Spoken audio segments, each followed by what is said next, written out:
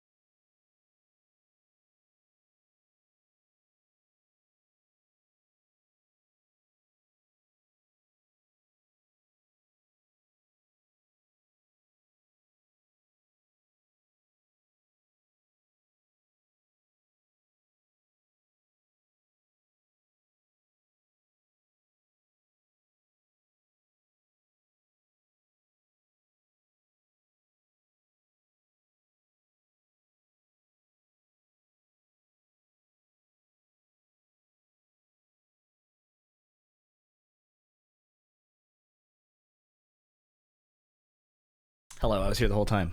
What's up? I added more songs to the Final Fantasy 16 playlist. Do you want to hear them now, or do you want to wait until we're in combat with Bryan to catch the surprise? What do you think? I mean, I have 15 minutes, and I don't need to watch this live. I don't think it's that crazy.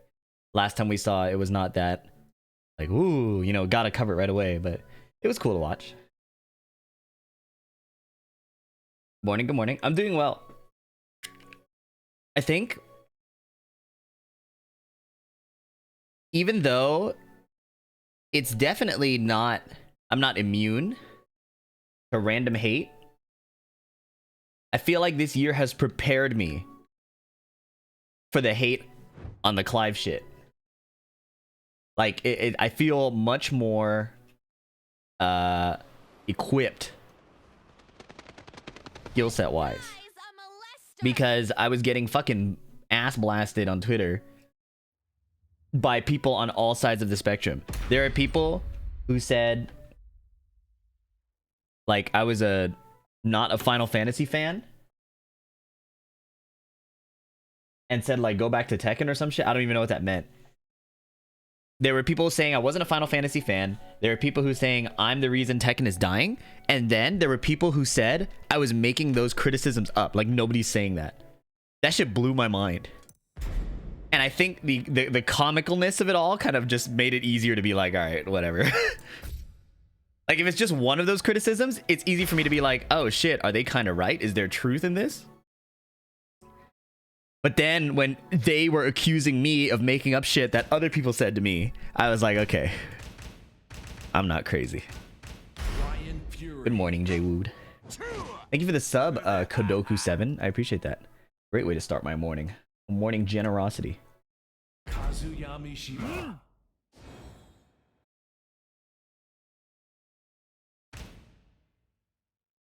Online weirdos being weirdos. Yeah, I mean, it's hard. I grew up kind of like with the perspective of like, oh, everybody is worth like listening to, everybody deserves empathy, stuff like that. But Twitter is a different world. I'm pretty sure those lessons really only applied in the age of when people went outside.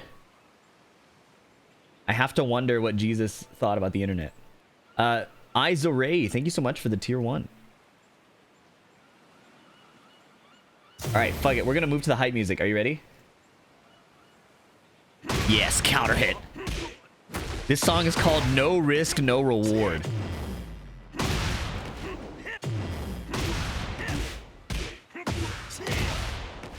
Okay, how do I combo that though?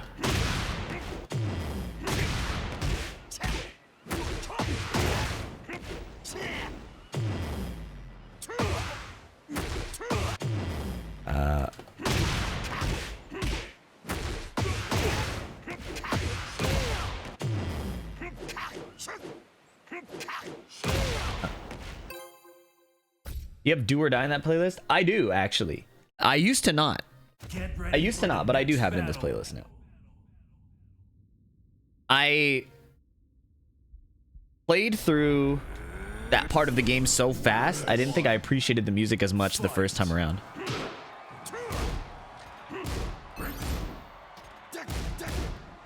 Ow. Oh!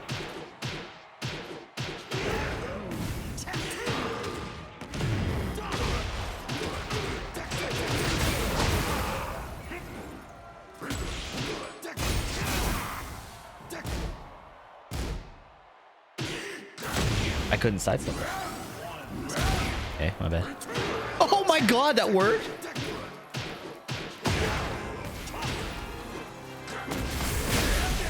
Ow.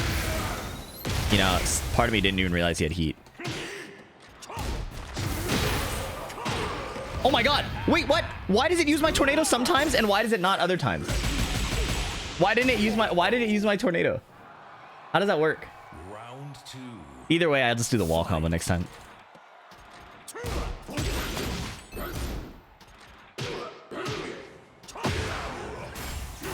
Oh, my bad.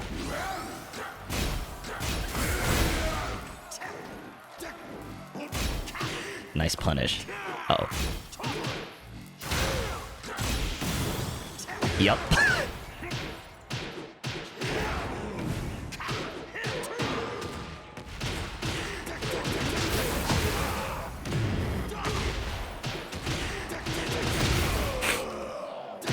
Counter hit at tornadoes. Oh, okay, okay. Fight. Oh. My bad. Okay, he did a quick block on autopilot. Oh! I don't think that was real, but that was funny. God, what a shitty combo.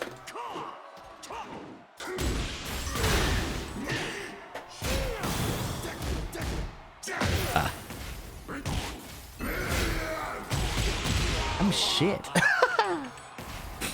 Round my god.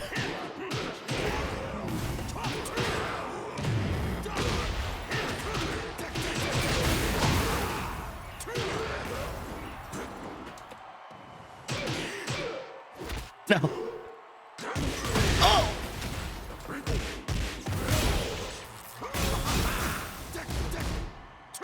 My bad, bro. I tried it. What? Oh my god, I lost.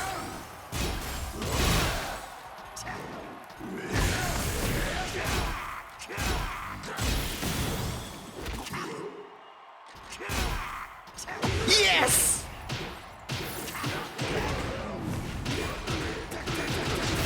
Oh my god, Bryan. Am I gonna play with viewers? I'll be doing a subathon where viewer matches will be a reward.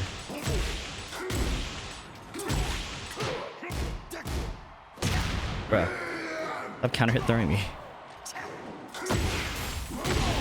I tried to step. I deserve to die. Oh my god, I got shit on me.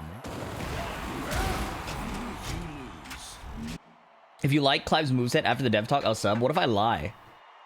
Can you tell? Kodoku7, thanks for the prime. And I, Zoray, and I'm K3. Thank you for the 2 months. Tekken Talk Part 2 is in like 10 minutes.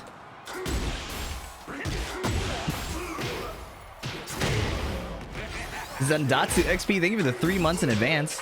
That's really generous too. My ass. Okay.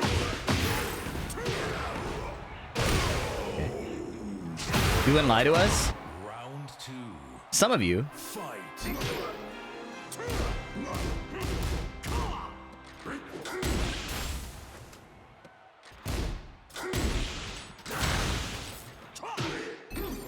Oh my god, that hit! I didn't even know how to follow it up.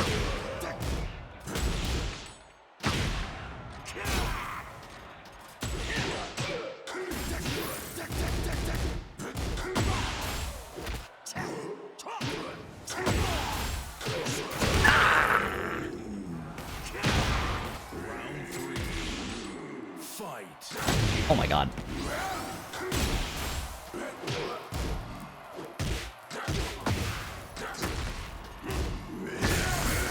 Oh, I ducked.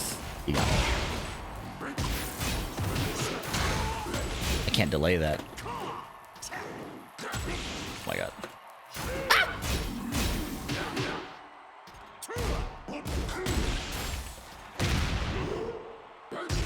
I'm so ass. My bad.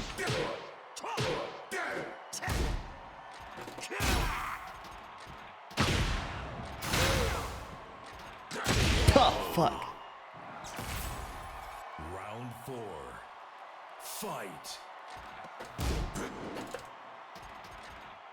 Oh.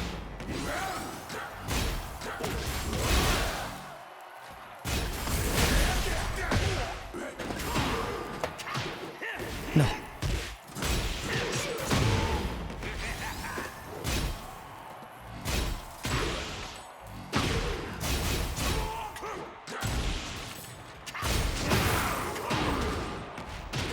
Oh, I'm so ass, bro. Thank God that reaches. Amazing me they're still going for grab even after tech. Well, it beats Power Crush, right?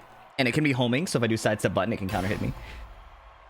And sometimes people will just fuck up throw breaks. We saw it in the Tekken World Tour Finals. Tekken 8's mental stack is so high that throw breaks can fail more than you would think.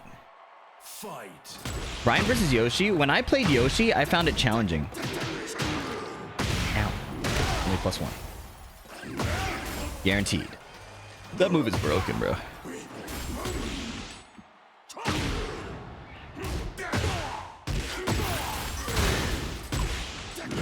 Oh, I might be dead. That's so unlucky. Oh, sidestep. If I did sidestep right, sidestep 2-1 would have been crazy. Is he listening to the stream, bro? Fuck. Maybe he knew. Uh-oh.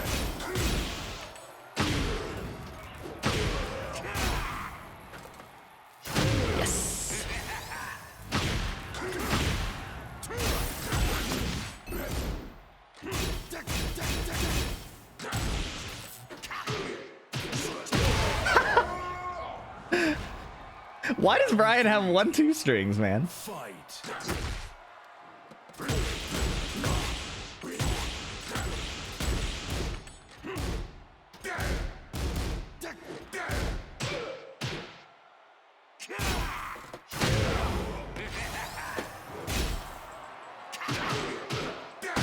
Fuck.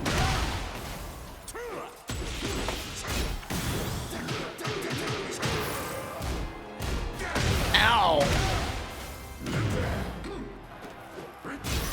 Oh, I ducked that. I ducked it, man! Oh, but I let go too early. That by ties 69. Thank you for the 2 months. And Soa Mitsurugi, thank you for the 9 months. What a block.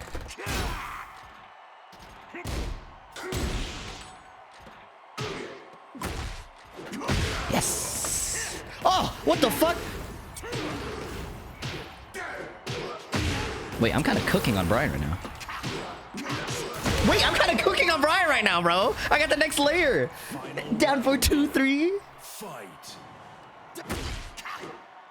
Ooh.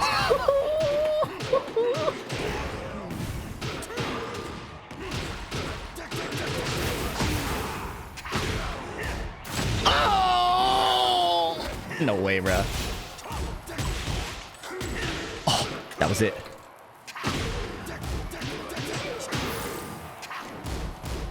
Yes.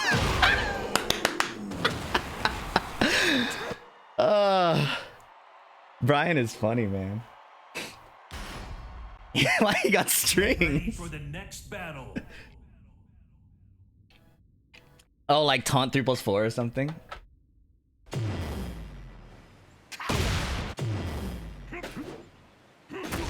I think I have to rewire my buttons. I get some misinputs when I'm trying to hit the taunt upper. Or I mean taunt back 4. Taunt upper I never really have issues with. Get ready for My taunt back 4s, I have an issue with, I think it's the wiring, where if I hit the 4 button really hard, sometimes I get 3+4. So I think I have to fix that. Round 1. Would you say Bryan is a higher tiered intermediate than he is at pro level? That's an interesting question. I think he's a thief at all levels of play, but at pro level, he definitely requires more work. Sure, I can agree to that.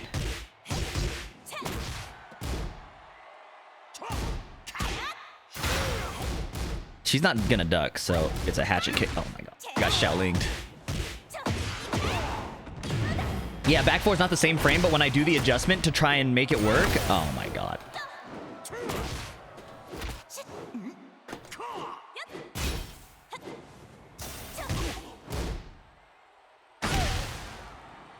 When I do the adjustment to try to make it work, and oh, I'm an idiot.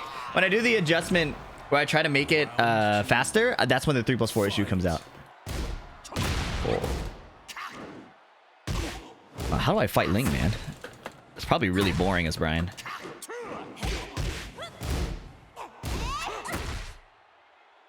Oh, I'm ass.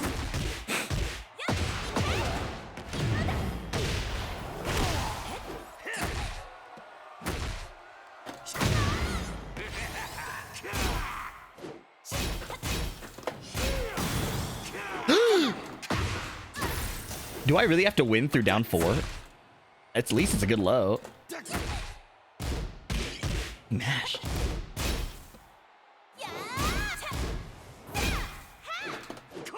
Oh my god. Round 3. You like the Clive Edition Tekken 8? I'm cautiously excited.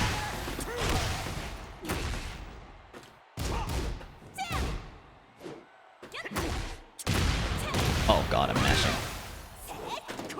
Wow. Oh my god.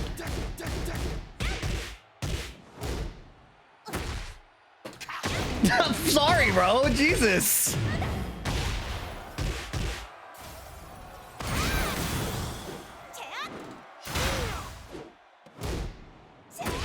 Nice. Let me. I don't know how Bryan is supposed to fight Ling outside of QCF 1+2. And this move. Oh my god, but nice start. Huh.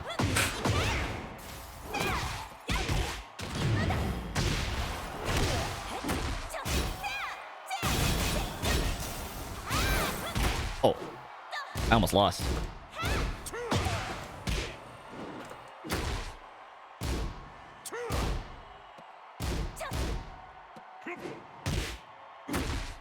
I know this matchup is pretty annoying. I think Bryan players complain about it, but I'm not sure what to do.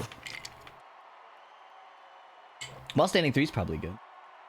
You say goodnight. Did you sleep for like 2 hours? Yeah, I've had this issue where I can only sleep like 2 hours, and then I have to nap during the day. Round 1. Fight. Oh.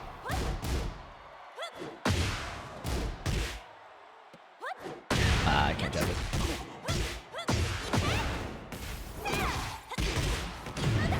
How come the servers are still online? I thought they announced Clive and Kill Tekken. I know, right? Oh, shit. This is hard. Okay. This sucks. Wow. Dev Talk started? Yeah. I'll let it run a bit because last time the stream was dying a bit, so I'm gonna give it some time. Oh my god.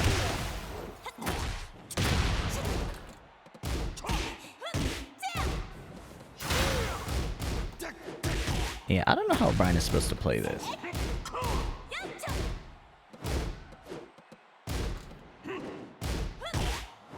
Wow. Yeah, orbital, but I'm not sure where to place it when she's putting out all these mids, you know? Okay, there we go. Wow, that sucks. Ah, that is so loud. God, that was the premiere. Round 3. Fight. Let her come in me? What? Oh.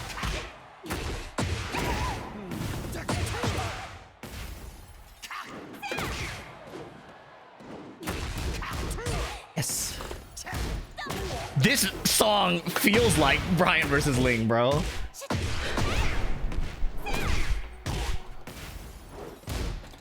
Listen, letting her come into you is fundamental Ling stuff already. That shit is not confusing to me. Oh, what a duck. Okay, when she does the back turn sidestep, I have to call it out, I think. Round 4. Dev Talk is soon, but I want to let it load a bit.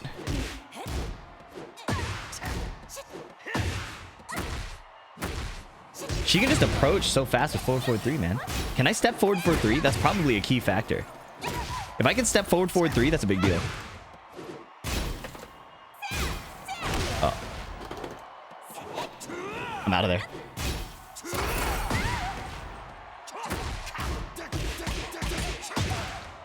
Uh-oh. I lost. What the fuck was that? Oh my god, I suck, bro.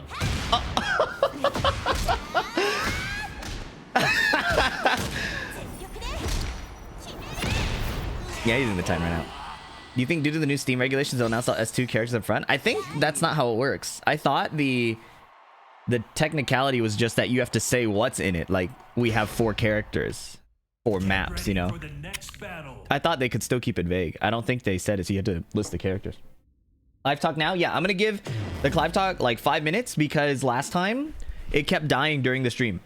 So give me like 5 minutes to let it load up and then we'll watch it.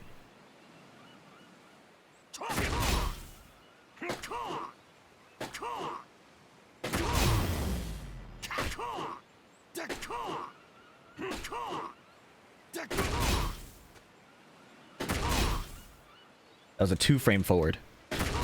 I'm getting better at the specifics of the jet upper itself.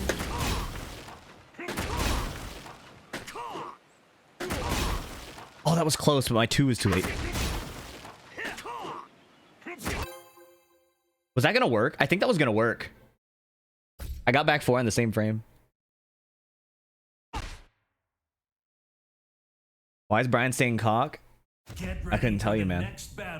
Oh, a Bryan mirror. A great way to go into the Clive Tekken Talk. Why am I always on demotion match? Does it not feel like I'm on demotion match every time? Wait, this song is gonna be so fire for this, you guys. I don't think you guys are ready.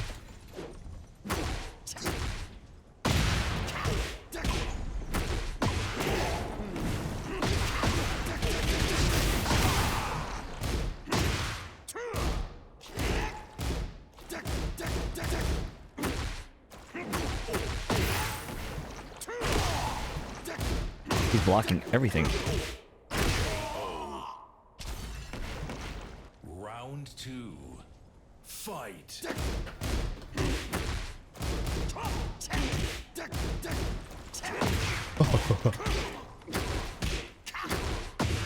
No.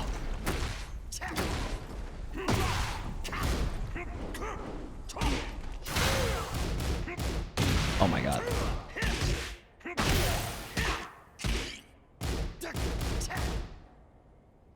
Oh shit. Dev Talk has started. Yes, thank you. I'm gonna give it 5 minutes so that the stream will load a bit because last time there was a lot of delay. I'm dead. He's gonna go low. Yeah. Round 3. Fight. Yes, there's like a blue rank first prestige after you hit Tekken King. Does Bryan play so odd? Seems standard to me. I stuck. Oh, I can't break those. You're not watching the Dev Talk? I'm gonna give the Dev Talk about 5 minutes to load so that I can make sure that the stream doesn't start lagging. It happened last time we watched it.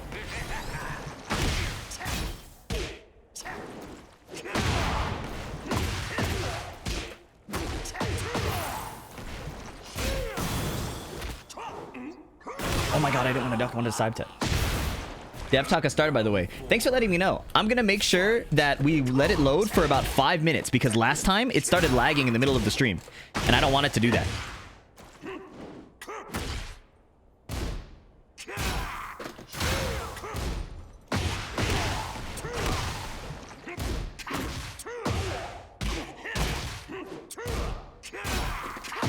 My bad.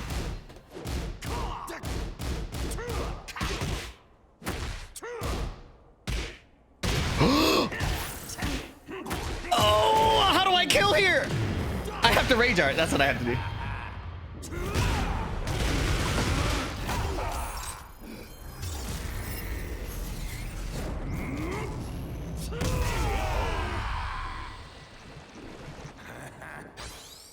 Final round. Tekken Talk Part 2 is live. Thank you so much. I'm gonna wait about 5 minutes to let the stream load because last time it kept lagging in the middle of the stream.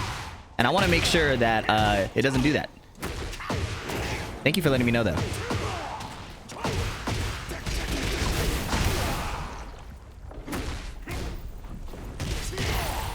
No! Yes.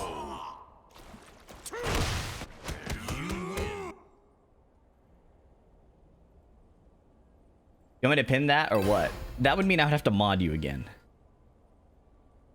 Hey mate, stream is live for Clive. Thank you so much, Tiroli. I'm gonna let the stream load for about 5 minutes to make sure that we have enough of a buffer because last time we watched the live talk, it kept lagging in the middle of it.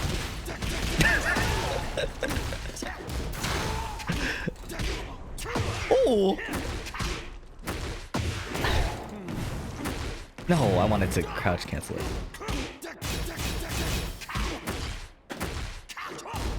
Ow. Why would you do that to me?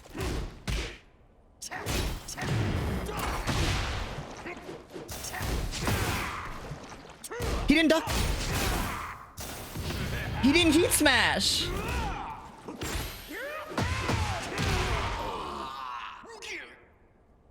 Round 2. Fight.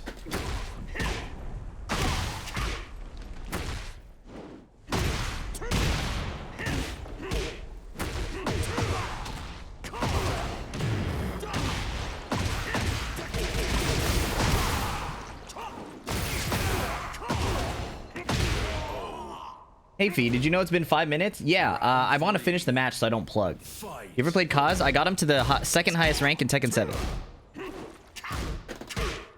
Ow.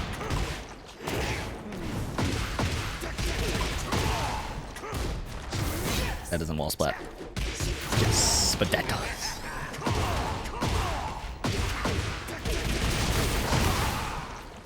I didn't want to do that. I wanted to taunt.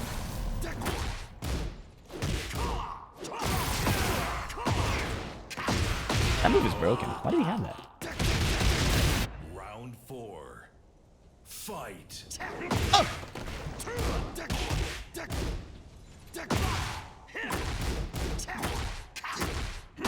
Okay, I'm sorry.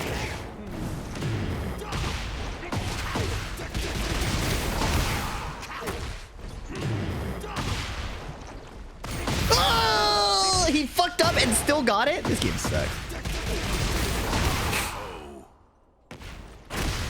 Final round. Fight. Damn, it didn't work. I mashed. Sorry. Oh my god, I mashed 7 times. I deserve to lose. Hey, Sivad Grimes, I'm sorry that I have to leave, but I have to watch this Tekken Talk. GG's. Wait, nah, fuck it. I'll rematch. I'll rematch and then we'll watch the Tekken Talk, which I have made sure to wait 5 minutes to make sure that it doesn't lag during the presentation. Round 1. Fight. Yes.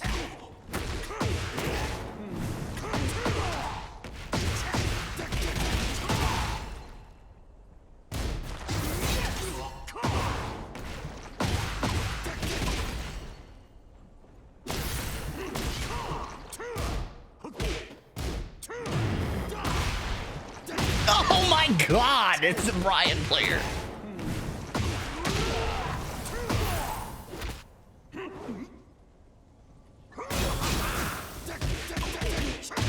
God, that move is insane. Round 2. Fight. Shitty ass combo. Oh my god. How many while standing threes have I eaten, bro?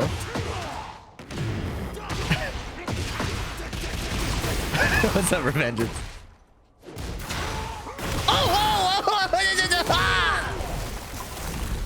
Doesn't up for 3 plus 4? I don't know. That's the kind of advice I need for sure, and probably won't listen to. Blocked. I tried to backdash jet upper. Round Shitty X combo. Fight. Oh, that's a true punish, baby.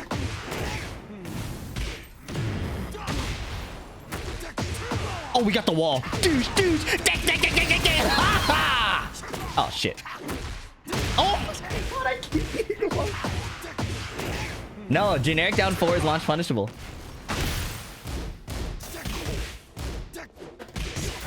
Oh, I'm dead. I'm dead as shit. Do it again. Go low.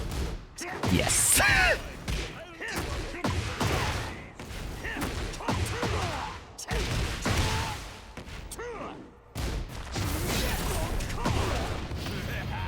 Oh, wait. This isn't going to kill.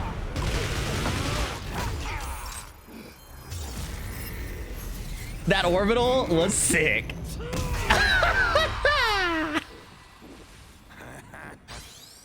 Round 4. Fight.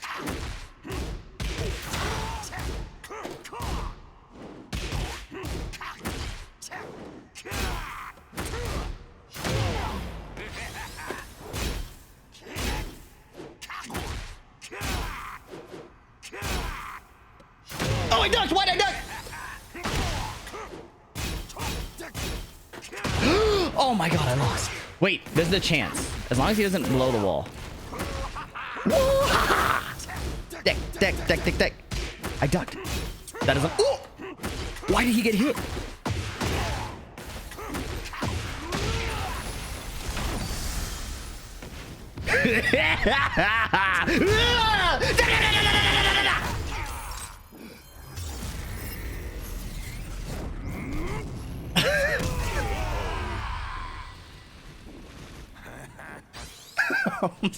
Okay, let's watch this dev talk.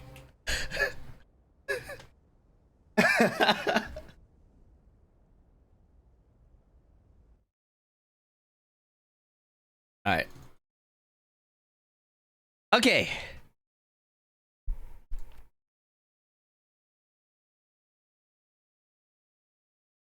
All right.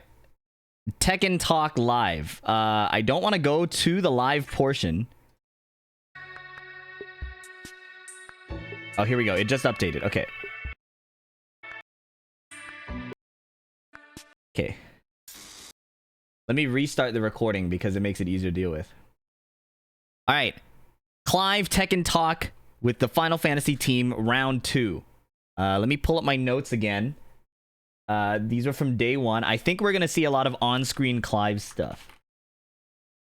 Let's see if that's what ends up being the case. Unreal Engine. When they asked for Ifrit's model, I thought, are they serious? This character is really accessible, incorporating all the iconic abilities. That wasn't a complete sentence. If we're implementing it in Tekken 8, Clive is fundamentally a swordsman. If we look at this, it's almost ... No, you can't do that. Oh, do they fight? This has to be against the rules. Oh, that's funny. We put our heart and souls into FF16. While we've created many guest characters for Tekken before, this was undoubtedly the most. I've spent 4 to 5 years developing this character. A lot of thought has been put into making the game accessible. We've also inherited that philosophy. YouTube's gonna eat that up, by the way. Seeing a character we created appear in the game, I couldn't be happier. YouTube is gonna eat that shit up. They hate the idea that the game is accessible, not understanding the fact that accessibility isn't gonna help you against somebody who knows how to block, right? So, like, anyways. Next, we're gonna take a look at combat. Okay. Combat overview. Let's hear from Takahashi-san and Suzuki-san regarding battle. Would you please introduce Clive's character concept and combat style in Tekken 8? Regarding the concept we used when creating Clive's battle style in FF16, okay, to clarify, in FF16, not Tekken, we focused on creating a battle action that incorporated the power of the icons, okay. The icons are the gods, if you guys don't know. Yes, Clive is a talented swordsman, but it's important that he can become even stronger by summoning Icon's might from within.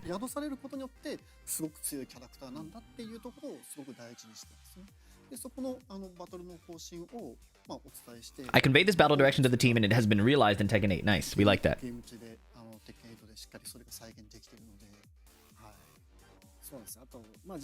I want to make the collaboration character the best they could be every time we do a collaboration. That's what Ikeda's saying. Nakatsu-san. In this case, we talked about incorporating all the iconic abilities and making adjustments. And I think that's what makes Clive cool. He's like weapons master, but with the icons. All characters in Tekken fight with their fists, but Clive battles with an iron sword. His sword is called Invictus, in case you guys were curious. He blocks with his arms up, with the sword up. That's kind of crazy. Clive has something dangerous in his right hand. 2-2. Whoa. Did you see Jin, like, duck that? Okay, I gotta write down the timestamp here. Since he swings around a huge longsword, he is designed to be a power-oriented standard character.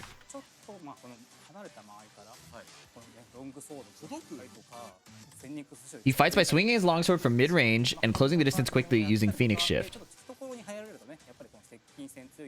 When enemies get up close or when facing characters who excel at combat, he relies on his trustworthy partner from the original game, Torgal. The wolf, the hound. Yo, that throw is so cool. Torgal is cool.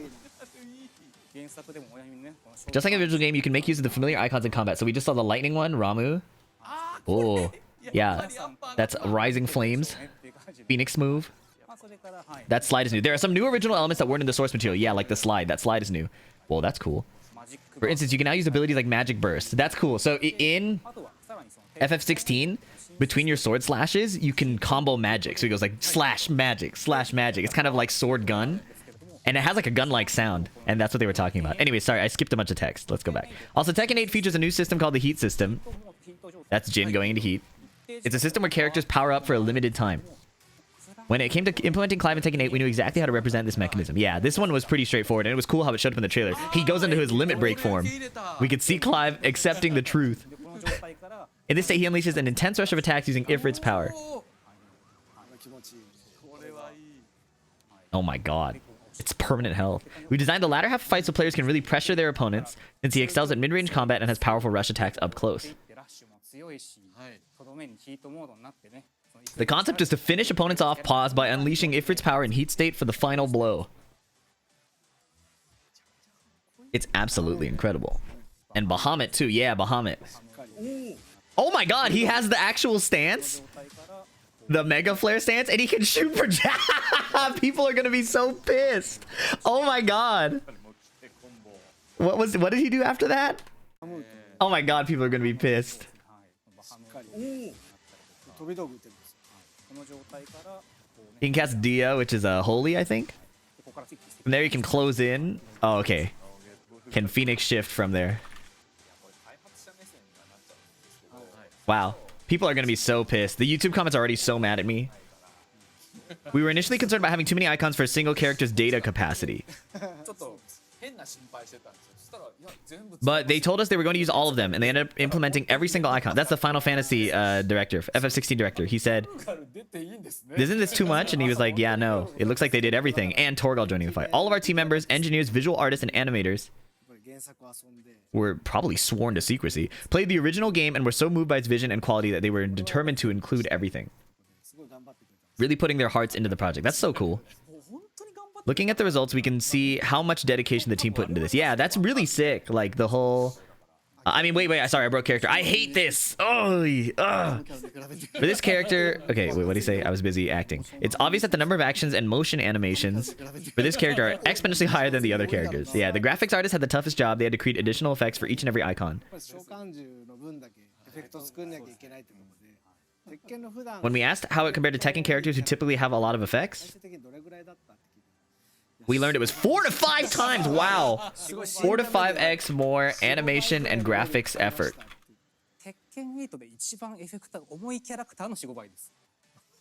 than the most effects heavy Tekken character. Wow, so yeah, a labor of love. I mean, a really dumb choice. I can't believe they... Anyways, we meticulously recreated everything by carefully studying the provided assets and reference videos. Yeah, that's... you can tell. The camera work is very loyal to the game. Then submitting our work for supervision until we got approval. It was such a relief when we got the okay. Yeah, so double checked by the Square Enix team. They can't just pass over the effects. They're like created in engine. So that means they had to recreate it in Unreal Engine. You mentioned all icons earlier. Does that include Leviathan from the DLC? We saw it in the trailer. It does. We weren't even aware of this icon's existence when we started development. Wow. Leviathan is the water dragon. We were designing his actions without knowing about the DLC.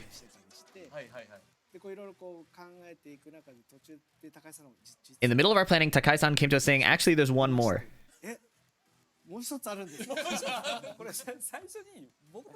My memory might be a bit fuzzy, but I remember you saying, so there's no Leviathan this time, huh? That's funny. So Ikeda said, hey, aren't you guys missing a god? Like one of the god of water? And he's like, actually, there is one, yeah. But I think it was top secret at the time, so we probably couldn't even share it. Yeah. As the DLC information was gradually being revealed, we felt we couldn't keep quiet about it any longer. So even the Tekken team was in the dark about the water dragon. Leviathan. That's pretty fucked up. So I told him there's going to be a long serpentine one. Pause. The long one, dude. We figured if we were already doing 4 to 5 times the work, what's another 0.5 times? Would you mind adding just one more? Before the DLC's release, we had a chance to try out their development build. Okay. We went there with Takashi and another battle designer, and we all got wiped out by Leviathan's tidal wave.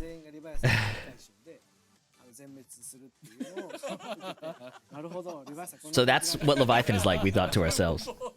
That boss was hard. I died like 5 times. When implementing Leviathan in the DLC, we deliberately tuned it to be the most challenging of the icon battles, really pushing the difficulty to the limit. Though in the version you played, Clive only had his starting weapon.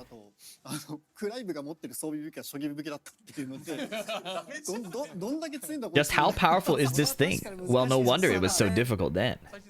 Did you eventually manage to win? No, we couldn't beat it. Yeah, it was hard. It was hard. Noobs. No, I'm kidding. After the playtest, we implemented Leviathan's actions in Tekken as advanced techniques intended for skilled players. Oh, interesting. So, like, execution? Or how does that work? Reload system.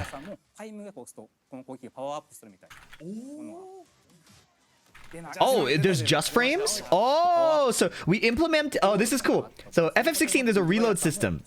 And what it does is it puts up a little animation, and you have to time the reload with when the like circle closes. There's like a sweet spot. It's not like as soon as possible, and it's not as late as possible. So they took inspiration by that, where Leviathan in Tekken has just frames and you get the blue sparks. Precision reload timing. That's cool. 上級者向けの召喚獣って伺ってたんで、鉄拳にどう落とし込むかって考えると、目押しとか。 When implementing it in Tekken, we decided to incorporate elements like precise timing mechanics. Did you receive any specific requests or advice from Suzuki-san about making it more challenging for advanced players? Yes, because Suzuki started with fighting games, right? They had two requests. First, that Leviathan's battle style should focus on long range rather than close range combat.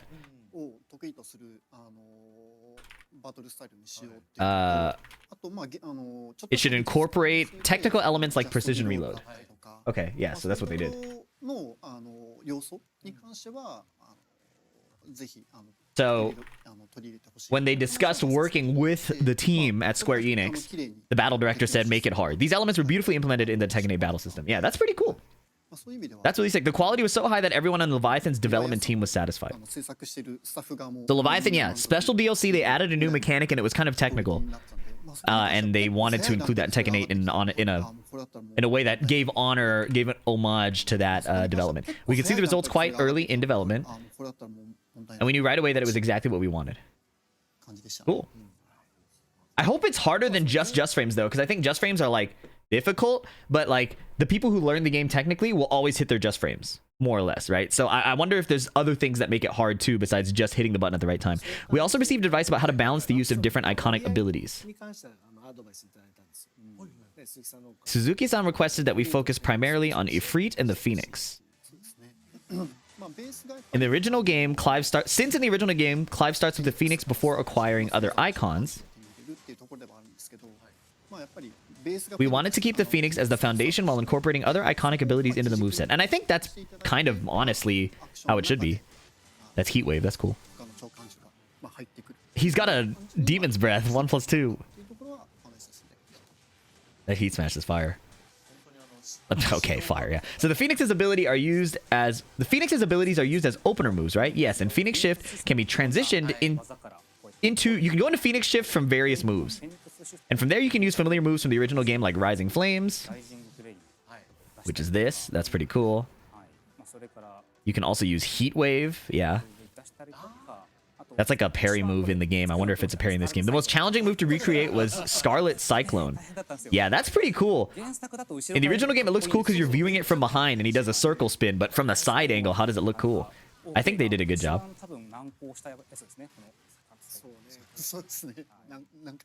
We had to request several retakes. Yeah, that I was going to imagine, like, how do you make Scarlet Cyclone look cool? By the way, Suzuki-san, I'd like to ask you something. In Tekken 8, Clive inevitably needs some moves that weren't in the original game. Yeah, like they had to invent moves for Tekken. How do you approach reviewing and adjusting these new movements when supervising the process? That's a good question. From a design perspective, as I mentioned earlier,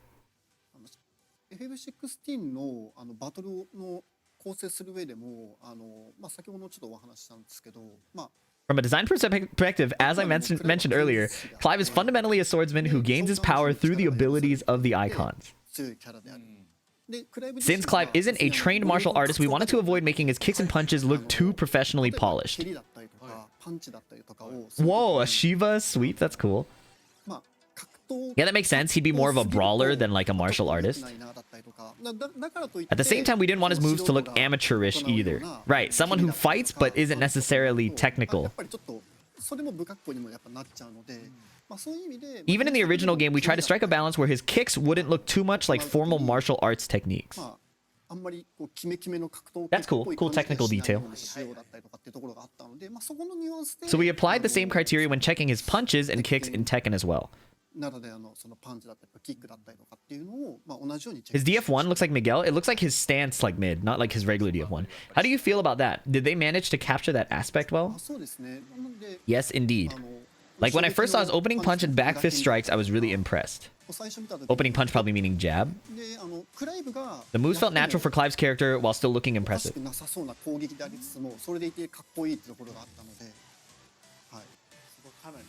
Our animators were really conscious about getting that aspect right. If it looked too much like professional martial arts, it would seem like he belonged to a specific fighting style. Instead, we maintained the feel of his original movements while adding some rawness to his attacks and follow-through motions. そうやって結構出来上がってて、まあ、違和感なくできたってところで結構対峙 I think we wanted to reach a point where fans of the original game would look at his ファ moves ンの方が見てもクライブこういう動きするかもな and think, yeah, this is something Clive would do. もう違和感なく、まあクライブだったらこういう攻撃しそう。 It feels natural. Wait, しなさ sorry. そうな It feels natural. These are exactly the kind of moves you'd expect from Clive. 攻撃しそうでも逆に言うと In other words, we made sure not to include any moves that would feel out of character for him. はい、よかったです。そうね、っていうのがまあ上がってきて、で、 While the moves looked good, we needed to name each technique for Tekken's system. まあ技名をつけていかなきゃならないっていうところがあって、それこそ The thing is, we didn't have names for any of the martial arts moves.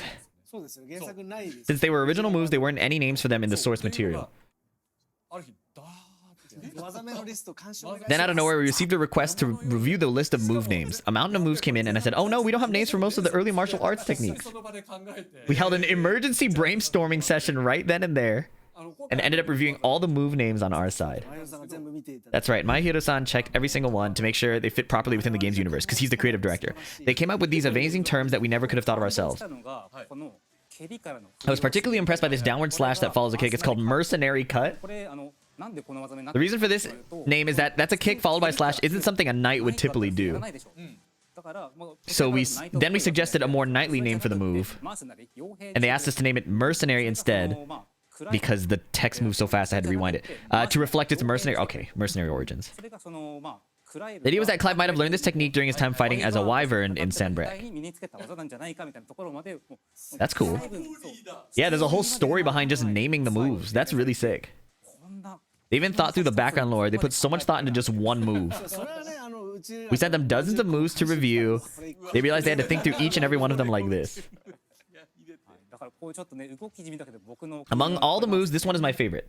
ChatGPT asked move names. You heard one move name called Mercenary Cut, heard the backstory, and said it sounded like a ChatGPT ass move name.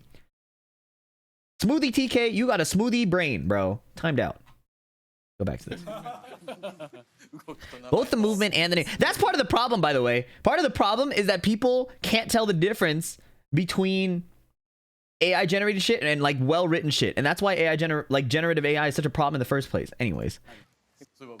Ikeda-san, Tekken 8 features various animals. Like most of the YouTube comments, sorry. I'd like to ask about any special scenes or effects you created for Torgal from Final Fantasy 16. I appreciate you guys. Thanks for watching. 特別演出とかどうなんですか？いやもちろん We really paid attention to these details. っていてまあクライブがやっぱり For example, when Clive first encounters King in the Tekken world. 初めて例えばまあキングみたいな Oh, down 4-2. Back up, back up, back up, back up, back up. 初めて例えばまあキング Is that like, can he do the move without the elbow? 見た時に When Clive first encounters King in the Tekken world, he reacts by wondering if he's a new type of curl. Yeah, like a Final Fantasy Panther. Whoa, Wild Rising 2. We included little touches like that to make things interesting. These combos are kind of 面白い要素を入れさせて slow looking, but we'll see. あとまあトル We included little touches like that to make things interesting. 面白い要素を入れさせていただいたりあとまあトルガル今回しっかり Also, Torgal appears during battles, and when heat is activated, he transforms into his Fenrir form, just like in the original game. Okay, slight spoilers, but you know. フェンリル化して出てくるとか That's pretty cool. トルガルすごい大事にされてるし And Torgal's such an important character, and there's such care shown for animals in the original. いただいてたので鉄拳の世界にリ We wanted to create a moment where he crosses paths with Sugar, Leroy's pit bull from the Tekken world. Yeah, does Torgal eat Sugar, or are they homies? トルガルがこうちょっと工作するような Oh my god, that move's a heat dash combo, FDX combo. まあそこは結構 It's a small detail, but one I personally wanted to include. ちっちゃいとこだけどこだわって Visually, Clive's strikes feel really slow to me. During battle, we added a moment where Torgal and Sugar run past each other as they head towards their respective ここ masters. はこうバトルの最中にすれ違う I want to see that. It's a subtle detail, but one we were really particular about including. もらったポイントではあります What about Salt? That's true. When we received this specification review, there was a note about changes to Torgal's running animation. その時に At first, I wondered why Torgal was leaving the screen that way, っていうのは全然あそうなんだ。でもなんで but then I noticed in the details that Sugar would be running too. よくよくリスト見てると When I realized they were creating this crossing moment, I immediately approved it. オッケー丸ってありがとうございますとかこういうのをやらせていただいてました You really love Torgal that much, don't you, dude? すごい大事にされてたんです Anybody who played through the like very first few chapters of the game knows Torgal's the GOAT. And you can't spoil it. You just have to see what happens. Torgal is the GOAT. ぬいぐるみとか Watching the streams and seeing all the merchandise like plush toys, you can tell how important Torgal is. Yeah. やっぱりトルガにはとても Since players have grown so fond of Torgal, we really didn't want to let them down. そこは裏切りたくないなっていういや僕も一 As a player myself, Torgal really helps me out a lot. はい When I got lost, I could ask Torgal, which way should I go? And he'd show me the right direction. Yeah, I used that a lot too. I was so lost, bro. 作中トルガルが一番 Actually, Torgal is the most mature character, at least in FF16. We've discussed various challenges and considerations in adapting non-Tekken characters to Tekken's fighting style.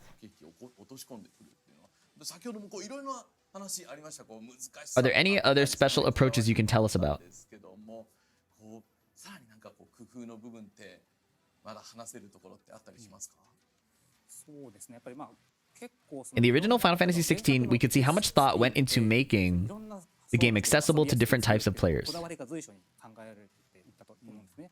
でそこのこだわ We りが inherited that philosophy and made sure to design Clive as a very accessible character in Tekken as well. についてもかなり遊び Yeah, やすい and people are gonna hate this. っていうのを知って People are gonna hate this. この普通の普段の操作であった例えば鉄拳って浮かせ In Tekken, you typically launch your opponents there and then perform combos, but with Clive, クライブは浮かせ you can basically perform basic combos by pressing the same button after a launcher. Yeah, and people are super complaining about this. But look at how little damage that did, bro.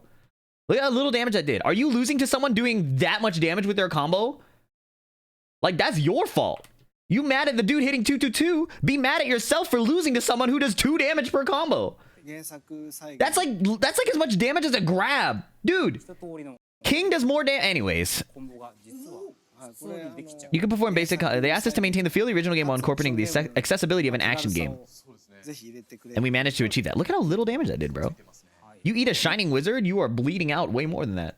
丸ボタン連打してればフェニックス Just like in the original game, repeatedly pressing the circle button triggers Phoenix Shift, which leads into other various moves. Yeah, that's cool to me that they use the same mapping そこから for the dash circle. 出たりとかっていうのも入っているとはいさらに Plus, Tekken 8 has this new feature called Special Style, which is like action mode, right? I'm curious how they implemented that. L1 ボタンを You can switch to it by pressing the L1 button.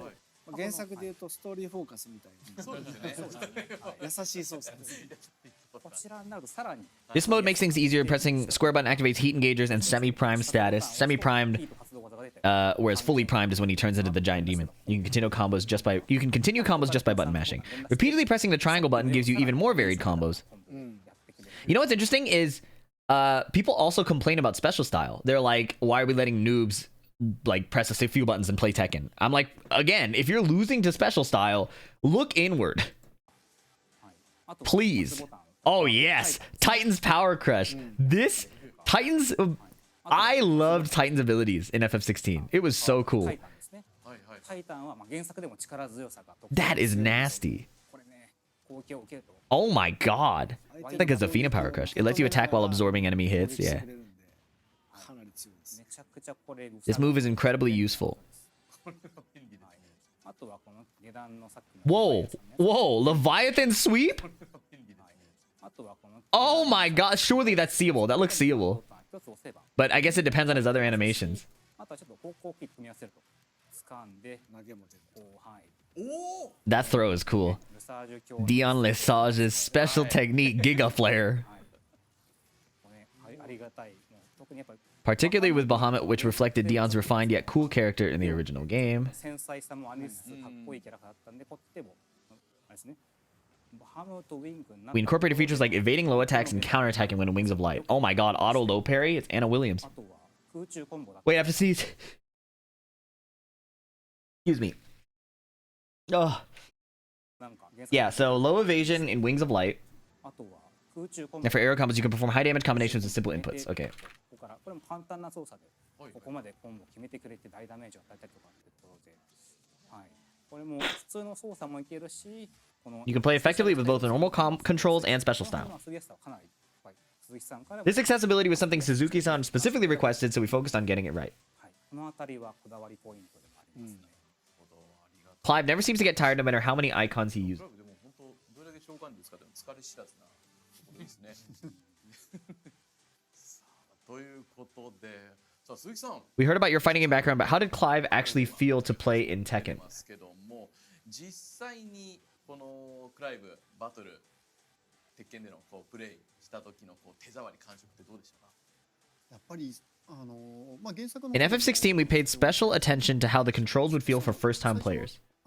初初見の手触り感だったりとか、扱いやすさってところに関 And しては focused on making them かなり accessible. True. There was a lot of like skill expression, and it was very like accessible in the なるべ beginning. く We tried to avoid any quirky controls, especially in the beginning stages. ところで、で、まあ、今回テケン8のクライブ最初に触った時に、そこ When we first tried Clive Tekken 8, I was amazed to find that they had faithfully maintained the same natural feel and smooth controls from the original game. まあ原作と同じように忠実にそこも同じ I was yeah, that's what he said. まあそこはちょっと最初に触った時にびっくりしまし I た。 was amazed to find that they. Oh wait, he said the same thing. From that very first try, I knew this control scheme would definitely work for recreating the original experience. もう間違いなくうんこう原作再現いけるわって思ってでやっぱりやっぱり In a fighting game, attack animations can't be too long because of things like recovery time after being blocked. 攻撃モーションでまああんまりこう尺が長すぎるとまあ当然対戦格闘ゲームなのでNoctis had high execution combos in the sense that they required like dashes or really nice like wall awareness and like timing on like resplatting off the walls. His standard combo routes were generally easy unless you wanted to go for extra dash jabs and stuff. He was definitely not one of the hardest characters in terms of Noctis execution. Noctis wasn't one of the hardest characters in terms of Tekken execution, but he had some executionally demanding stuff where if you just picked him up, or even if you played him a lot, there were combos that like Arslan and CBM and even me wouldn't go for that Momodog in Germany would go for. っていうところでやっぱりなるべく We needed to keep these animations as short as possible because fighting game attack animations can't be too long because of like recovery と time. ころでやっぱりなるべく短くした方がいい、調整する上でただそれって短くしたら However, when you shorten animation, you would naturally have less time to convey visual information. Yeah. NRS. God. Just like in FF16, it takes a great skill for animators. It takes great skill for animators to pack a lot of information into a short animation. いか Yeah. にこう短いアニメーションの尺の中に多くの情報量を入れられるのかっていうのが、まあ、すごくこう FF16 have fans? That's a really funny question to ask. It's a very like, you know the answer to that. アニメーターさんに求められるテクニックではあるんですけど、まあ、その辺も Either you know the answer to that, or you're like, it's a loaded question. Anyways, Tekken 8, they managed to do this brilliantly. しっかり今回テケン8のアニメーションの中にそこがたくさんの情報量が詰まっててで攻撃が当たった時 Including memorable silhouettes on hit and impressive follow-through poses after attacks. シルエットだったりとか攻撃を放った後のフォロースルーのポージングだったりとか、まあ、その辺もすご While く maintaining the essence of the original, they have also incorporated new movements. 原作の印象を出しつつもオリジナルの動きが入ったりとかっていう風になってたのでまあ本当今回 During the supervision process, 中で本当原作 it was exciting to see this faithful recreation of the original Clive while also catching glimpses of a new version of him. すごく楽しかったですね。はい As someone who's worked on a character for 4 to 5 years, I feel like that takes a lot of like faith to see someone else interpret your work and like enjoy what they did, you know? Because we couldn't implement the icons exactly as they were in the original game, we had to adapt them for Tekken. For instance, with Garuda, we created a unique jump animation instead of using Tekken's standard jump. Okay. After you launching an opponent, you can use Garuda's jump to perform aerial combos similar to those in the game. So manual jump combos. Noctis had some of that stuff. That's cool.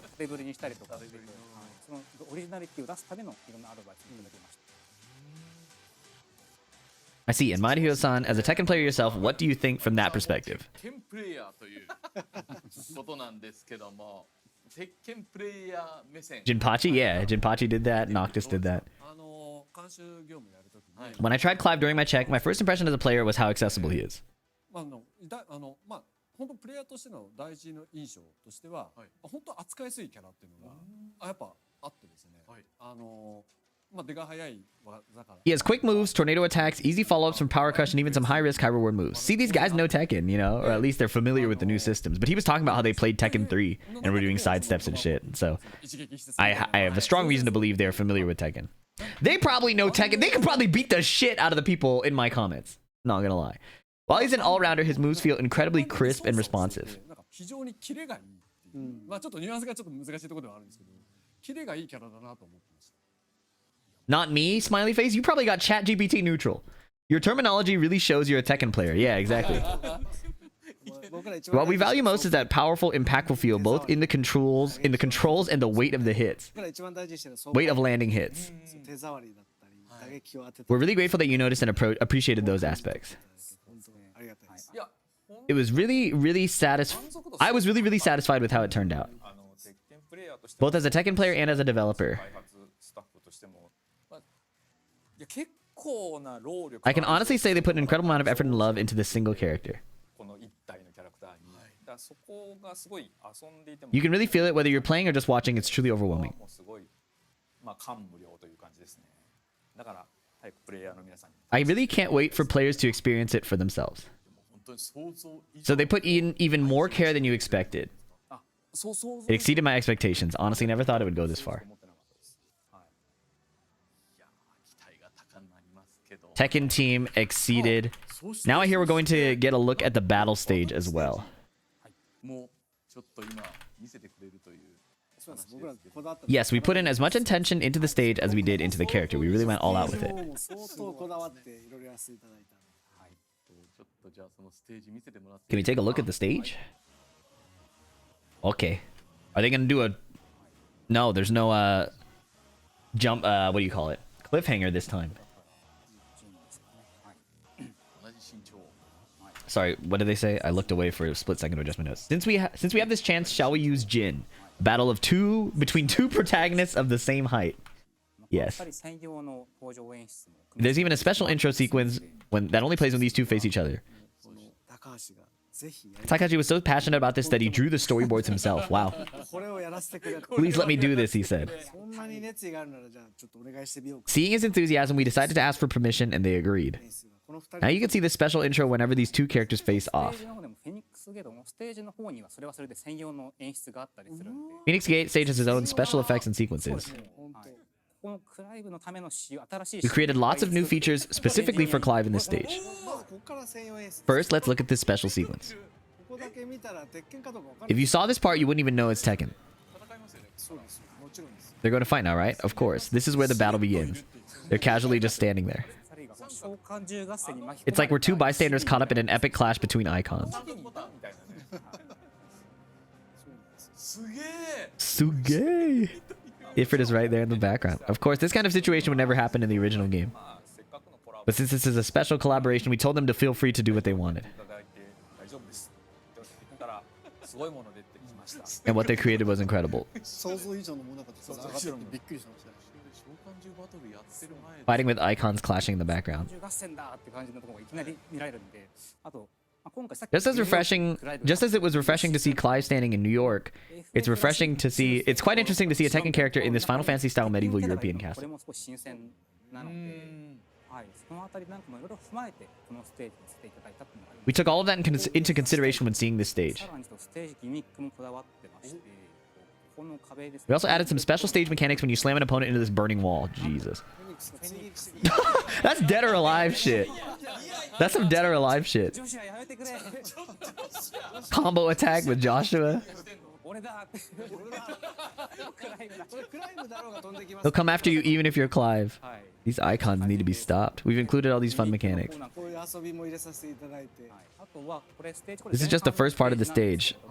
In Tekken, when the match progresses, you move to a second stage. So after this round ends, ステージに行ったりするとそちら行きますねあこれで一応決着ついてはいタイムアップ次のラウンドははい決着になるとマッチになるとはいあまさかと they break through the floor. 原作ではおなじみのはい Oh my god. ベースが入ってお奥でおおいやいやいやいやいやクライムが権限して The stage transforms into the place where Clive originally primed. はい再び訪れてしまったっていう感じで It's like we've returned to what the fuck? Whoa, whoa, whoa, whoa, whoa. It's like we've returned to that place once again. 感じで赤井さんいいんですか Takai-san, are you sure this is okay? He's like, yeah, I think it's fine. でこういうお祭 For special events like this, I think it's better to go a bit over the top. りいいかと思います 次ぐらいがちょうど Going all out is just right for this. Both the previous stage and this one will really surprise and excite players who play the original game. Yeah, yeah. ユーザーさんほどおやっぱりそういう気持ちになる。 The music transition's really cool too. I was really shocked when I first saw it myself. なんで When thinking about the stage design, we wanted to include locations that would resonate with fans of the original game. And we knew right from the start that this place had to be included. BDX editorial, I'm so sick of fire stages after Tekken 7, bro. I'm so sick of fire stages. They approved our idea to combine both Phoenix Gate and this location.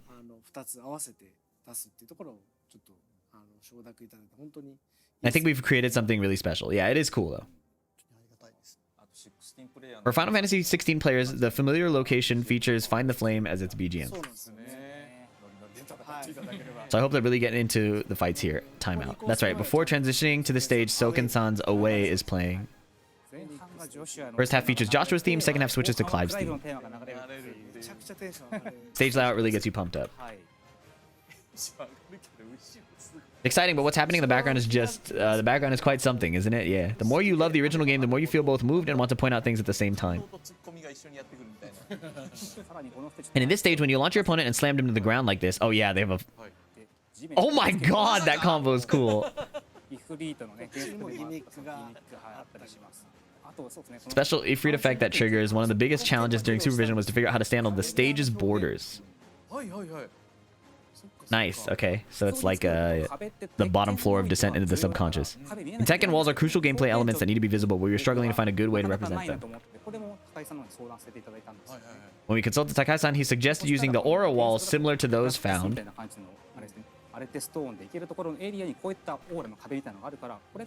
the Aret Stone training area from the original game.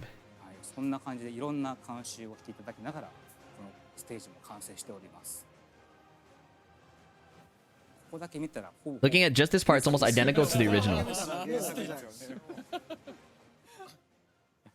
We put a lot of thought and care into both the stage design and the music. When they first asked us for Ifrit's model, I thought, are they serious? We wondered what they were planning to do.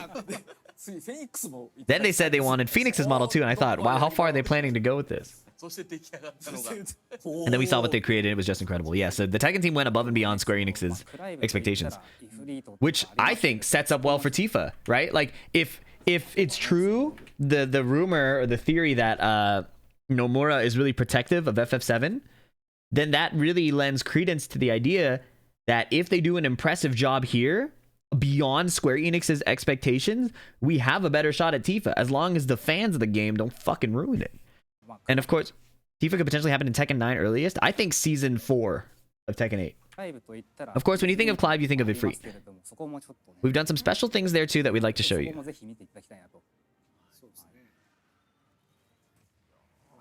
Should we move to the lower stage? Let's continue with the match. As a special feature for Clive, if you finish the final round with certain attacks, it triggers a unique finishing sequence.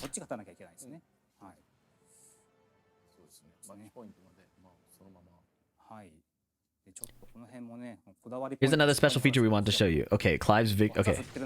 You can see Odin's sword appearing during moves. Under the health bar, there's this 2 counter. Oh, I've wanted to see this. Okay. This seems to increase when you land Odin attacks. Oh, and it does, I think it does go up to 5 instead of 3. You use moves like Dancing Steel, adapted to the original game, the gauge will gradually fill. God damn! Oh my god! Let me get a KO here real quick. That 4 counter carries over between rounds, and it doesn't reset when the round ends. Oh, shit. Show me the screen! When it reaches 4 like this, if we land a few more hits, while rising 1, 2, that move looks kind of clunky, I'm not gonna lie. Okay, 5 is the max. And then he gets Judgment Cut. How much damage does it do? Oh, that did so much damage. What? What was the move?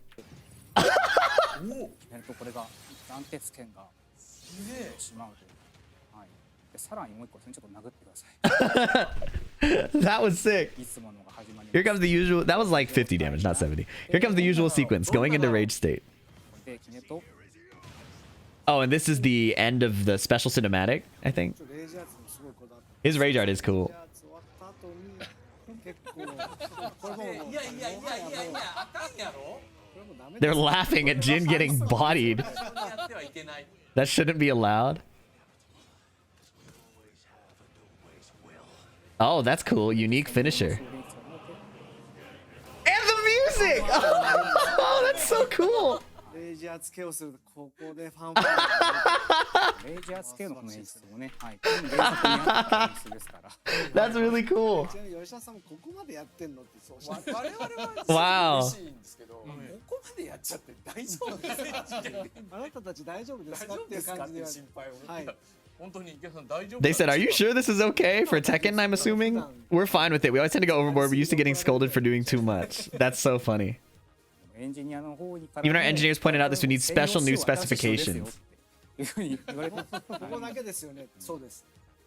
やりたいんですか？もちろんです。だってここじゃなきゃファンファレ合わないじゃないですか。 The fan member.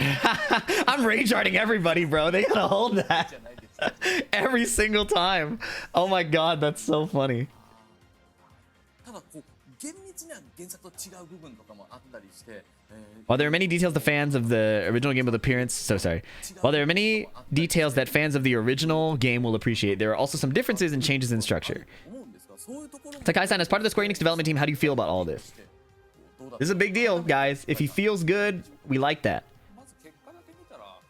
Looking at the results, we're extremely satisfied. With this collaboration was first proposed, and I initially discussed it with Yoshida. We agreed that as long as it would turn out well, we're basically okay with anything they wanted to do.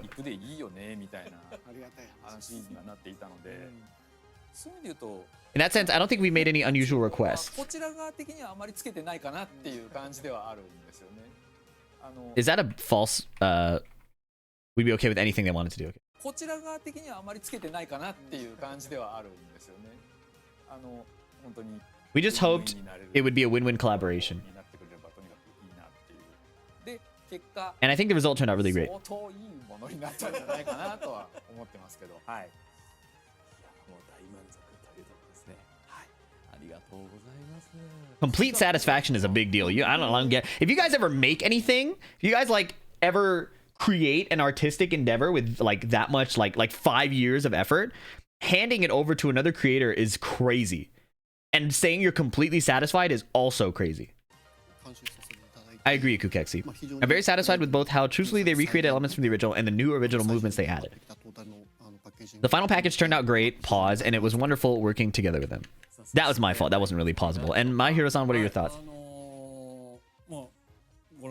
As you've seen, they put an incredible amount of detail into the implementation. While Takai oversaw everything and Suzuki supervised the combat aspects, I handled the lore and other general supervision.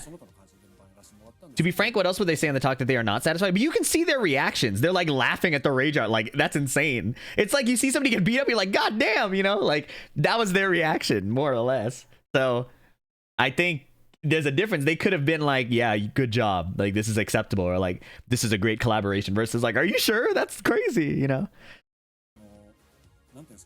As a Tekken player myself, seeing a character we created appear in the game,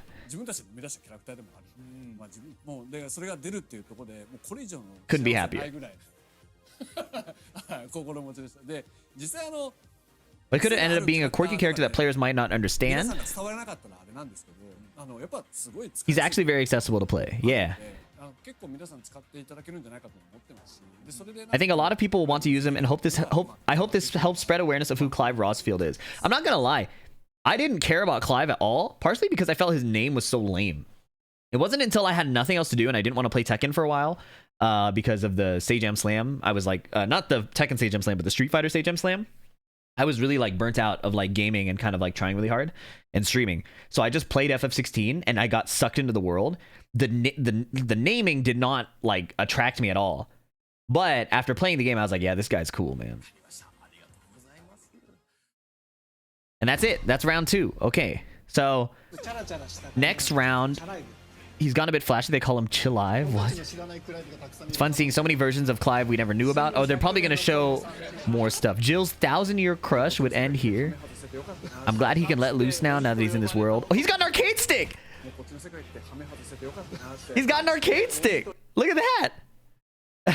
That's a Razor Panthera. 呼ばれた男が So episode 3 will probably have them fighting each other, I think. That'll be cool. Old head for real. That was cool. I like that. I think that talk was more satisfying than the first one. That was cool. Was this episode longer? This episode was longer, right? My timer says 45 minutes. Yeah, we got a 40-minute episode. Cool. Well, hopefully you guys enjoyed that. Yeah, that was really sick. I'm looking forward to episode 3, and then 2 days after we'll have actual Clive early access. Hopefully you guys are getting excited, and I recommend trying FF16 if you get the chance to. It's on PC. I'm not like sponsored or anything. I just thought it was a cool game. All right, that's all for now. Sweet. Video done for the second channel. Main channel summary will come later after I play some more Bryan.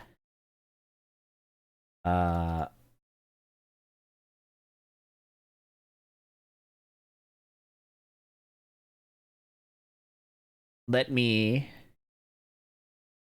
put this up and then use the restroom. After that, we will resume.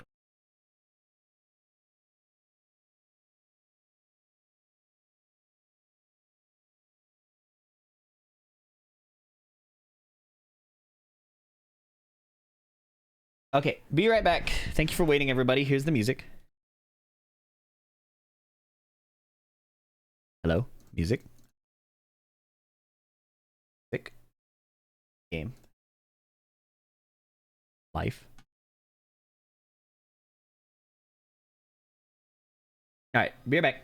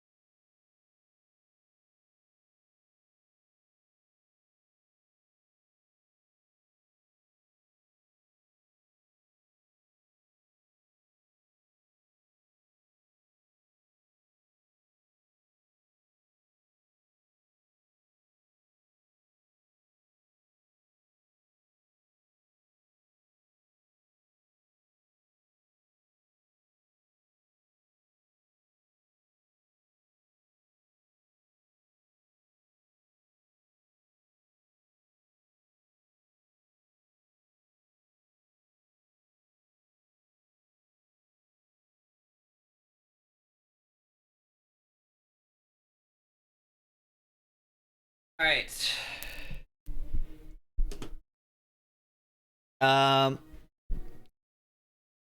Here's the deal. I have work to do, like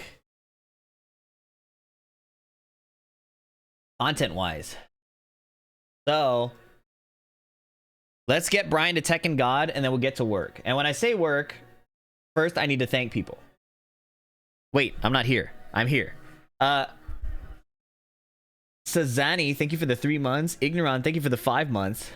Florida Man 1998, thank you for the 5 months. FF16 fan here reporting in. 35 Caliber, thank you for the Prime. And Relo, thank you for the 34 months. You mentioned you don't like the ending of FF16. I'm not going to mention it here because I think most people haven't seen it.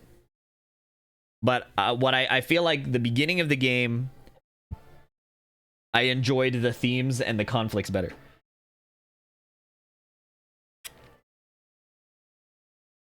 Okay. The whole third half of FF16 is ass. What's up, former henchman? I'll have you know that when you split something in half, there's only 2 parts. So a third half doesn't exist. That said, I agree with you. The last third of the game, to me, is weaker than the first 2/3. Anyways, I am gonna review this. So, this is the Victrix Pro KO. I'm supposed to do a review for it. So, can you guys tell me like what leverless stuff you want to see tested? The last 25%? That's a fourth. I think you mean the last 2/3. But yeah, I do agree with you.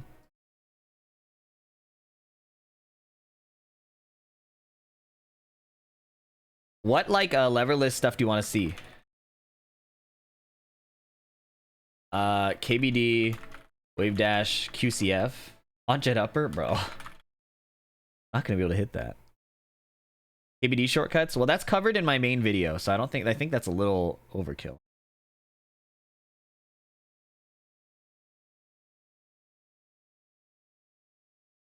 Giant swing. Down forward 2, perfect electric. I don't think that's going to be easier. Sidestep into the foreground from crouch. That is a cross-up thing, isn't it? ABD, Nina backsway. Giant swing is a good one. Okay. Finished combos? Fuck you, dude. You don't know me. I'll finish a fucking combo. That's fucked up. Up plus down. Okay. I was thinking I'll show like Reina combos.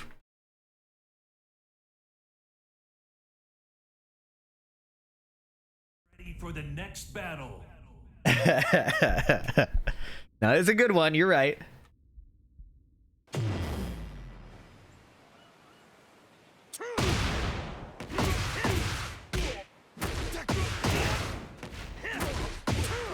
Oh my god.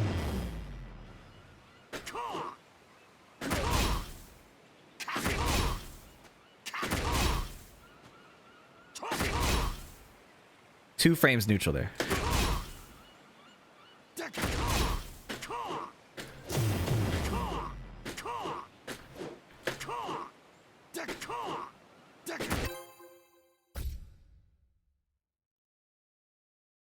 Pina dash? I show a lot of that in my controller guide, so I could just refer to that. Buttons can be changed, yeah. I think, actually that's good to check.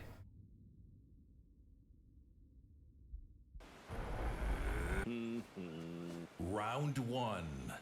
Fight. Oh my god, what was that combo?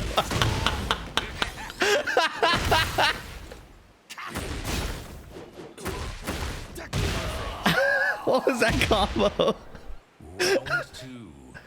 Fight.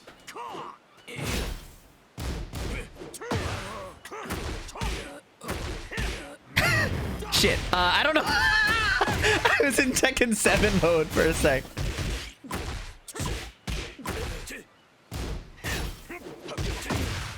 Oh my god. Oh my god, I was airborne though. Steve dash, I can show that.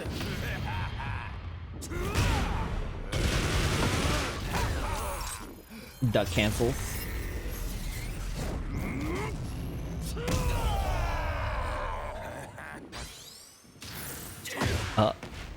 Oh my god, he did that to beat my spring kick? That's so fire. Round 3. Fight. My bad, bro. Ow. Oh my god.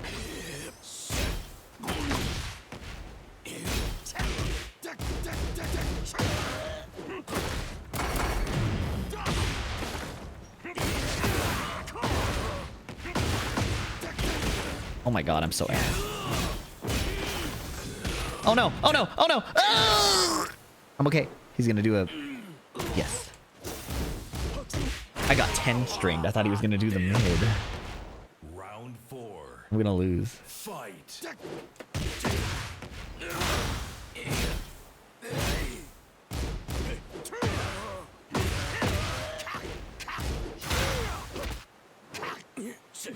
Bro, this guy has brand new Dragonon moves.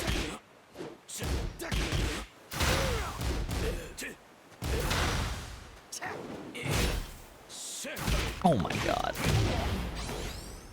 I suck! Oh my god! He hit me with the Dragonon move list. Oh my god.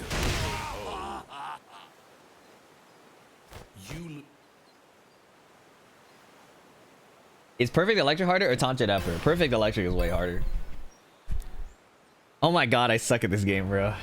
Round 1. That was so wild. Fight. Oh my god. I got back there.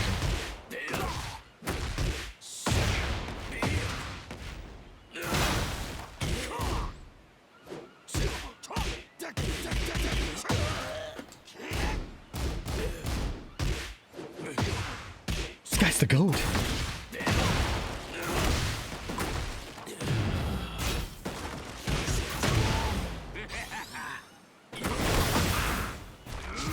Amazing. Taunt heat smash. Fight.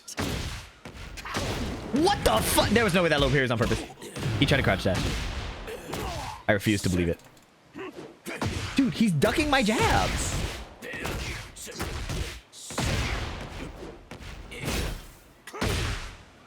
Oh, I'm dead.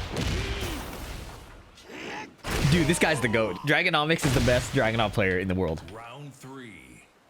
Fight.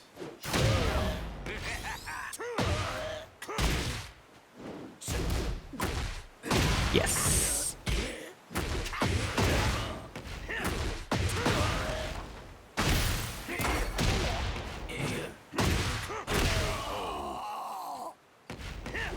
Round 4. Fight. More than Ulsan Atif? Yes. Dragonomics in Tekken King in North America is better than Ulsan and Atif combined. Oh my god, I'm the GOAT.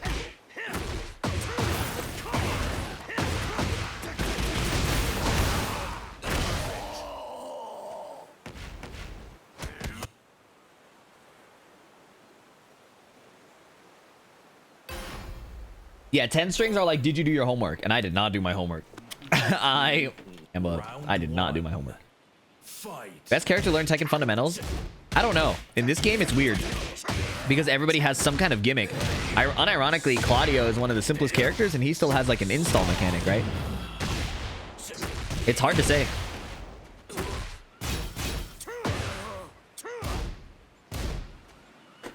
My bad. He's a ducker, so I just down forward one.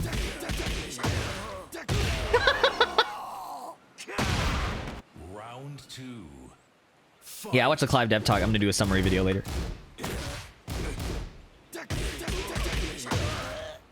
Opinion on Elisa? If you can play her and not get bored, I am very happy for you because you will succeed.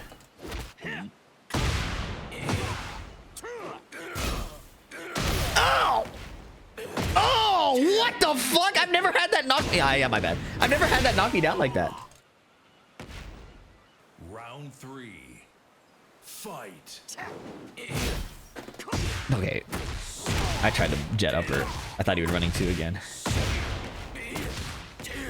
Dude, Dragonomics is doing me in.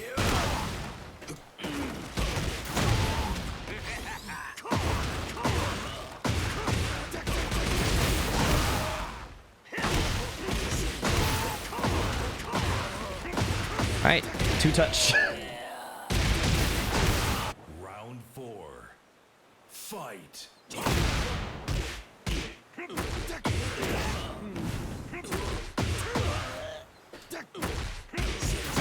Frame trap.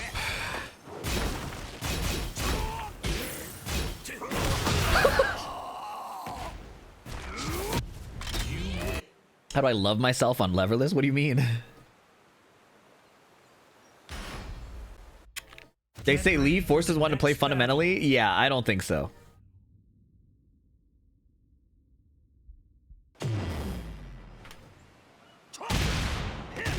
Nobody was ever gonna guess the name of this song. Catacomony? Isn't down 4 -1? I think it's 0, isn't it? Get ready for the next battle.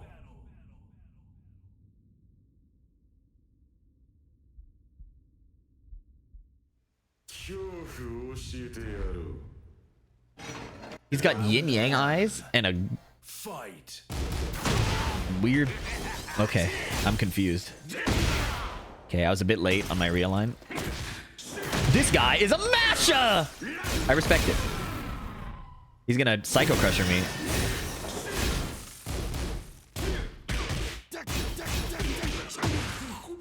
Bro. Oh my god. I'm dead. I don't know how to deal with that. Round 2. Fight. The first player to have worse costumes than Fee? Fuck you. What? Oh my god, why did that whiff?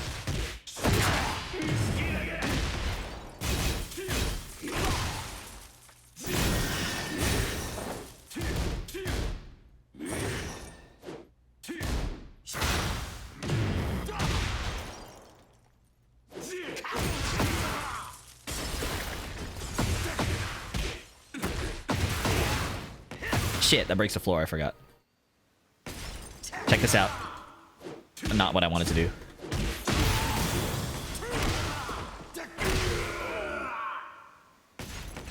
Round 3. VF5 Revo? I don't know. Maybe. What the fuck? I can jet up for that, I think. Dude, who backsways at +2? Okay, my fault. I thought the hell sweep was coming. I'm dead. Oh, that's not the punish. Bro, I suck. Round 4. Fight. Highest rank? That's not a bad question. It's called God of Destruction. Oh my god. What? This guy, I just need to block a little longer, but I'm... Wow, am I stuck? Bro, I suck.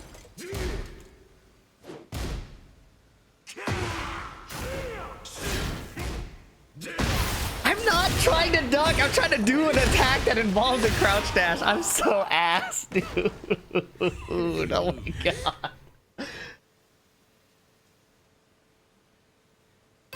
Fuck.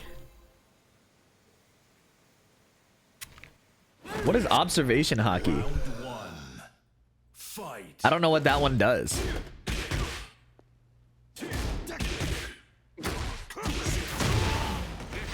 No, I know what One Piece is. I know what hockey is. I don't know what observation hockey is.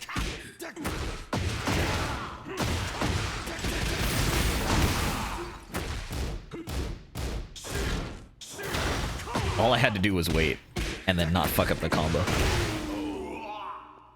Oh, sensing. Round 2. The sensory one. He did the full Chidori.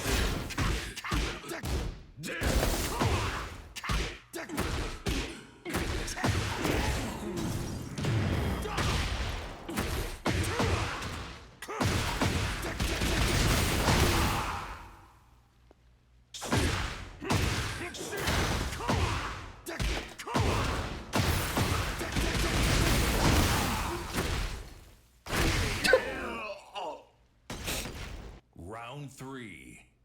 Fight.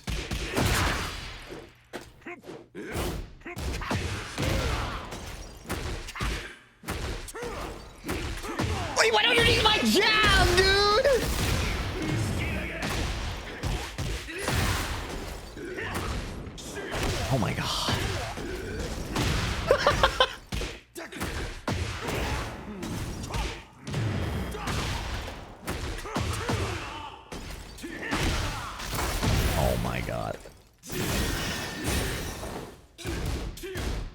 Try to sidestep.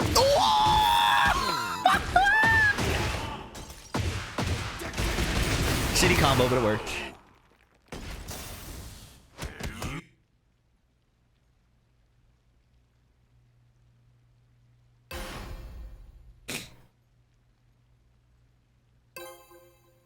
He's a 1-1er. Wow. Get ready for the next battle. How did you know? Most underrated character in your opinion? I don't know. Did the dev talk happen already? It did, yeah.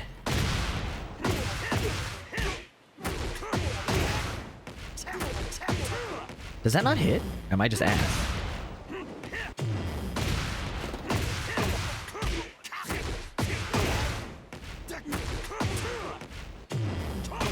Is Bryan top 5? No, but he's close. Sidestep right. God.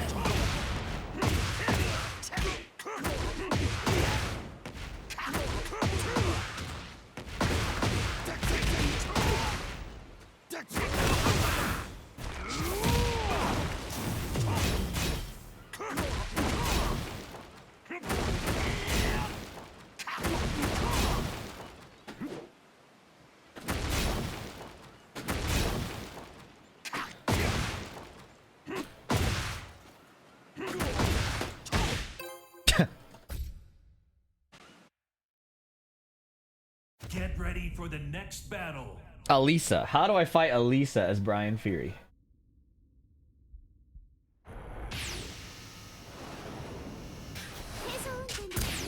Okay, so how did she get the skin colored tights, but it didn't work for me on Lily?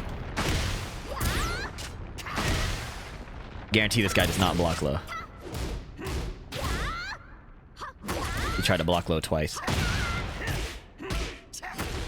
He actually tried to low parry, I think. So I'm gonna go mid. Oh. My bad, I didn't want to back one.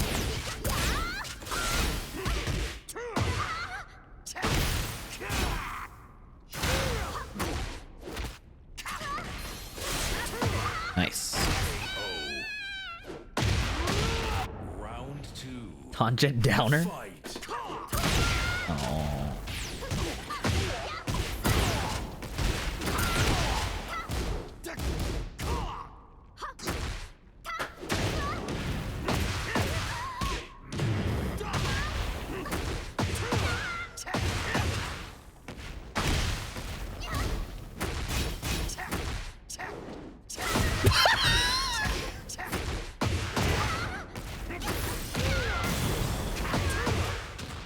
Oh my god, I'm a Bryan player.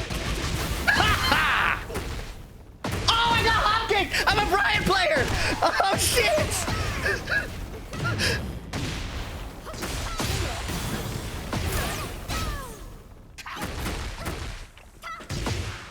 Oh, I suck! Damn it! Round 3. Fight. Whoa! Okay, so he mashes on wake up. And on neutral, he likes to play safe in the low. Ow. Nice punish. What the fuck? I got hard red. This guy's cooking me. Okay, I got it. I understand it now. I understand it now. Round 4. I have to pressure a little bit with jabs without dying. Oh my god. And hit my punishes.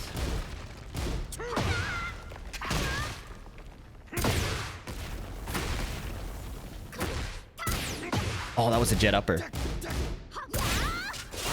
Wow.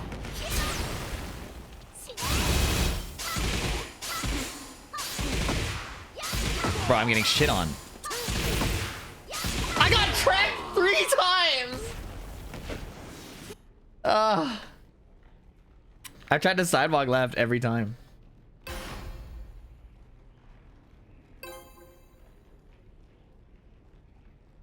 Alisa overrated character? What the fuck? Welcome to the stream. Hope you're having a good day. Round 1. Fight.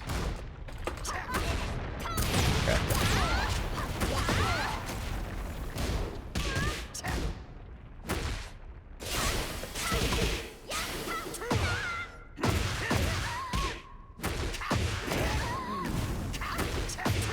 the wall.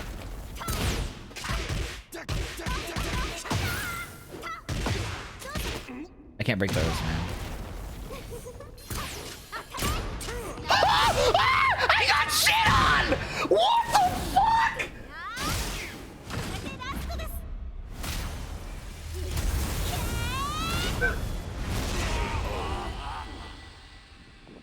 How?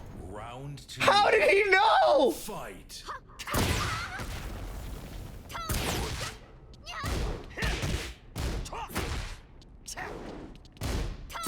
I didn't want to back one, I wanted to say I'm losing my mind, bro. Bro, all these pushback traps are cooking me. She tried to backswing.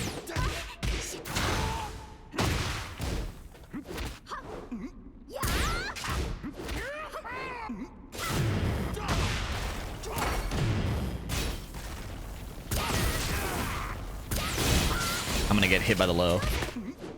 Put that shit away. Up forward one is minus 13. Fight. Listen, I'm still gonna 1-2 punish everything.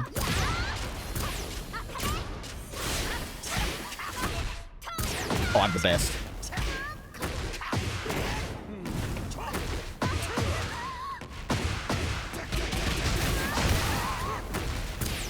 Jesus, man.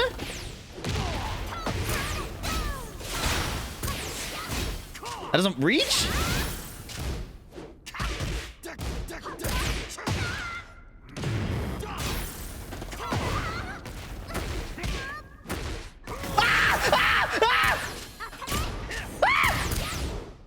What?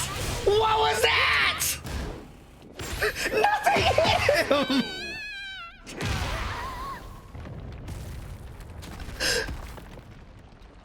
Round 4. Fight. That is, what do I do? What do I do? Forward, forward, 3?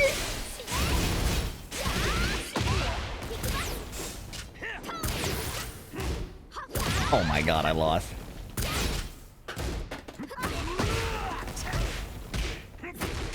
Alright, can I do some Bryan robbery here?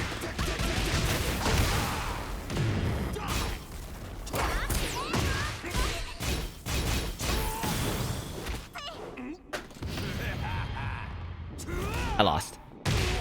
I should have known he's a bit more patient. I should have known. Final round. Fight.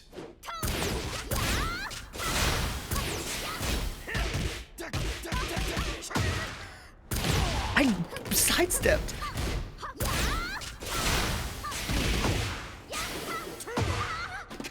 Oh my god.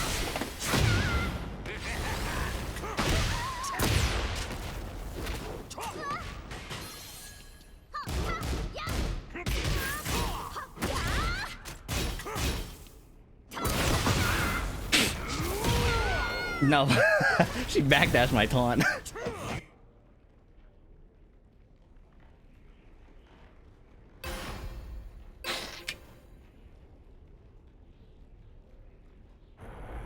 Use hatchets, my bro.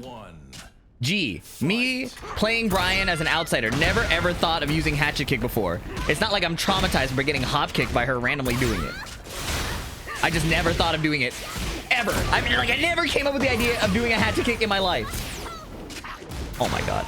Brand new move that I never ever considered. What the push? That was fire until it didn't work. Ooh, ooh! Hold that shit! Ha!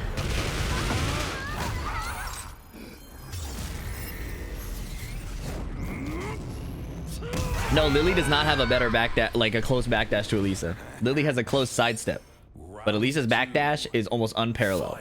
I got killed. I mean, consider hitting her before she hits you. The thing with Elisa is that's actually hard to do. Have you considered using hatchet kick? Somebody shoot that pink name. Oh my god.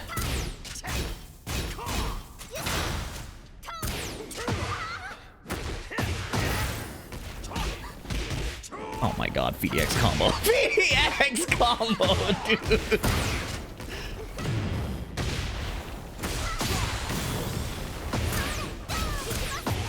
That was a setup, and I got shit on.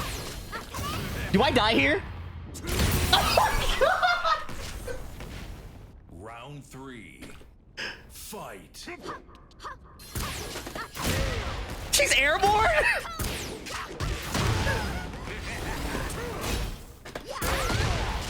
Oh my god. I'm mashing. Fuck!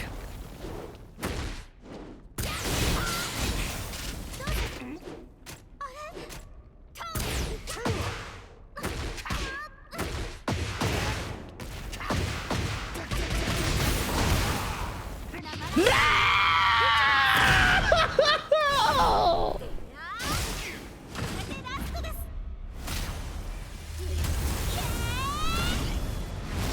I'm alive, but am I really? Oh, I didn't mean to do that. I meant to heat smash. Round 4. Fight.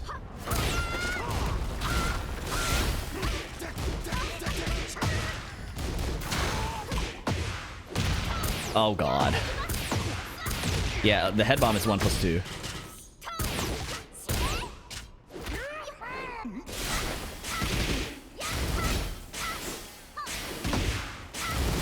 How do I get her out of stance? How do I get her out of stance as quickly as possible? Oh my god! Yeah, at least it's downplayed, bro. What the fuck? Final round. Fight. I'm dead. What do I do?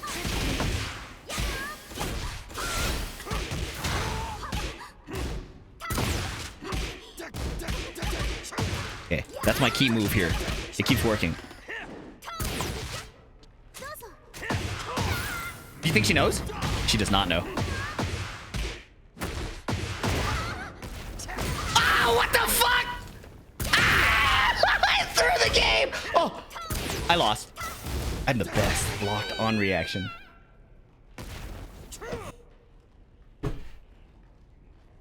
Okay. Didn't even break a sweat. Get ready for the next battle.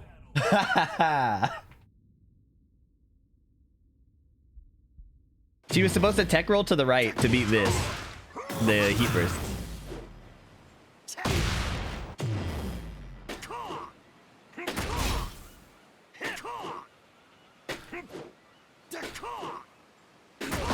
Ooh.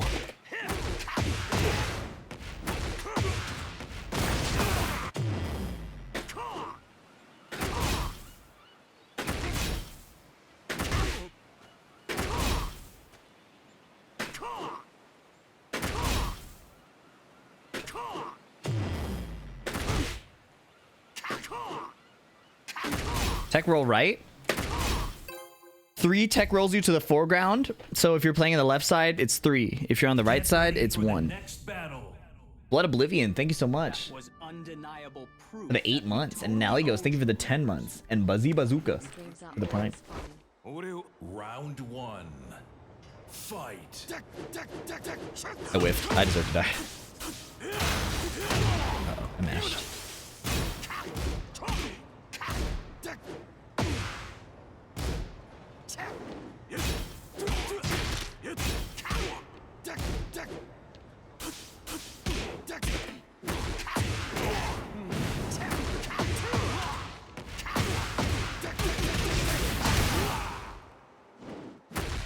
I'm so stupid. That was so obvious.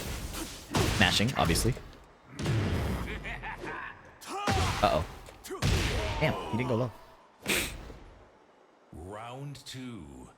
Fight. Okay. That's how we responded to the first plus frame situation.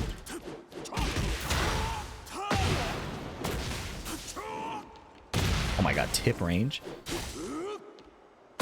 Bro.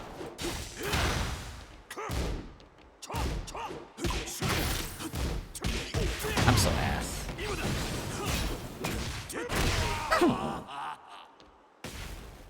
Yo, FDX, the Clive's in-depth video is out now. Thank you. We watched it as soon as it came out. Unless it's a different video than the TED Talk. the Dev Talk. I said TED Talk.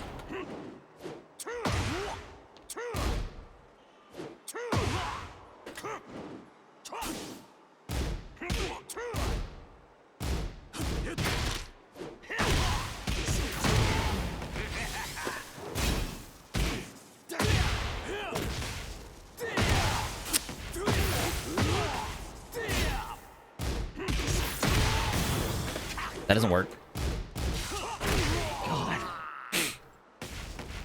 Round 4. Fight. Okay, if he's doing that, I do 1 + 2.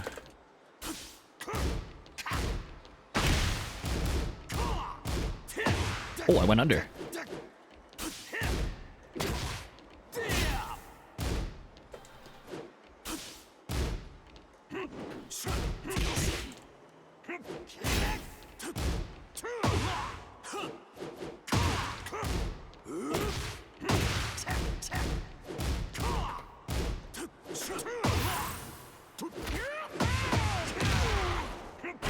Okay. Have you already recorded your YouTube coverage? I recorded my live reaction, but not the recap. The recap will be different, I think. I make fun of the YouTube comments too much, I think, to put the one on the main channel. As much as I want to just post it.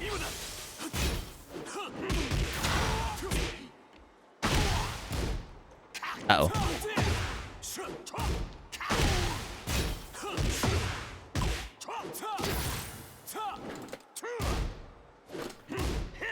Wow, what a backdash. I'm so ass, dude. Fuck.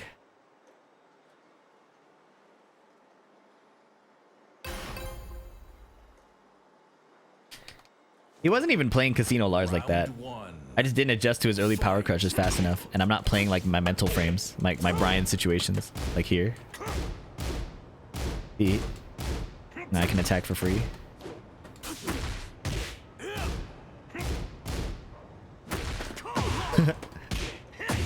Shitty ass combo.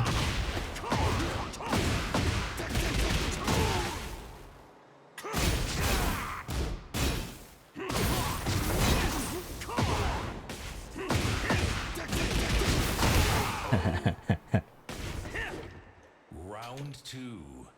Fight.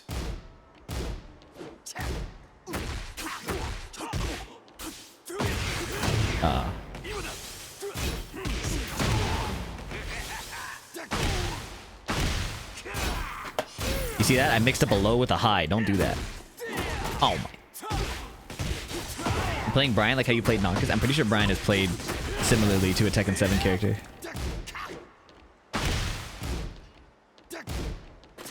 Oh man. But that's also how when I usually pick up characters, they look similar. Wow. Pushback trap.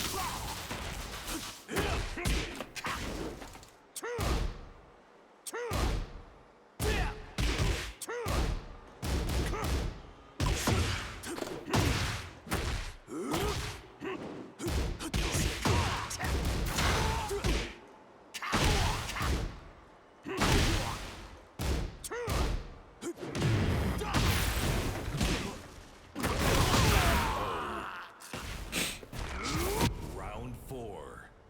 Fight.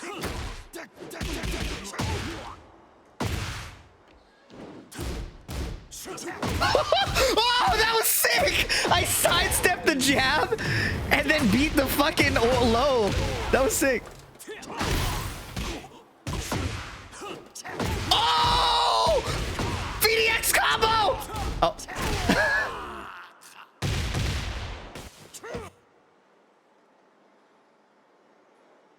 Christ. Round 1. Fight. I'm so stupid.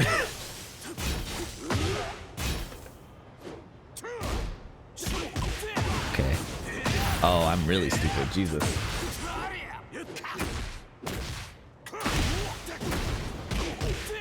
1-1-1 beats my while rising. I'll have to delay it if I want. Okay, I understand it now.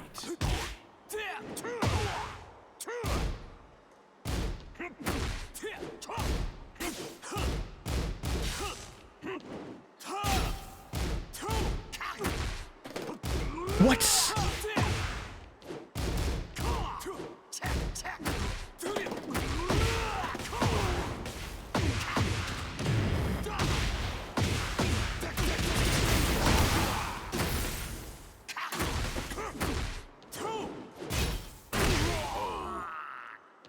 How many Akumas have you seen since Rank True 1? Not out of the nothing out of the ordinary.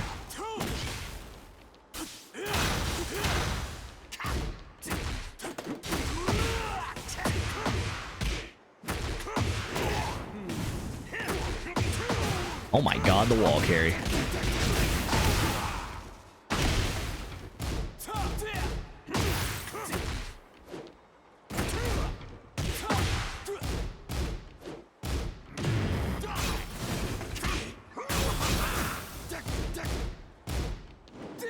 Dude, I got shit on. I should have just hatchet kicked him. Uh-oh, I lost. Oh, I really lost. I can't break throws. Oh, mock kick! Anti-air! I didn't mean to do that. I meant to do forward 4-1.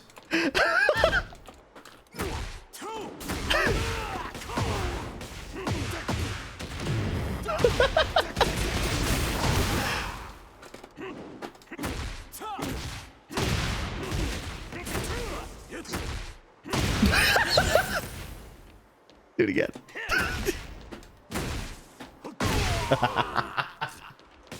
My kick has always been stupid. I'm not surprised that shit worked. Tekken Talk ended completely without Harada and Murray. Yeah, I'm not surprised. Harada and Murray are not directly involved in Tekken 8's like design and development. You know? That's the team that's there actually are actively like hands in the mud with the game. I'm not surprised at all that Harada and Murray aren't there. For the next battle. Are you spraying pocket Listerine in your mouth? I am. Yeah, I have some like sinus congestion, and rather than I'm overusing Afrin right now, so I try to just use this to, like give me a little bit of relief. Fight.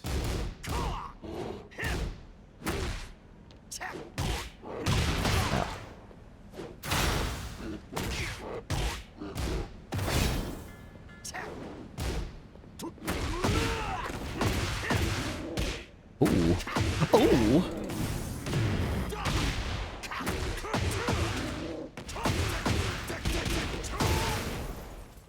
Wow, what a line.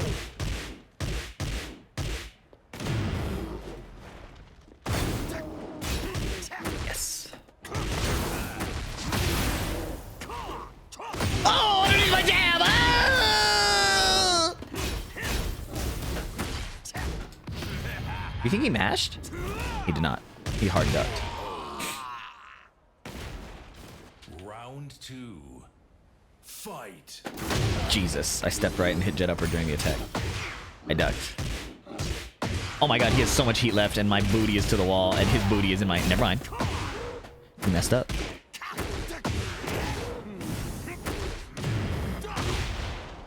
I'm so ass at the game, it's crazy. My fault trying to jab. I'm sorry. I'm sorry. I'm sorry.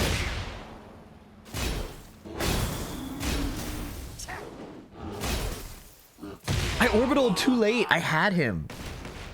Round 3. Okay, if I can't jab, I down forward 2. After a sidestep right, of course. Guys, how do I combo the bear? That keeps missing.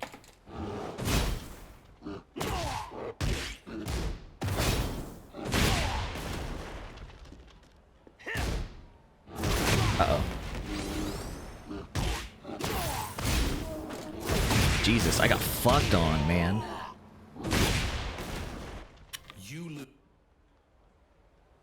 Hit him, literally built like a truck with curves. I don't think you listened to my question. I was saying the wall combo doesn't work. One of my viewers called Bear down by 4 a hell sweep the other day. I almost banned him on the spot. It's a new generation, B-San. It's a new generation. You want to see my hell sweep on Bryan? Fight. Check this out. Off and unblockable. Wait, FDX combo? No! That was fire. That was fire. That was fire. 1, 2, 4. Yes. Generic throw. He broke it. I got hell swept. You see what I mean?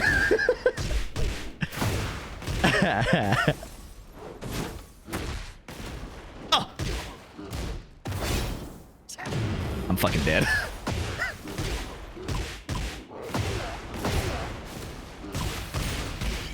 Ow! You think Rage Art hits here? I got wall crushed. He baited me, bro. Never mind. I baited the shit out of him.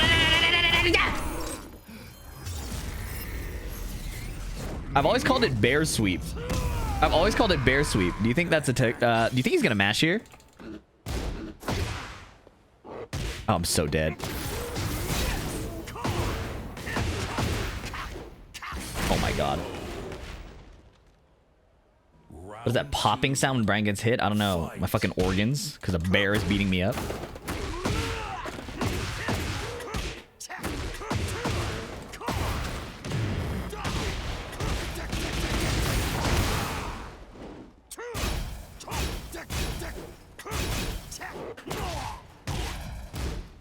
Okay, I need a mash to interrupt that.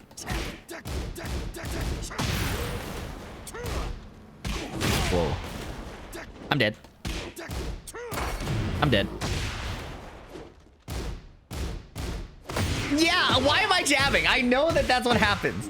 I know exactly that's what happens if I jab. I deserve to die. Ow! Oh my god, I jabbed again. What's up, Slick Evan? Round 3. Fight. Uh-oh.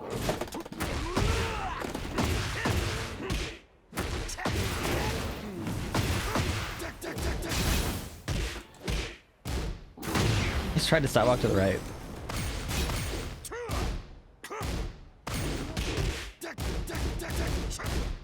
Oh, nice punch.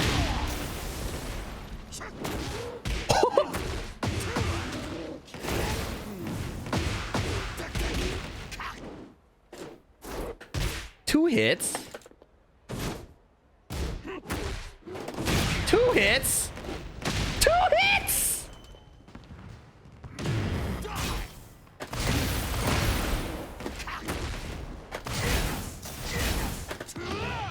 Please just die. Yes!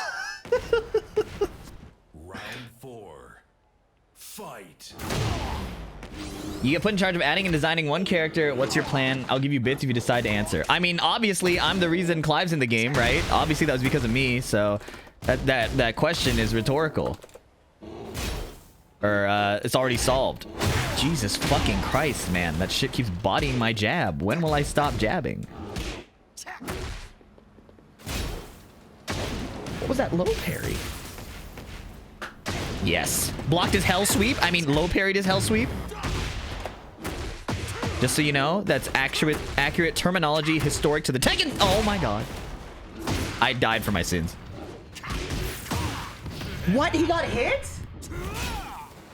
That would have been a genius 1-2-1 mash if he blocked it. But he got hit. Yeah, why did he get hit? Fight. God damn it. Okay, I understand it now. I understand it now. Check this out. Uh-oh.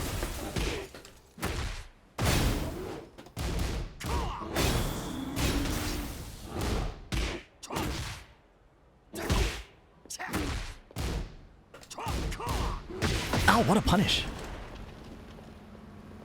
I'm so scared. Oh, what the... Oh, I'm dead. I'm actually dead. He fucked up the combo.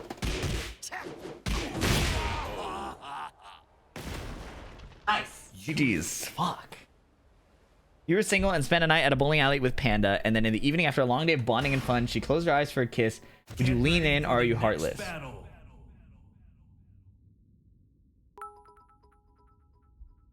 Thanks for the bits, Slick Evan. You ever reach a point where ranked is fun? I'm having fun. But the fun is not in the points. The fun is not in the points. The fun is like in the interactions and the learning. I think if you play with the focus of getting points every time, it's going to be really miserable. Like, I have sessions where I want points. But like right now, I'm not really playing for points, you know? And even if I'm not streaming, sometimes I'll try to play and like be in a call and have somebody watching. And then we'll just like exchange ideas. you know.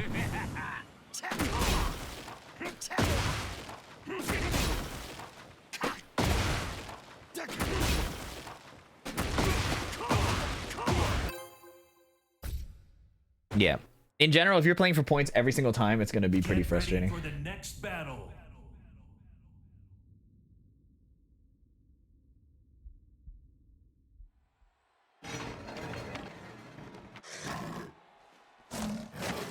Round 1.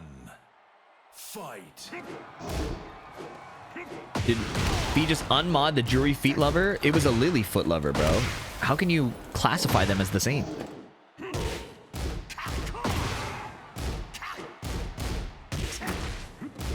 That almost worked. I'm dead. Good shit. Nice backdash.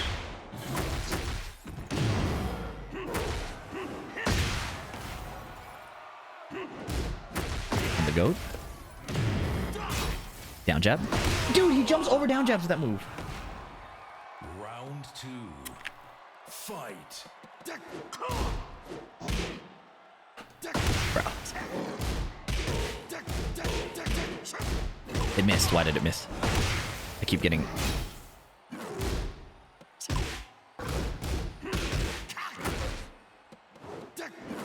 Nice sidestep. I'm dead. Oh, never mind. I'm dead. I'm dead. Never mind.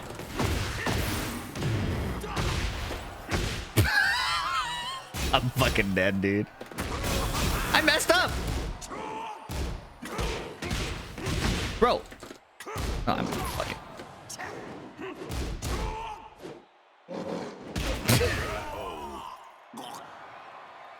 Round 3. Fight.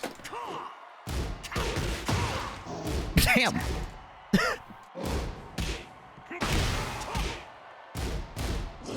I can't break that threat.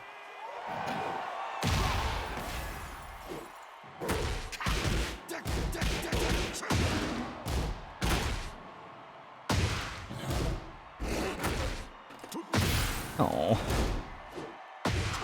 Okay. Round 4. Fight.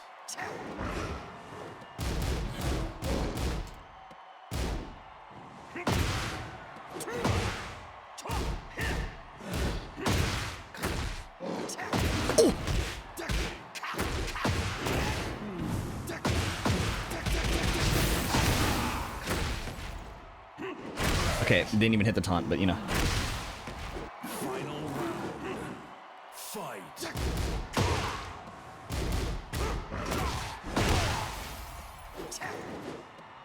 He tried to parry after his whip throw. It's gonna make me vomit, bro. Oh my god.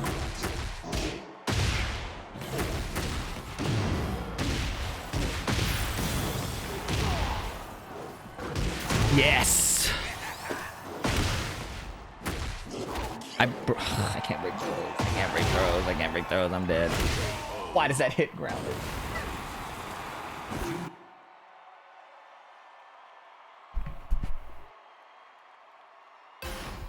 This song is a little too fitting.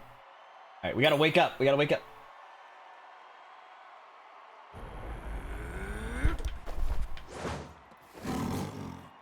Round 1. Fight. Yes.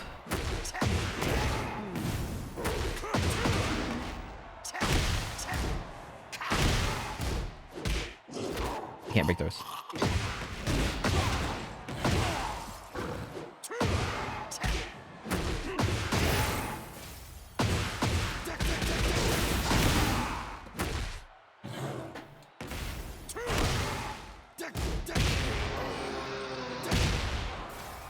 Round 2. Fight.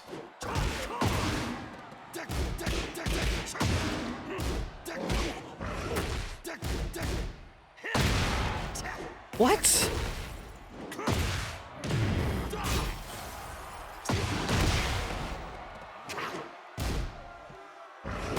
You're lucky I'm ass. Ooh. That was sick. Am I gonna main Clive? Probably, but I'll have to try him out and see if I like him. Fight.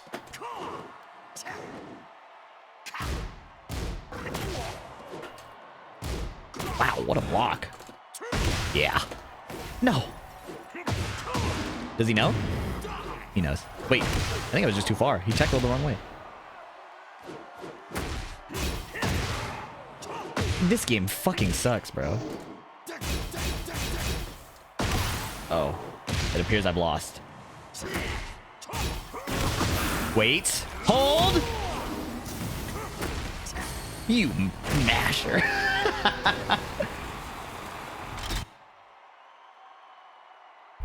Did you watch part 2 of the Dev Talk? Yeah. I uploaded a reaction to my second channel. Well, I haven't made a thumbnail yet. But I'm going to, and then I will do a summary video. Round 1. Fight.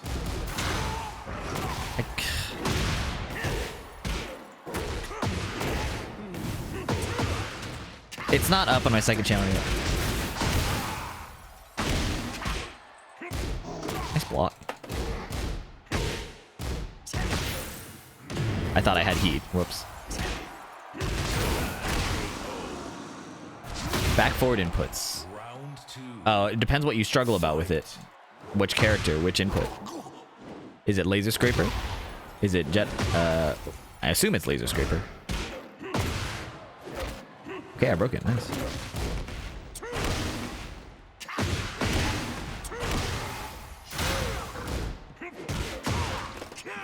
What a duck. Bro. Oh! That's sick. Laser scraper, make sure you can do the string by itself first before you try to add it into any situations or combos or anything. Oh my god. Fuck. Nice block. Ow.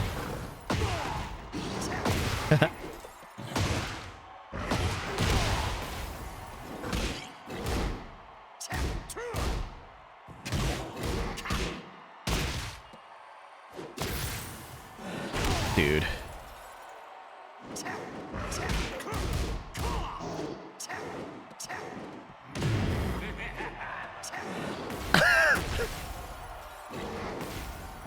I'm gonna get him. I'm gonna get him. I'm dead. I should have orbitaled again. I should have low parried. I should have punished better. Anything was better than what I did.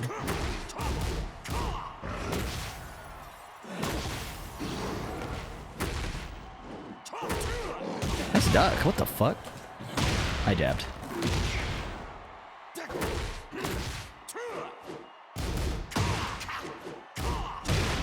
Wow. Counter hit launched.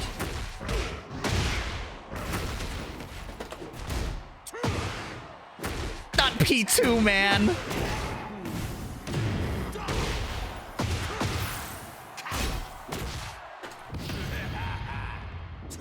Yes! Oh, yeah!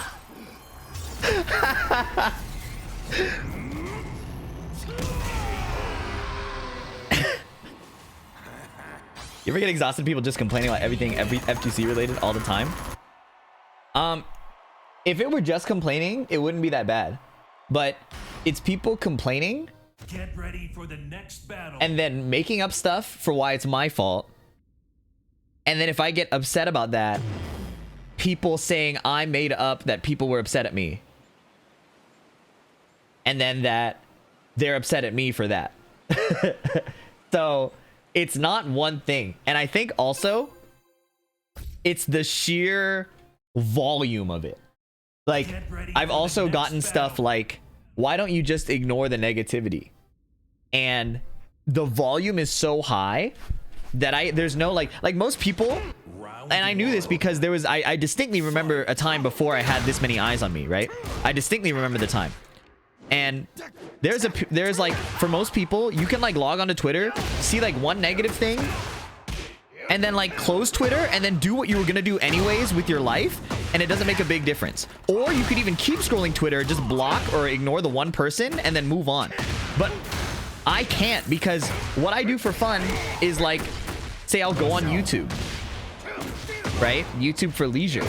YouTube shoves notifications of comments like in my face. Or even if it's like not the YouTube app, Like say I hide the notifications there. I might check a video like for analytics because like, oh, I just want to see if this topic was like interesting or like if the thumbnail and title are getting clicked on. Like that's important for as a content creator and for work, right? No, I guess that's redundant, but you know, it's important. But they show the comments right in my face right there too. So I literally cannot escape it. The way I made the analogy, it's like, if you go for a walk, and you'll know this if you live in like San Francisco or whatever, if you go on a walk and you see like shit on the ground, yeah, you can ignore it once or twice, but when you go on your morning walk and you want to enjoy yourself, it's kind of annoying to see shit on the ground, right? Round 3. What's up, Fear? I know how you deal with it, yeah. Well, I'm gonna be chopping dudes up with Clive, so that's hopefully gonna help. I hope I like him.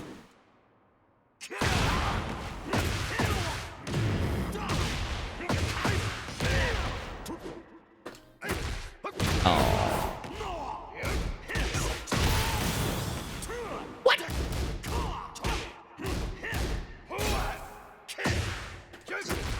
What the fuck, man? Get shit on, Bryan Fury. Also, you don't have a sub YouTube account for personal use. I do, but the even when I'm doing that, it's like my brain is like in YouTube mode, like trying to analyze why stuff works and why it doesn't. It's tough. Round 1. Also, what is also hard is like when you like when I became like wanted to be a streamer.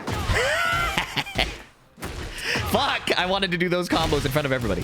No, when I wanted to be a streamer, I wanted to be able to play games for fun, right?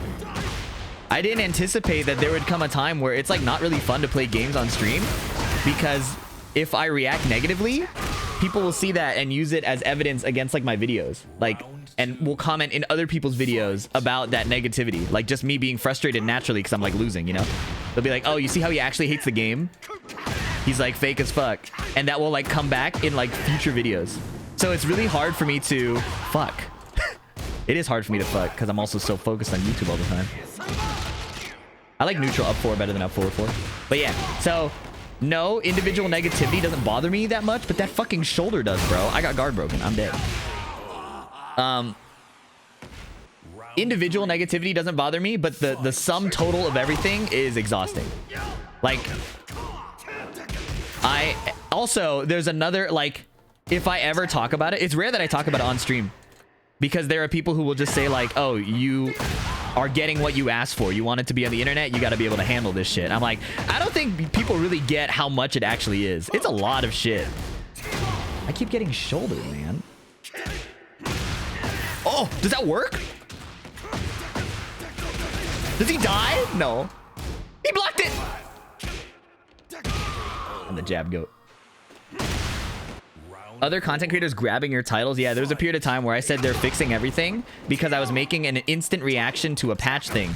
And what my brain focused on was the fact that they added all these quality of life changes that people were complaining about from the beginning, like group practice mode and like title screen customization. I thought that was really sick. So I made a quick reaction video because when you're doing that kind of content, it has to be fast. You can't take your time. I tried to orbital too slow. And so I put out a title that they're fixing everything because at the time I was genuinely excited.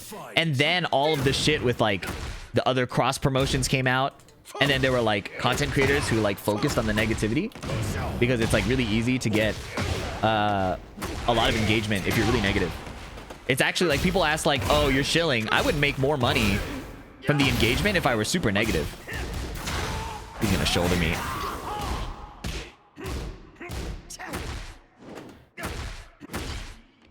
Oh god, crucial timing. I would make so much more money if I were just negative.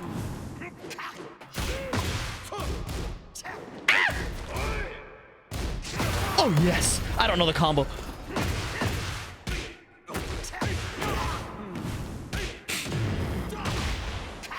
Oh shit. Oh shit, I lost.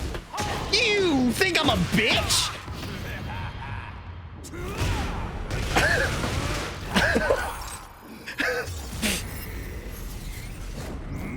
Anyways, yeah.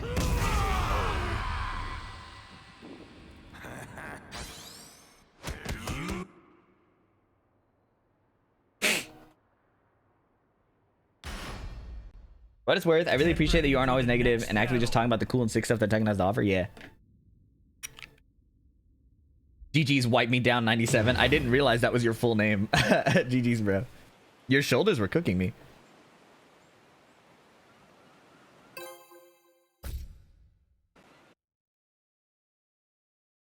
Get ready Anyways, for the next battle. it was hard to focus on the game and give that rant. Here said I've never blocked people until this year. Yeah, I've also like never really blocked people until I usually just mute people. Fight. There was a guy who's so pissed off about Clive that he's putting spoilers to FF16 in people's like replies, which I think is so insane.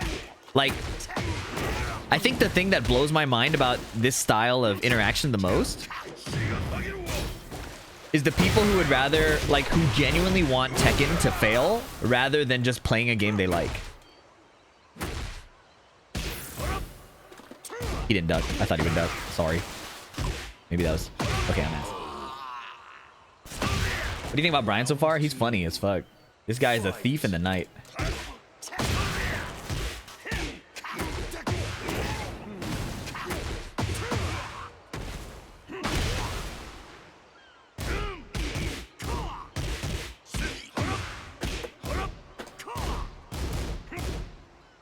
Nice block. He was down there. I mashed. I don't care.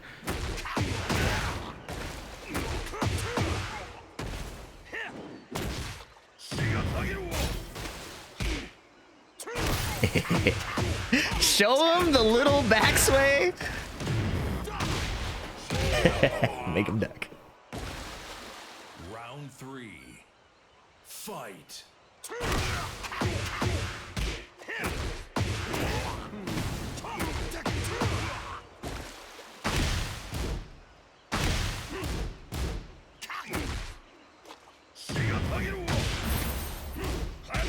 Uh-oh. He's gonna activate?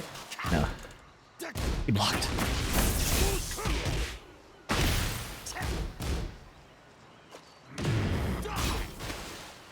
I knew he was gonna do that. I thought my move would be faster. I'm ass at this video game, and I'm dead. Oh my God. I swear you can't go multiple days without playing Tekken. Yeah, it's a lot harder. Why aren't you ending combos with 2-2? Oh, I'm butt. My bad, bro. I saw him ducking, and it made it a little obvious.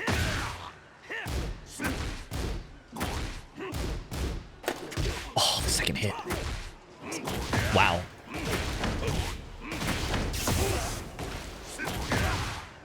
There's no game like Tekken. Yeah. And I kind of agree with that. But it's also kind of crazy to expect a game to not change. Like, as much as we all wish the things would stay the same, they don't. I got shit on. He fucked me up. That was good.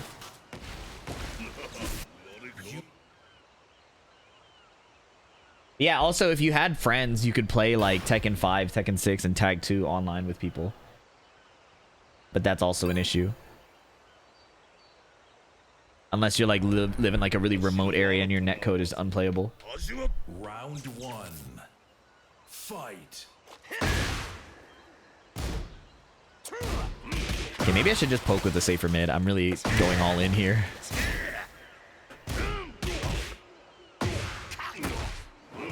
Down 4 is such a good low. Oh my god, so far range.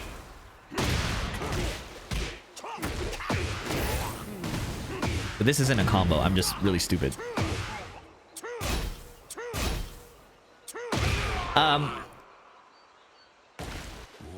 2. Fight. Yeah, one thing that blew me about the Clive announcement is people going like, oh, it's just another Noctis. I'm like, how do you know that?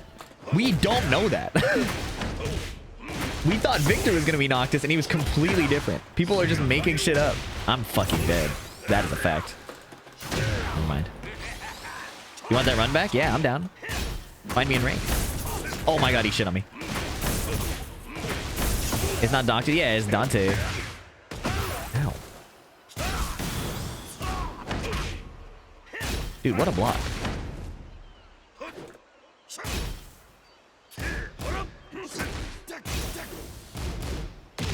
Oh. Fight.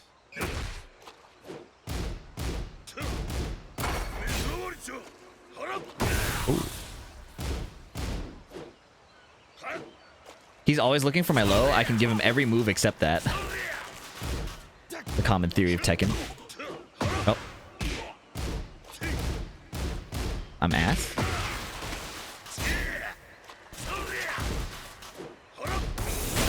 Okay. That really doesn't bother me too much. Because of that.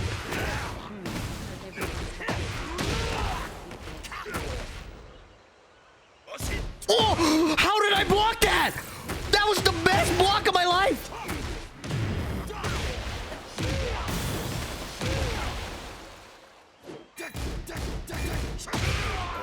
Holy shit! Round 4. Boondini, thank you for the 9 months. Fight.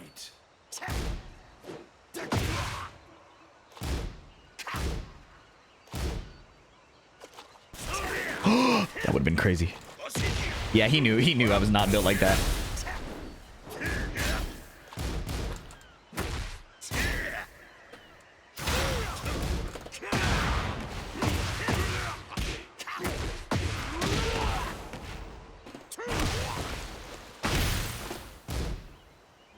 Oh, lucky me.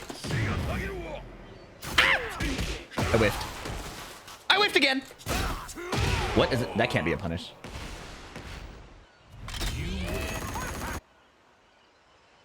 It's also weird is like no one seems to agree on what the reception was for Noctis came out. I've seen people say he was broken on launch and abused in ranked. Okay, so let me give you the real take, okay? If people were losing to Season 1 Noctis, they didn't know how to block. And that is 100% fact. The only low he had that was threatening was reactable and launch punishable. So anybody saying Noctis was broken in Season 1 did not know how to block. And I lost to Noctis in Season 1, okay? Like, I was free to that shit. But he had this big sword pushback launcher that was really annoying. And it was only good because people didn't realize that you just had to stand block and not interact with Noctis, right? Now, he had stupid shit for sure, but it wasn't as stupid until later seasons, especially Season 3 and Season 4. Season 3 and Season 4 is when they made his counter hit launching high, the sword stab, up forward 1. It's like Steve's back 1. It used to be 14 frames. They made it 13 frames for some reason. That was when he started getting really stupid. I'm a dead. And then they made him have a safe mid poke that was like 14 frames instead of 15 frames. What the fuck you like, Clive? You fucking chill. Not only that, main man, I am the reason they put him in the game. I personally went to the Bandai Namco offices and I said, hey, I have... Oh, because it was made in 2022, right? 2022. I have... Let's see. 2022. I have 10,000 YouTube subscribers. And because of that, you should put Clive in the game.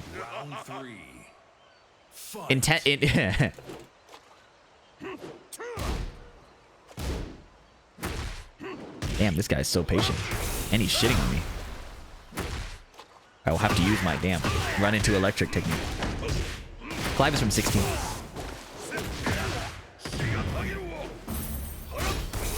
Oh my god, I thought he would go unblockable for sure. I'm dead! Does that work?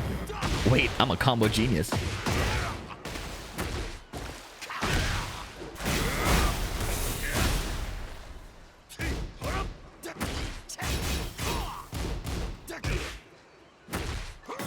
Oh my god, he floated me.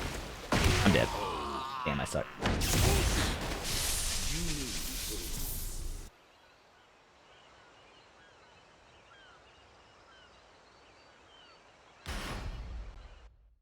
Get ready for the next battle. What FF do you recommend playing first if you've never played a Final Fantasy game? Every game is different and takes place in like a different universe. So it depends. If you like turn-based games, I think 13 and any game before will be nice. If you prefer action RPG, FF15 you should play before 16 because 16 is going to be a big upgrade from 15.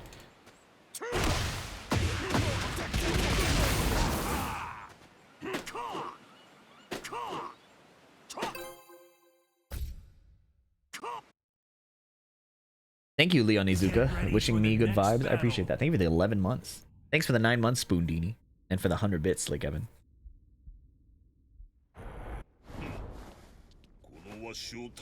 I do think 7 is kind of hard to go back to if you're a modern gamer. Is this the guy that fought me just now? This is a different guy. A different costume? He plays a bit differently. I think I've fought him before. Nice combo. Am I fighting the WSY gang? Is that what's happening? Damn. Round 2. Fight. Yeah, 80% of the player base is complaining is a hilarious statistic to throw out. Look at all the damage I made up with one counter hit. Look at all the damage I made up with another counter hit.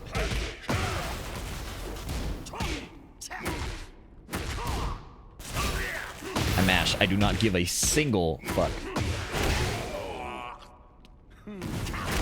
Round 3. FF6, I think, is a nice start to the series if you like that kind of game. If you don't, it's not going to bring you in, I don't think. No punish. 4-3 is so good. Damn, I got the wall. That Ender needs to go. He does not need that much wall carry.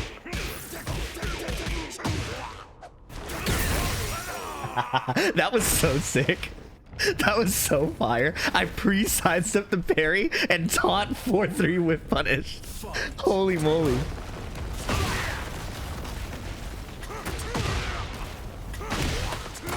What?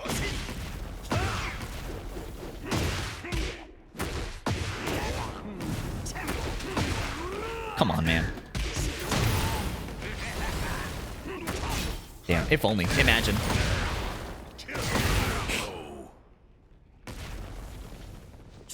You win. All right, bro, tell me what's up.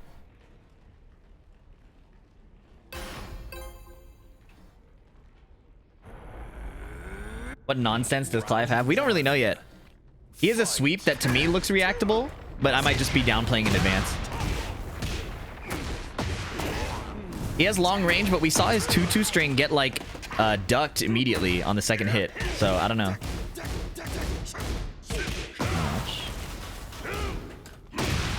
This guy is a sidestep button presser, so I can do forward 3, or I can do a while rising 3 like I just did.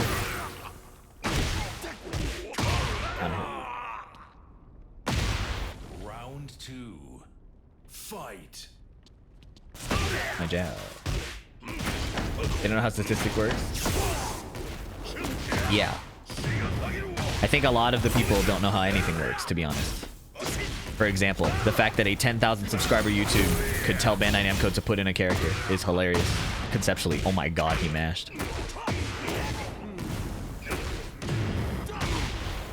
Oh my god, I fucking suck.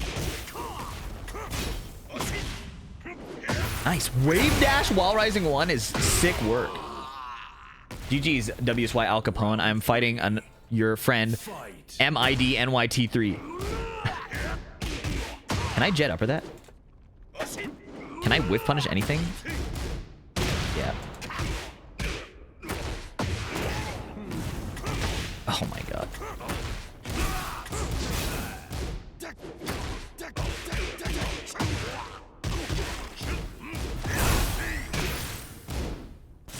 Oh, I should have known.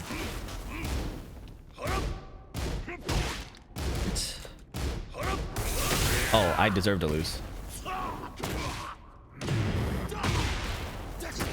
I should have down jabbed! All those 10,000 subs were Bandai employees. Dude, what? I blocked that. I deserve to lose. Oh my god. See you in hell. I don't even know how to follow up there. I deserve to die. Oh my god, I got shit.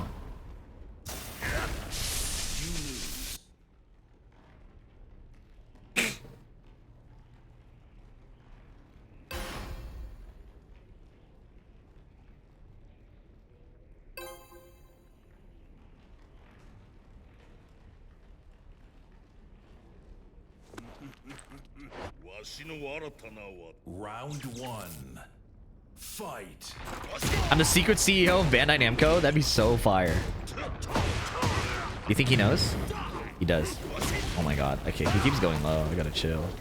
Bruh. Do it again. Coward.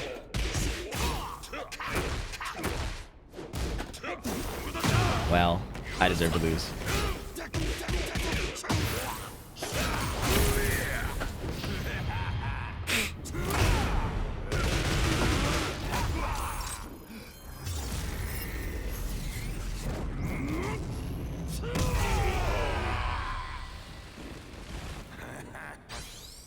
Round 2. Fight.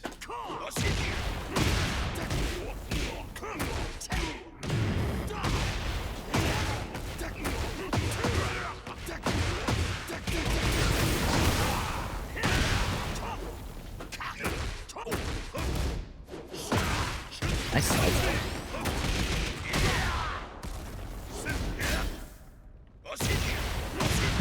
Same interaction.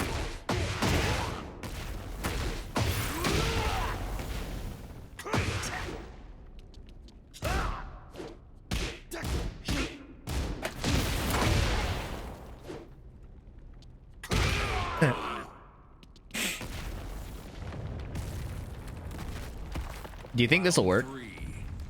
Fight. It worked.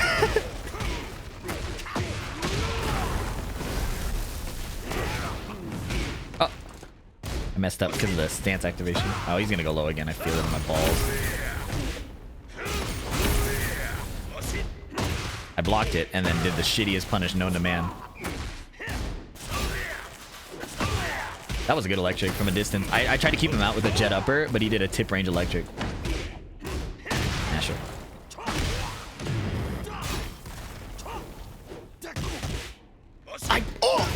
I'm so ass. What? That was not the punish. GG's.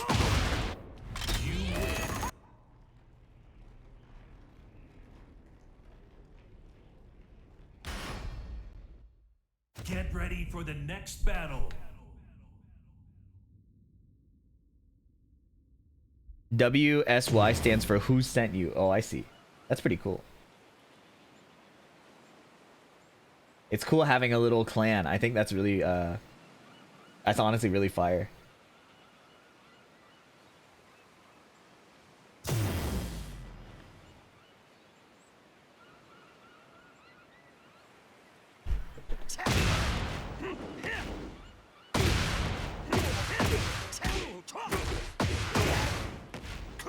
I did you skip this? My fault. God damn, that is so much. Alright, I'm running out of juice. So I think I'll play a few more and then I'll review this arcade stick. Are you planning to take this Bryan to next year's TWT? Fuck no.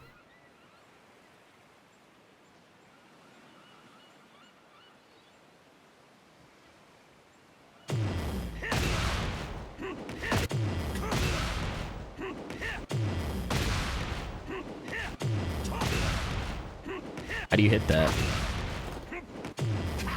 This seems too hard for VDX.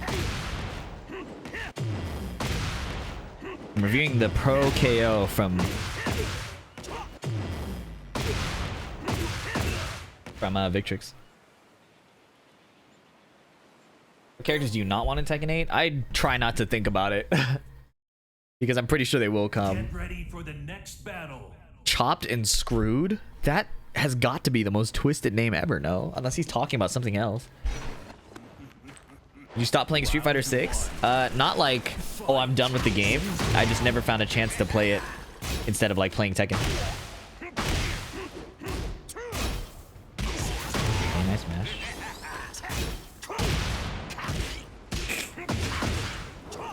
That was fire.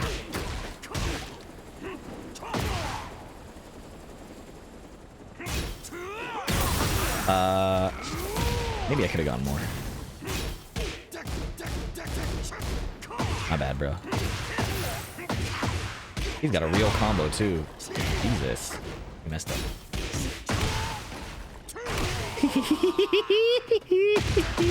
Round 2. Fight.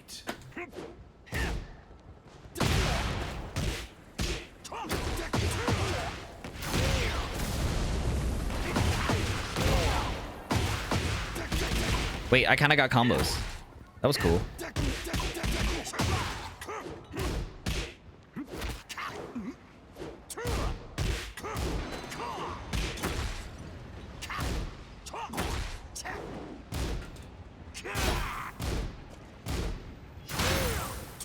Oh, nice. Dash, delay. That's how you combo that. I mashed. I can't lie to you. I completely mashed there, and now I deserve to die.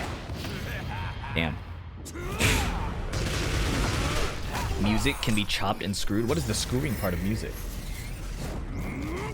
Didn't you always heat burst once you get to the wall? I don't know. All I know is I'm alive, and this means there's always a chance. Round 3. Fight.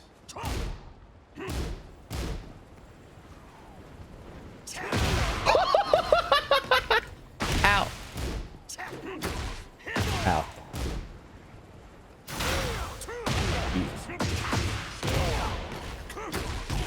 What are these combos? These guys are nerds, man.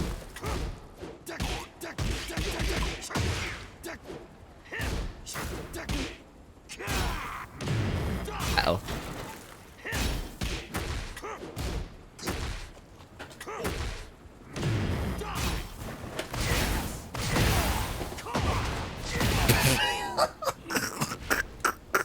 Round 4.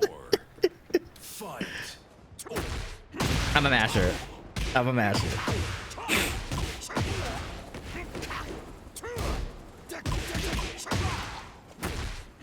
My bad, bro.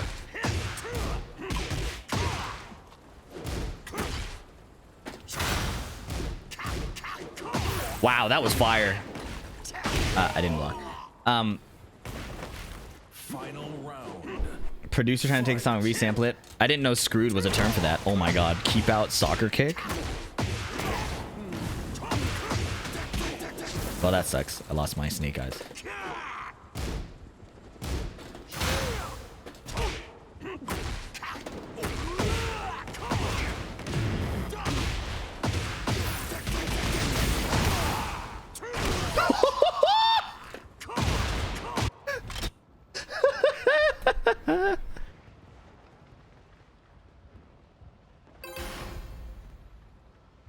Oh, chopped and screwed is the whole thing put together. I understand it now. Fight.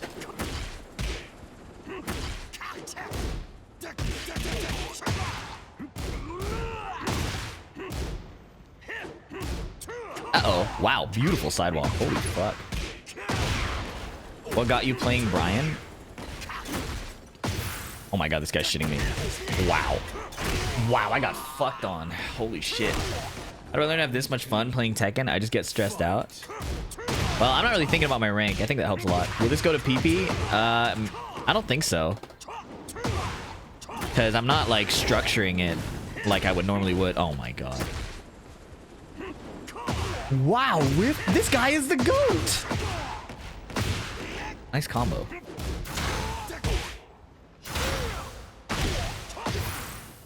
I understand it now.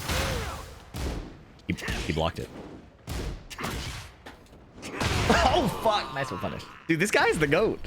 Round 3. This guy is actually so good. Fight. Undeniable proof that we totally owned you, lame.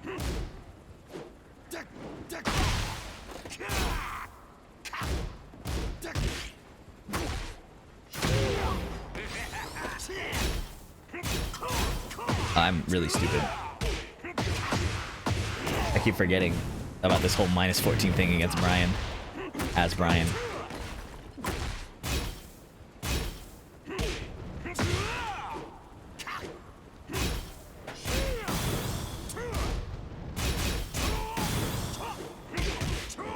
Whoa.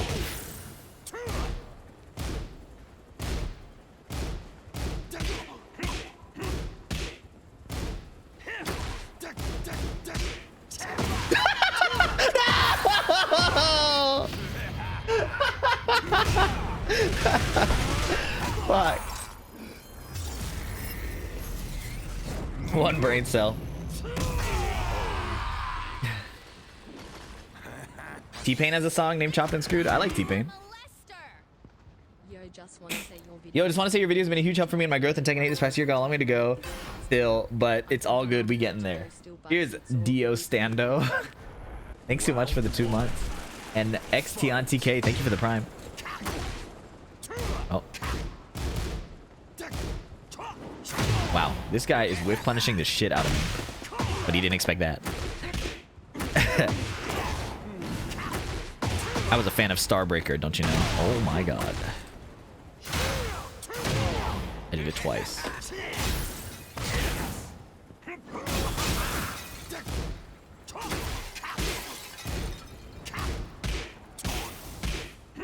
Fuck! I'm a dirty masher, man! Oh, I deserve to die there.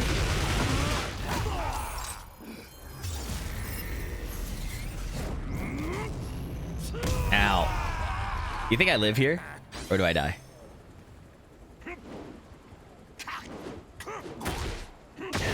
You're the goat, dude. Holy shit. Round 2. Fight. This guy's so much better than me, it's crazy.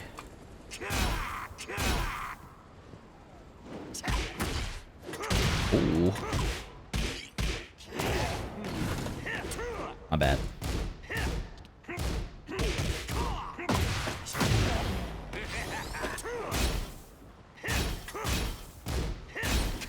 That doesn't work. Uh-oh. I didn't mean to do that.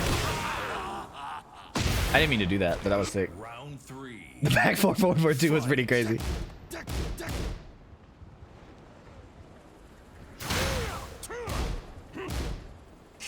That's what I did.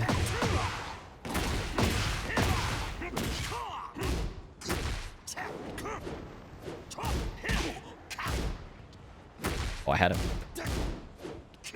Ouch. Dude, I'm getting shit on by these side steps to the right.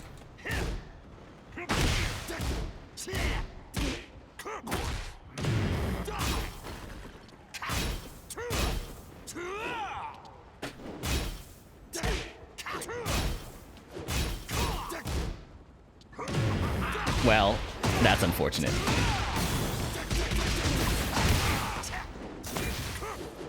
Nice duck, that was sick. Round 4. This guy's fun to fight. Fight.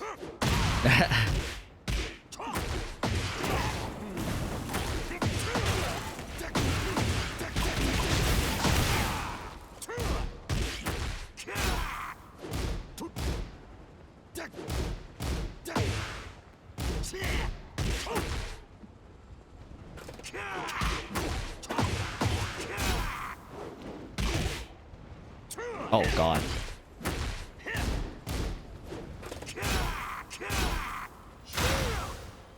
Oh, you fucking shit on me, dude. GG's. That was fun. Bryan mirrors are fun. Alright. I need to get this review done because I am starting to stall and Get ready for the next battle. alright. Okay. Let's be on point and sharp. First, we should end the matchmaking queue. What was the list we came up with, you guys? This is stuff for lever list that you want to see me do.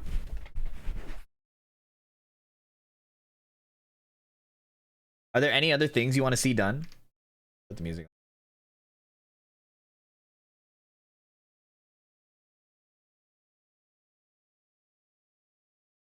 on. Oh, I just framed Skyrocket?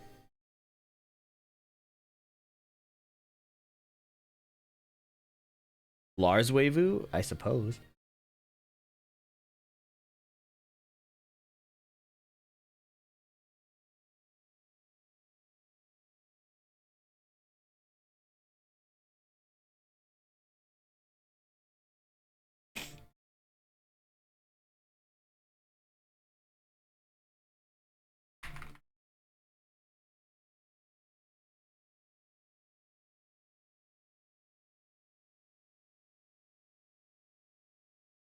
Oh.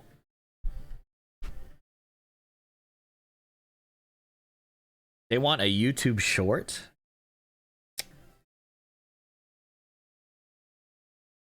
Oh my god, this is gonna be hard to record.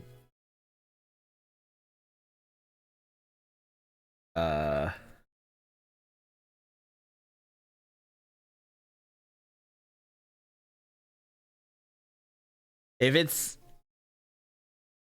it's just a YouTube short.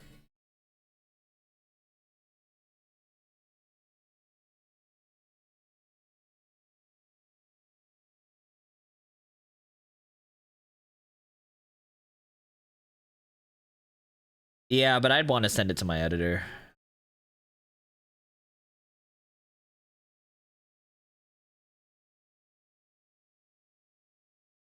Trying to look at the requirements.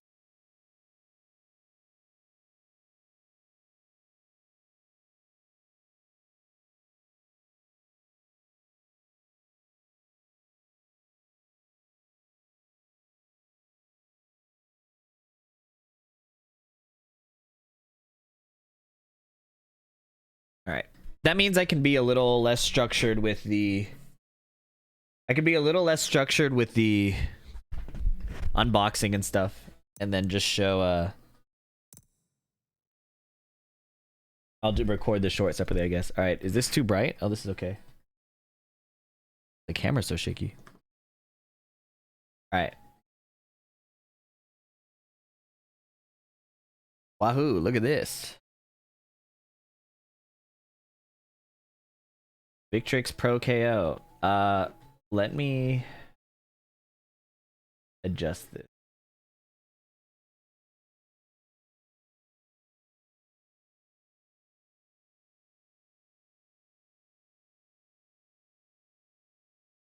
there like a filter on this thing?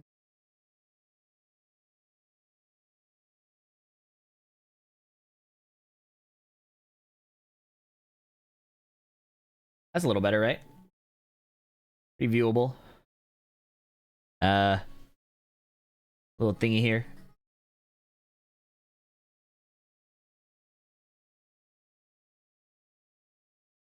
Nice. I hate the stickers that like tear at the box. I don't know what the difference is in the adhesive, but Victrix by Turtle Beach. When did they link up? I used to play Call of Duty, and Turtle Beaches were all the rage then, right? Like Call of Duty Modern Warfare 2. Sorry, I'm not being a good unboxer. I need to optimize this shit. Keyboard is so in the way. All right. Okay. Pro KO. Let me just get this shit out of the way. Yuck.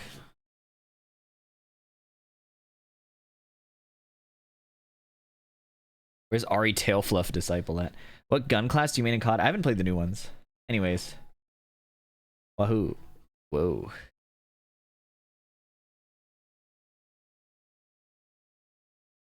Pretty nice. Ooh. Whoa. This is kind of cool. It's really light. What are these buttons? These are small. I'm not used to smaller buttons. I play on like 30 millimeters. And then there's a lot of extra button slots, which I think these buttons are pretty important. So the leverless I play on right now, let me see if I can find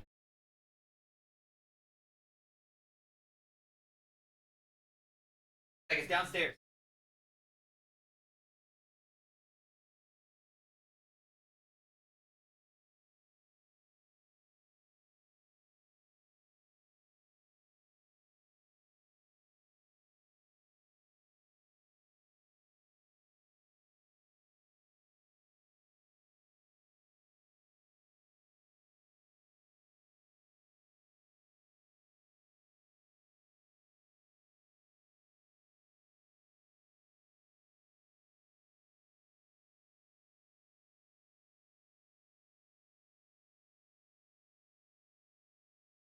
Wait, it's not downstairs. I don't know where it is. Also, I need to redo the unboxing because I wasn't recording. Can you guys pretend like we didn't just do that?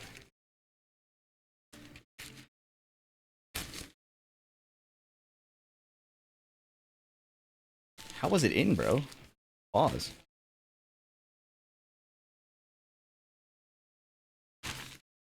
How did I do it the first time?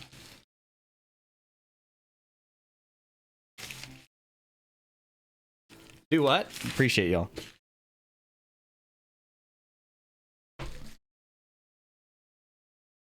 Ugh.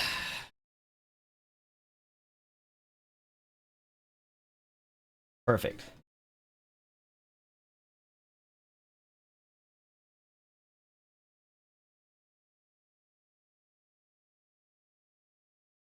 Oh, the leverless I use is right here. I'm stupid. This is what I use right now. And I think the placement of this button is really important. All right.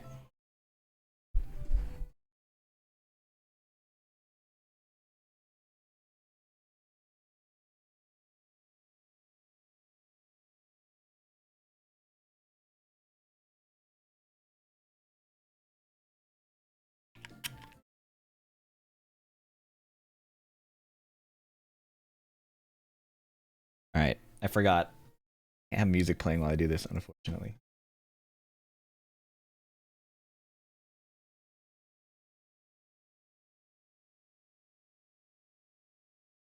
What's up, you guys? Victrix sent me the Pro KO to review. So what I want to do, in kind of a semi-structured way, I'm supposed to record like a YouTube short for it, so that'll be like the main thing. But this video, I want to kind of go through like different techniques. Obviously, after unboxing it, different techniques for Tekken characters. I actually play leverless mostly on Street Fighter, so let me take this out and I'll compare it to what we have. But here it is. Lots of customizable button slots, which I think is the standout feature of this. If I go grab my Razor Kitsune,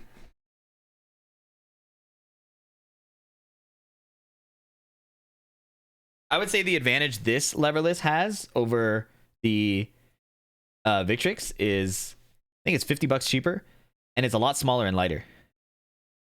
However, these buttons I think are kind of a big deal, especially if you play like non-Tekken games. I think in Tekken it probably doesn't matter too much, but I've been using this leverless for Street Fighter.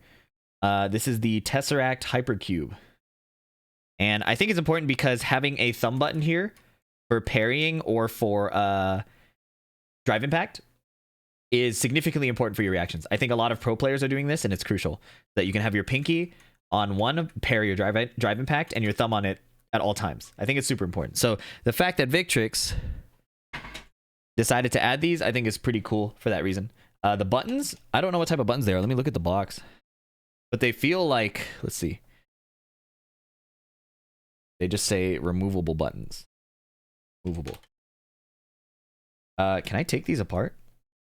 I don't know. Oh, these are Cherry MX Speed Silvers, which checks out. They feel mechanical. You can hear that. Yeah, they feel pretty nice. Rest of the stuff in the box. I wish I had a proper camera for unboxing stuff. I'm a big tech. I used to be a big tech nerd. Less as much as I've gotten older. But this stuff is still kind of cool to me. In the box, there's a bag. There's a bag in the box. And I believe this is just a bag for travel.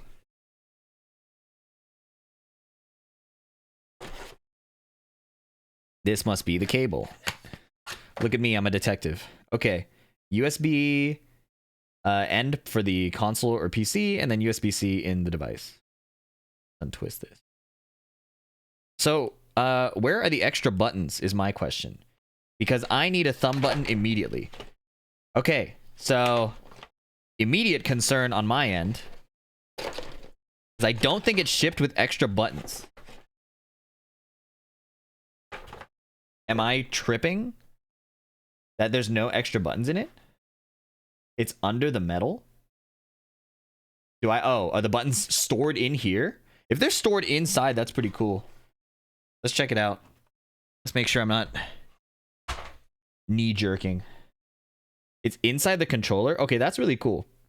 If it's stored in the controller, that might be one of the coolest things I've ever seen. And considering I think this thing is like $300, Good thing it has something like that. I would be tweaking if I had to pay for extra buttons. That would be insane. So cool feature. All right. Is it a toolless open? Oh, wow. So there's no screws on the back, but I think it's a toolless open.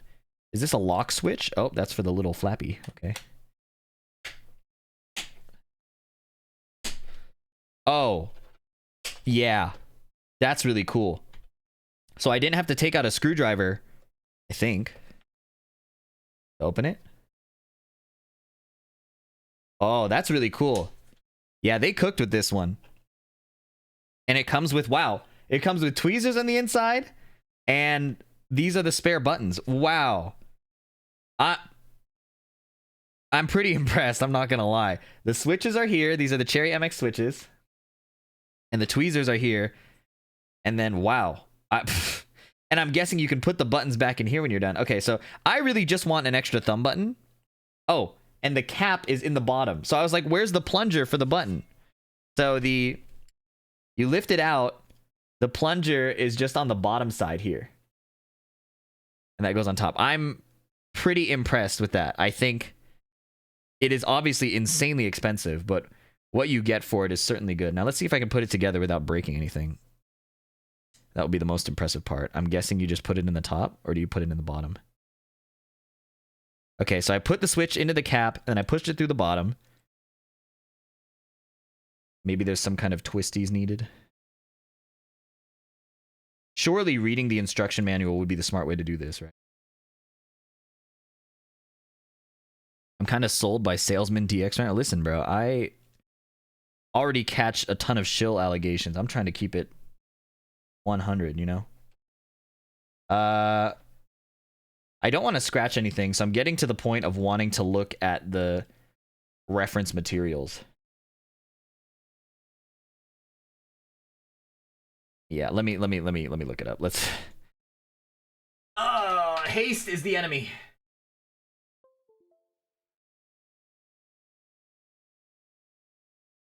Let's take a look. Vic, bro, keyboard. Hello. Gotta put it in Bluetooth mode. Go gadget. Okay. Victrix Pro KO manual. I'm usually not a manual skipper. So I'm glad I decided not to. Okay, looks like there are multiple pages. Fist meets fate. Oh, I want a lily stick really badly, actually.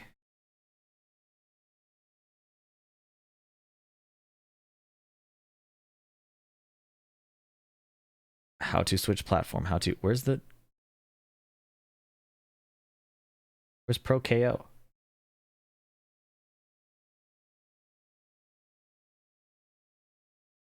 Here we go. Thanks, Reddit. You're alright sometimes.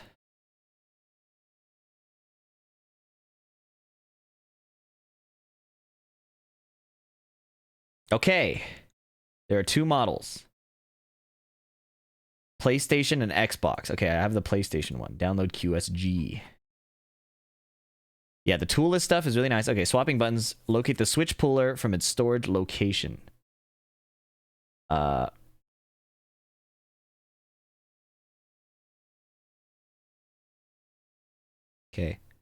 How do I remove the cap, though? Remove the aluminum button plug from the storage area. It doesn't tell me how to remove the button plug, so I'm assuming I just stick this in here. Okay, let me switch back to the other view. Alright. I'm guessing you do it like this, because that's how you do it with the buttons. Okay, it's not coming out. Oh, it came out. Okay. Pretty solid construction. This is the button plug. And they recommend that you replace it here. Why am I saying it like that? Saying what? Like what? Alright, and then the switch needs to be plugged in. Huh. Let's look here. Place the switch in the dedicated storage area, being mindful to avoid damaging the metallic contacts. Okay, so I guess switch first. Oh no, this is removing the switch. Okay, yeah. So switch and button cap are separate. So how do I put it in?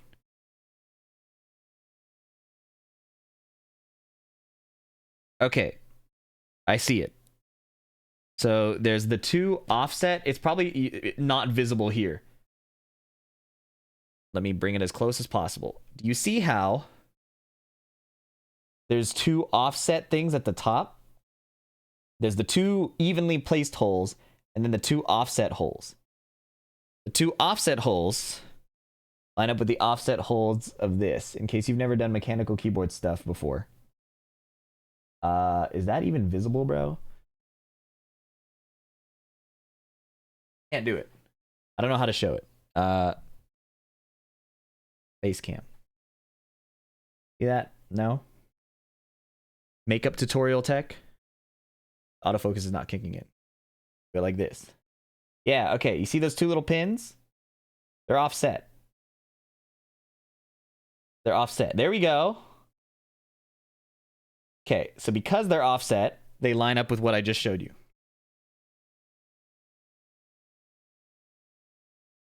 North-facing switches. That's a good way to put it. I imagine the switch should click in, and I should not bend the pins. However, this feels a little finicky. Okay, it's in. And then I'm assuming I just put this on top. And I think you want to have... You can actually, I believe, just put this in, the plunger right on top, and then secure the button. And then I think all 4 tabs are the same. There we go. And the button's in. Cool. So the button plug goes where the button was, and this is my new button. They're all the smaller, I believe, 22mm size, assuming it's standard. This is pretty sweet. I'm not gonna lie. The fact that all the tools are right here.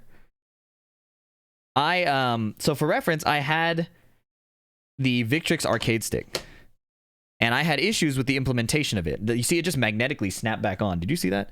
I had issues with the old implementation because even though it was easier to access the back to customize things, I felt like the clearance was so small that it was actually more of an inconvenience. By the time I unscrewed everything, if I had a normal arcade stick versus the quick access panel of the regular fight stick, I felt like I didn't save any time. But this is a little different.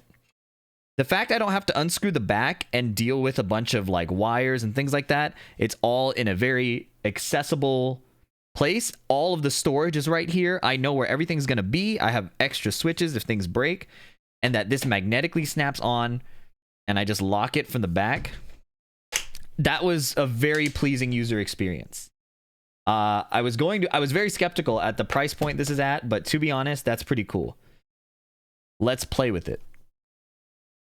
The back has this lock switch for this little front plug hole. Surely there's a better way to describe that. Okay, it's a tight fit. Now this will prevent you from unplugging mid-match, getting DQ'd. All right.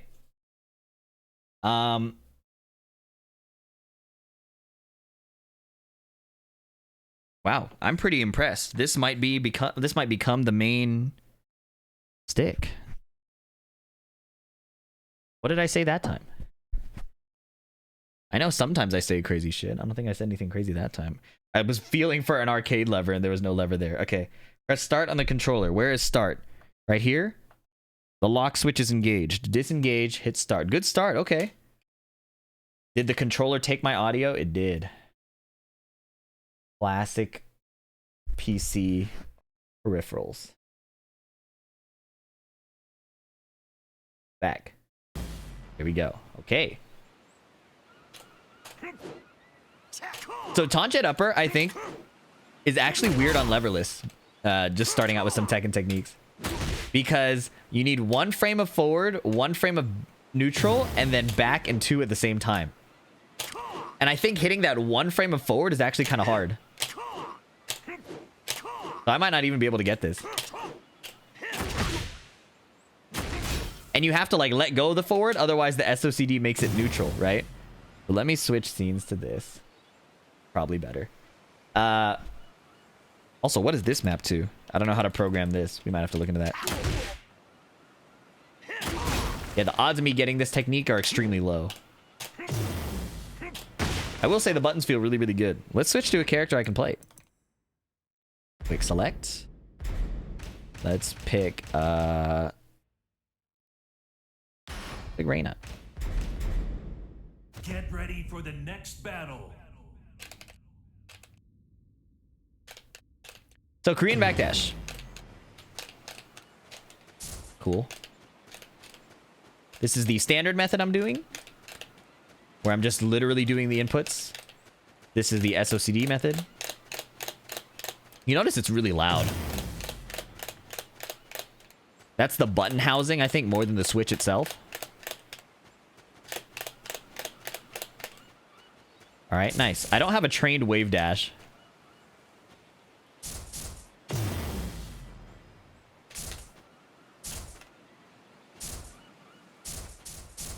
Take my own advice. Do it slowly first. How do I reset? This? It is. Okay. The reset button on the left. I personally don't like taking my hand off the left side to reset, but because it's leverless, it's not so bad. If I was on a lever, I would like it less.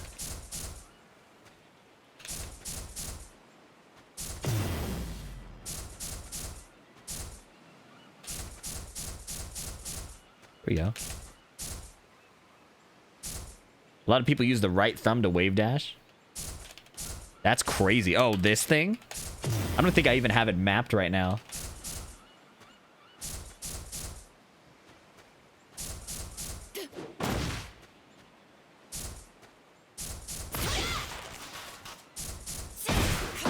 Okay. So when it comes to leverless techniques, now given I'm not a leverless expert, I would argue that in Tekken you don't get much benefit in practice out of leverless. There are a few exceptions to this rule, right? What's Reyna's counter hit move into the electric? Perfect electric. This is horribly organized. My editor's gonna have a field day with this. Sorry, JCR. Let me look at this. Where's Horam? So I actually think that Ready for the next battle.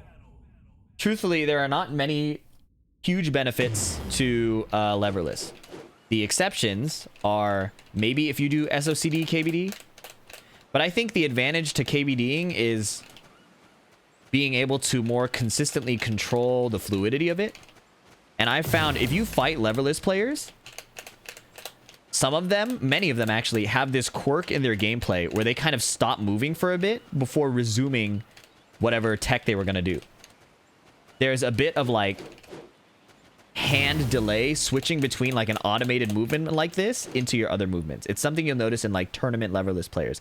It's obviously not a big enough issue to like mess people up completely, but it's noticeable.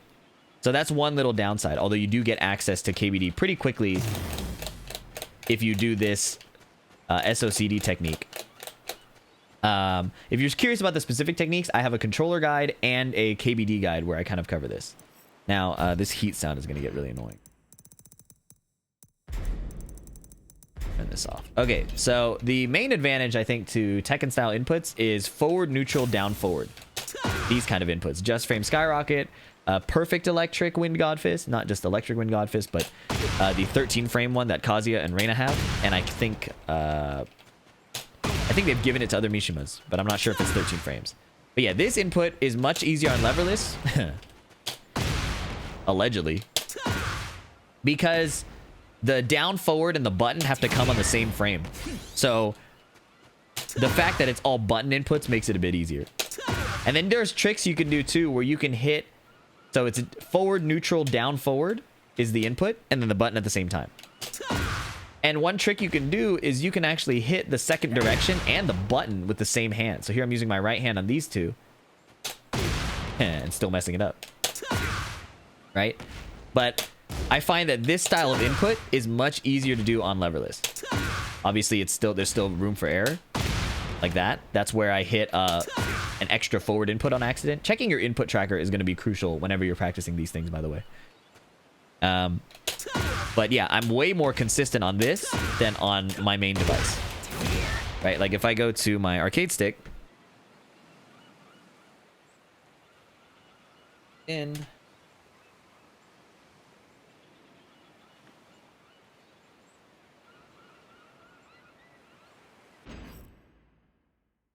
a lot harder for me to land skyrockets.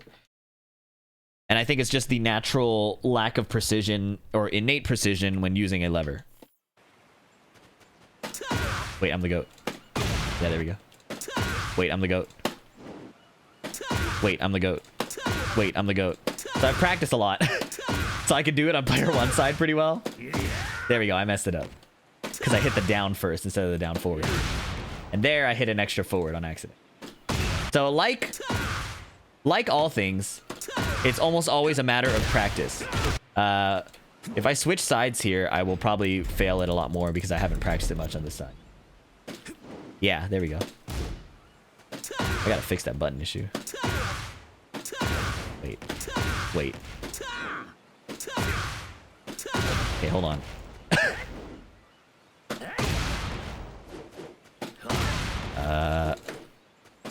Yeah, I'm not proving my point really well because I've practiced a lot. But if you're brand new to the input, yeah, here, I'll switch to my controller. Here we go. I got this. If I do it on controller, you'll see how much easier it is for me to mess up personally. Forward, neutral, down, forward. Here, I'm hitting the button 1 frame too late. I'm actually really consistent at hitting the button 1 frame too late. There we go. There we go. I hit down instead of down forward. Forward was early, right? So basically, you get the point. This stuff is difficult and takes practice. And the device isn't going to do everything for you. But I would argue... Okay, let's turn off counter hit. I'm getting really annoyed by the booms. I would say it's very... it's going to have a learning curve regardless. But if you look at my success rate on the controller... Yeah, that's still a mistake because it wasn't the blue spark one. If you just look at my lack of success rate on this controller versus the leverless, you can tell like some things are easier right away.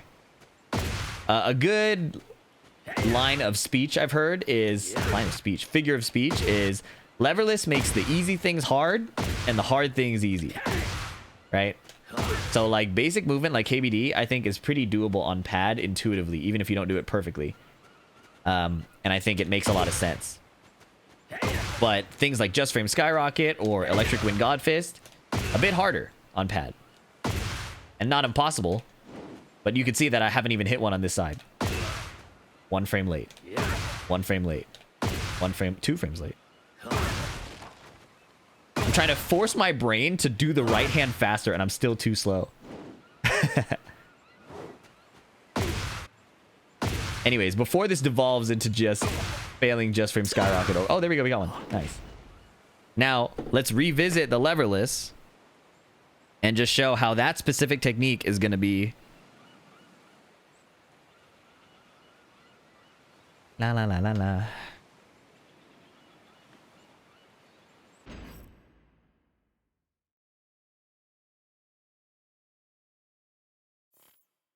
Okay. Ready? Oh my god. Second try. One thing also that's nice is the audio and tactile experience can help you troubleshoot it. Like I can hear the fact that I'm hitting the right button slightly too early. Like it sounds to me like this, but exaggerated. That's what it hears. That's what it feels and sounds like. So I personally can see the benefit of trying to do this as well. But again, the peripheral won't do everything for you.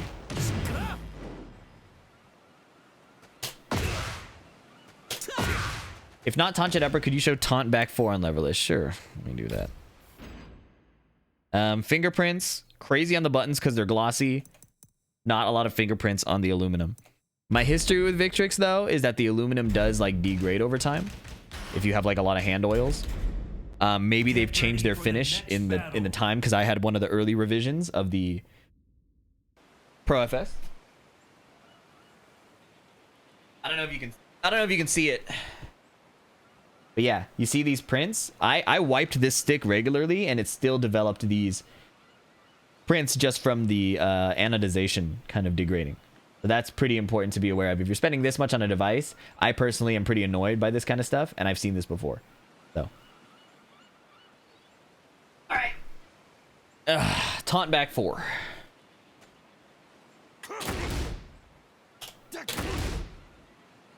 So what we want here, what we're looking for on the input display, is we want the back 4 to happen on the same frame, and you can see that I'm 1 frame late, just like with the skyrocket.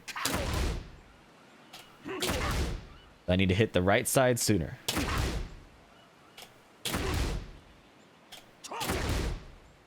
Wow. Even intentionally, it feels like I'm 1 frame late. Or I mean, it feels I'm forcing my right hand to go faster, and I'm still too slow. This is also I suppose, a decent mini guide for like how to practice. Like I'm trying to feel my right hand go faster. Oops, wrong input. And then a VDX combo to finish it off is pretty fitting, of course. Trying to do forward, forward 2.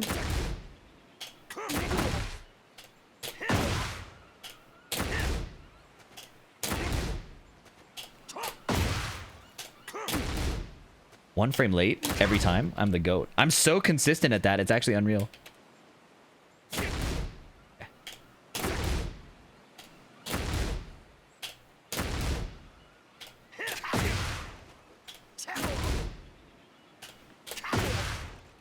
Your hands get tired using this versus a stick? Personally, yes, because I have less muscle memory. But I don't think that has to be universal. Let's isolate the movement. Just back 4, forward, forward 2.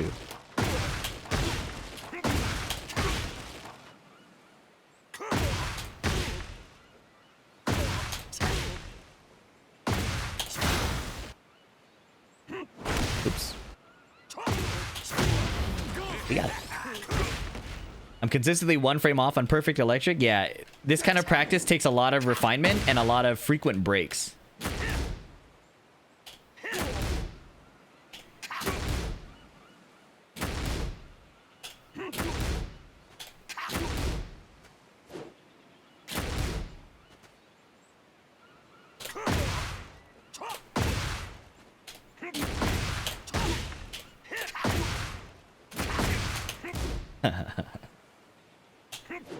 One interesting quirk of leverless is it's possible to skip the neutral when you do forward back.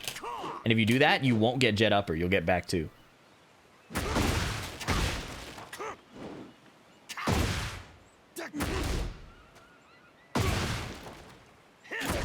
I'm trying to cheat here real quick. Hitting it both with one hand.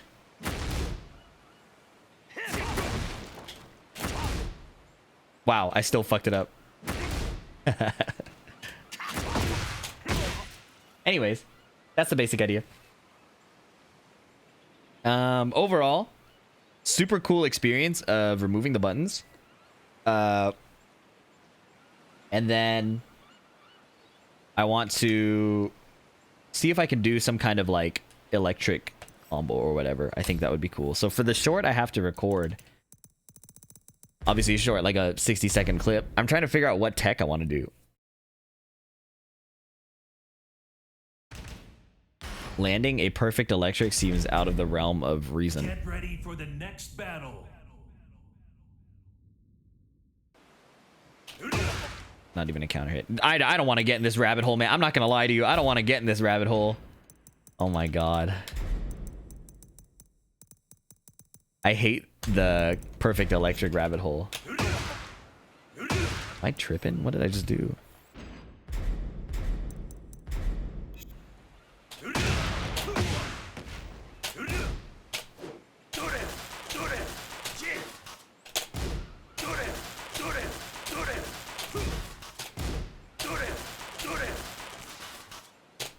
I don't think I'm gonna get it. 3 electrics into heat burst. Ooh. That sounds much more approachable.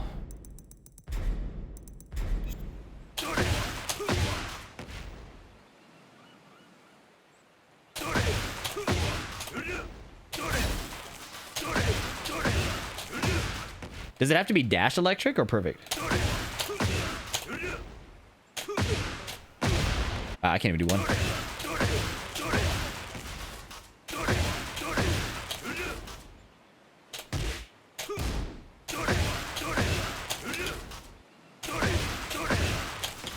Okay. Oh my god.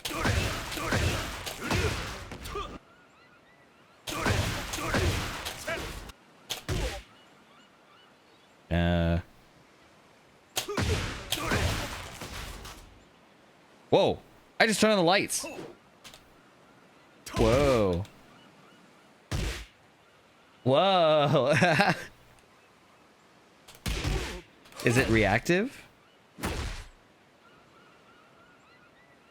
Okay, so on my eyes, I know on the camera they're flickering. On my eyes, it's a steady glow.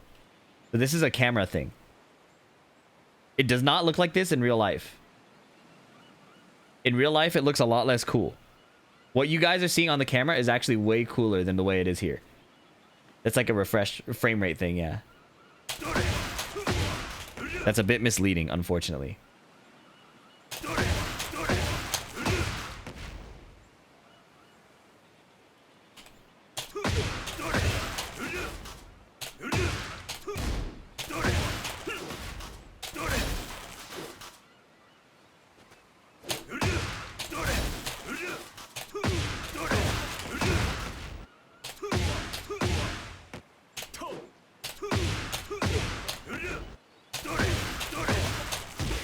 What's my heat burst button? Okay.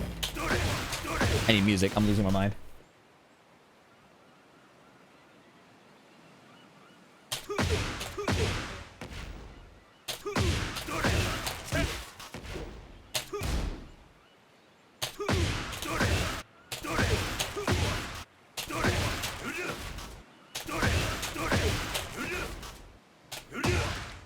Wait, you can't do dash perfect electric.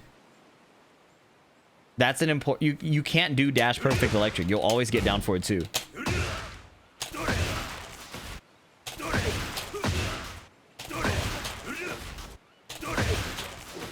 So, what's the deal?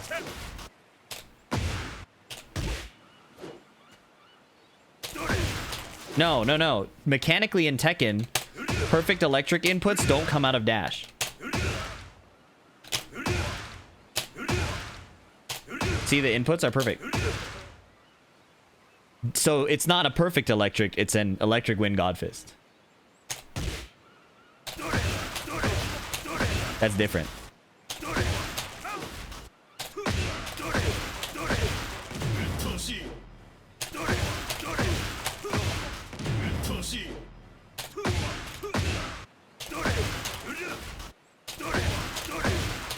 Or is it a dash? Oh, it's the other perfect electric input. I see.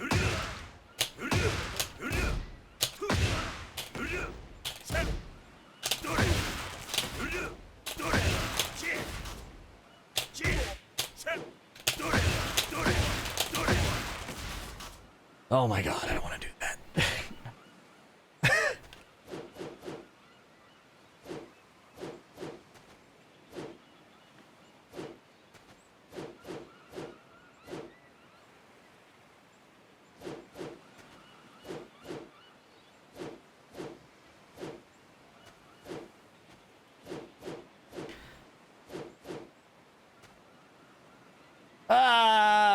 What am I gonna do?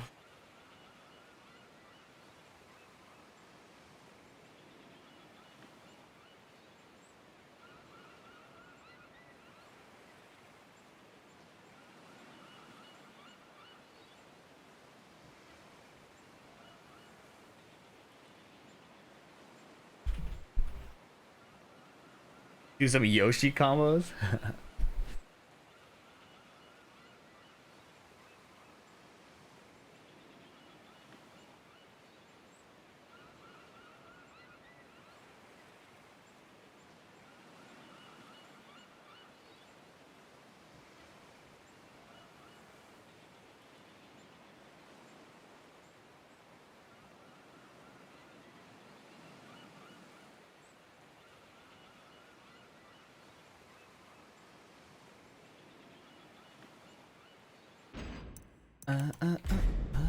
Steve stuff might be a good idea. Get ready for the next battle. The wall-to-wall combo challenge with leverless sounds interesting, yeah. Bro.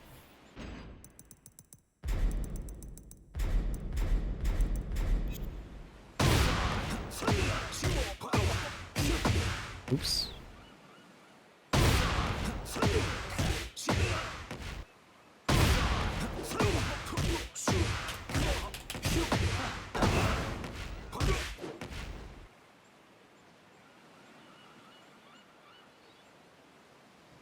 I'm not aware of some technical June stuff that requires leverless. Yeah.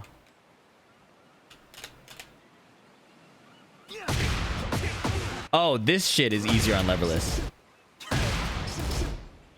For some reason.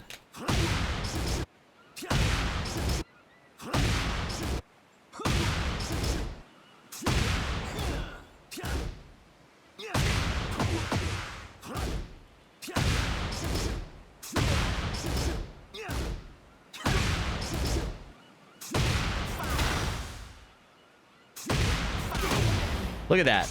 That's the one thing that's actually way easier every time. I think this is a frame perfect input. Steve counter hit down forward 2 into while rising 1+2. And I get it way more often on leverless. Just because I think it's easier to release the down back at the right time. That shit is hard. That shit I can't get on stick, like, ever.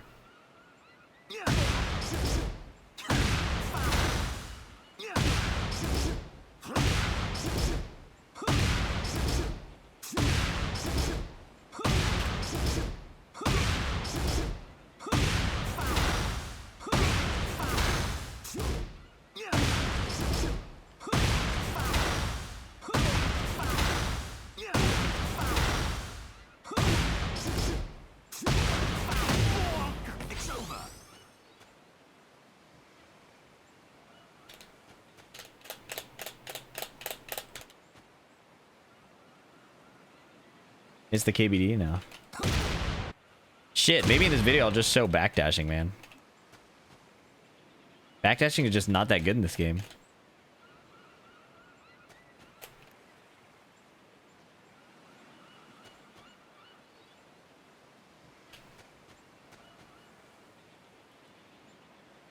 How do I map these buttons?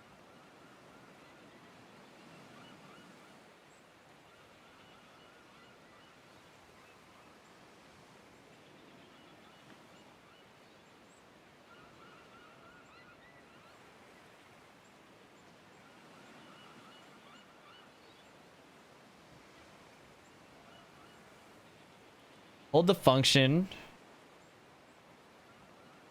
and press the desired button to be mapped. Start blinking white.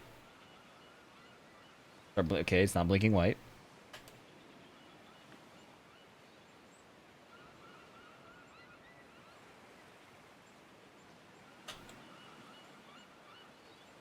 It's not working.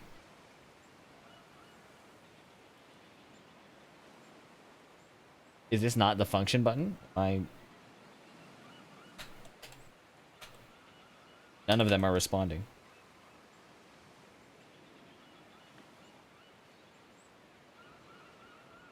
Is it possible to swap down with up? Maybe. I don't know.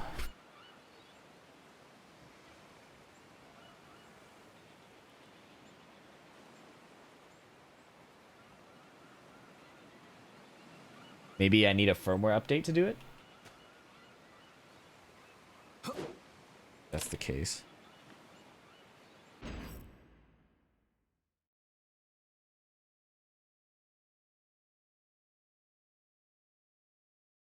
Okay, I've replugged it in.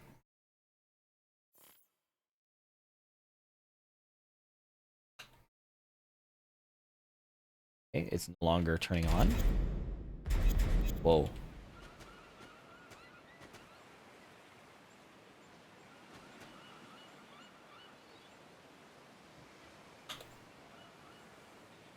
To hold it. Oh, you guys see it blinking, but I don't. Oh. Wait, what? The LED here starts blinking. This top right one, that is very deceptive. Okay. Let's see if it works.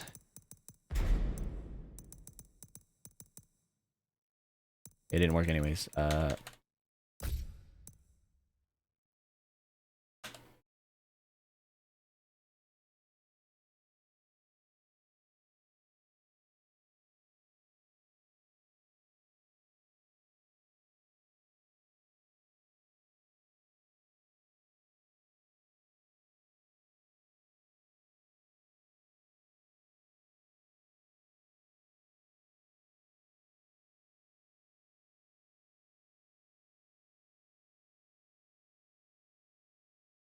Press the button you want the new... What the fuck, man? Hold the function button, press the desired button to be mapped. LED on the button being mapped will start blinking white. That didn't happen. Press the button you want the new button to be mapped.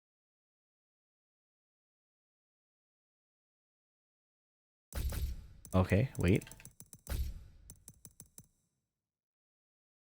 Oh, that's tilting, man. Checking out the VF5 beta? Probably not. Because Clive is coming out soon. No counter dodge.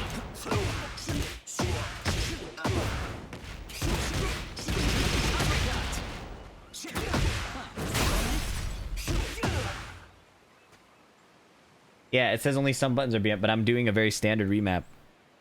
I'm trying to remap R3 to the thumb, and it's not working. Which is very surprising to me, because that's kind of the main point.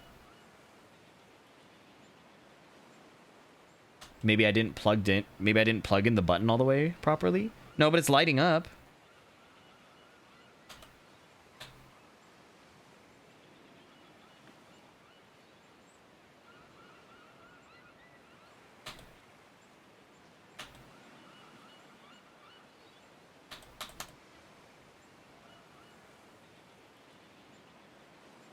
There's no button lock on.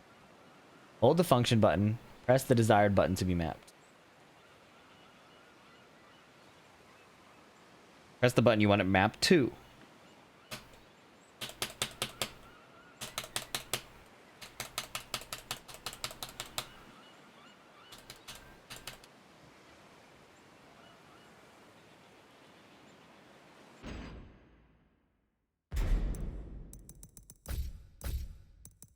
Okay, now they're both mapped to L3. So the mapping does work, just not for the button I want. Word.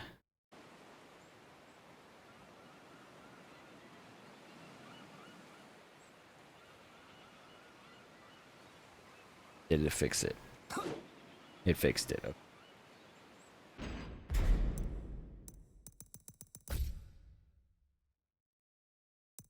Now...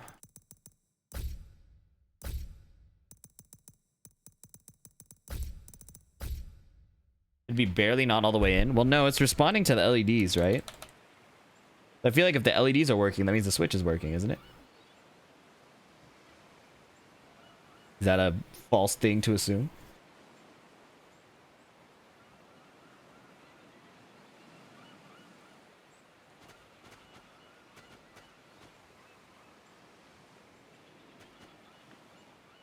The LEDs are... There's only one place to plug it in. Oh, this is a little frustrating. Appreciate you guys sticking around, though.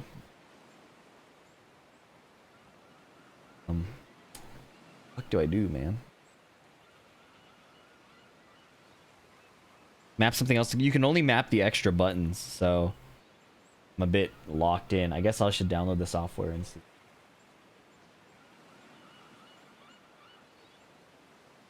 I hate downloading software, man.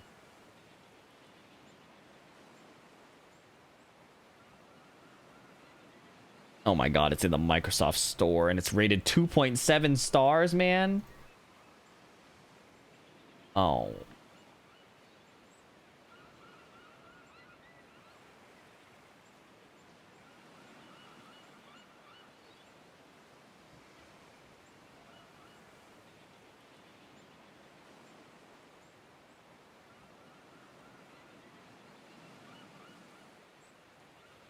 Not even downloading, man. Reseat the Switch. Try that. No more playing around.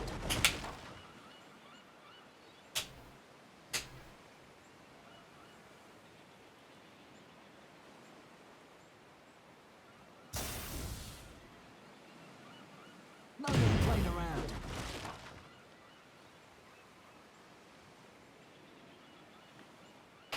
Oh, I should just lift it off. I forgot I don't have to do it from the back.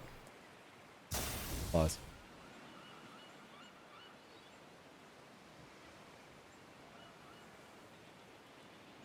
Oh my god, bro. What is the correct way to open this?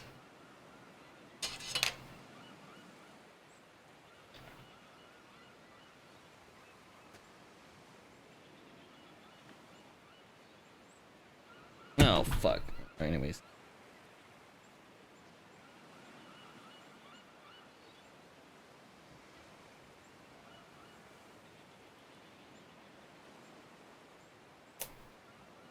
Phew.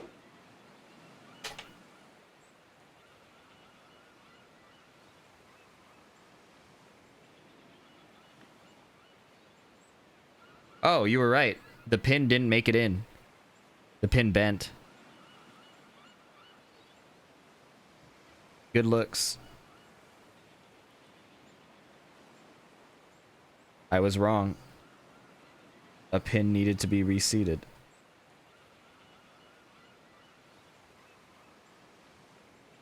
Not as idiot-proof as I would hope.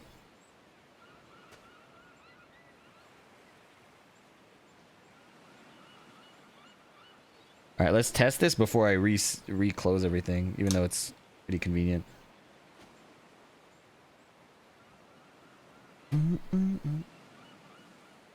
Magnifier, what's that?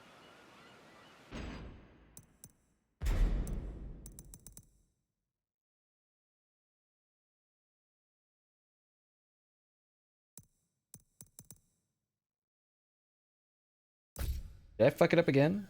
I fucked it up twice, bro. This Switch is so cooked. I'm just gonna switch the Switch. New Switch. Straight down. Okay.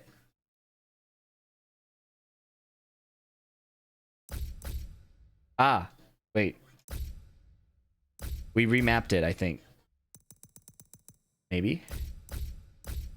Oh, okay. Okay, so user error, as expected. It's always user error.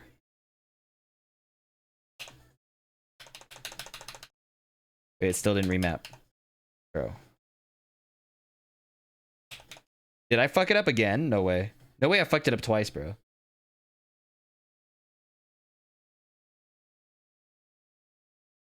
No, I did not fuck it up the second time. I did not fuck it up the second time.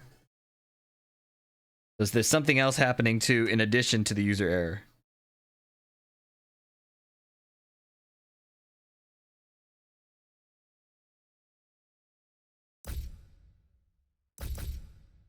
It works as A. But now I just have two A's.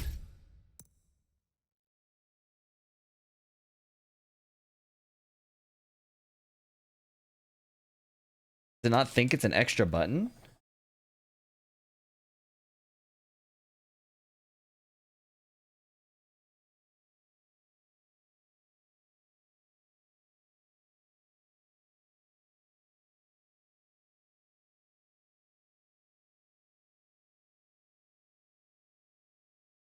Also, rescuing this Switch feels nightmare.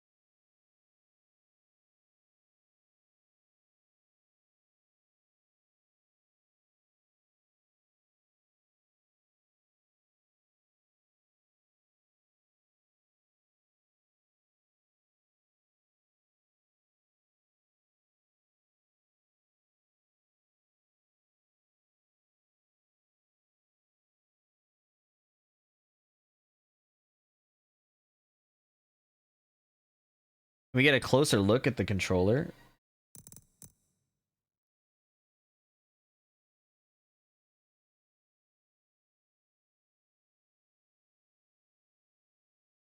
Okay.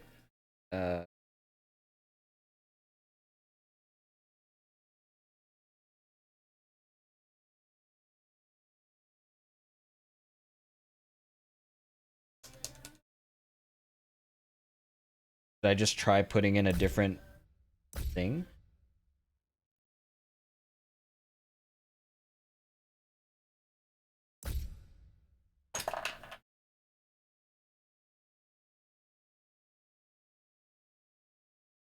Try button straight down.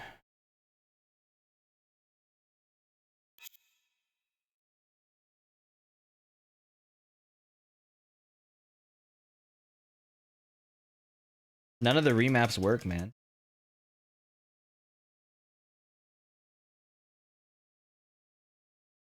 Like, I know I plugged this one in right.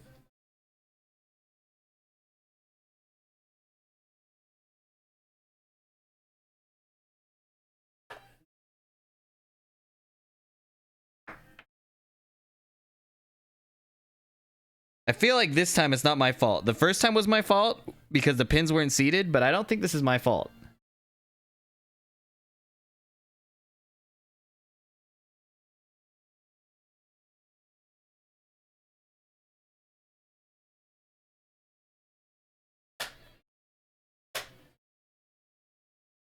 I'm a little tilted.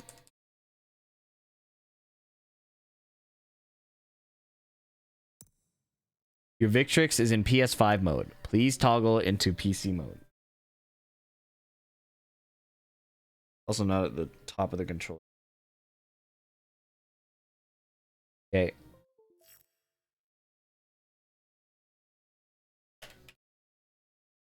Could not connect. You may have a conflicting driver or other software that's preventing connection. Bro.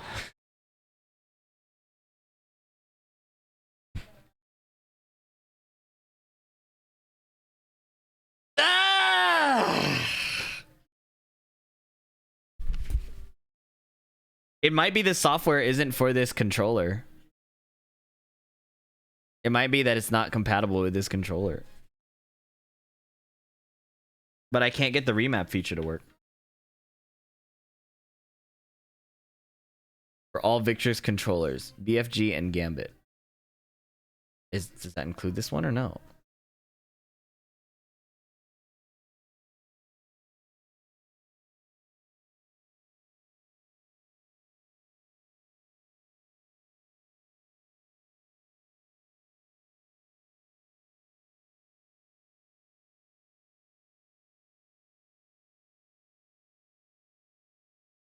Oh.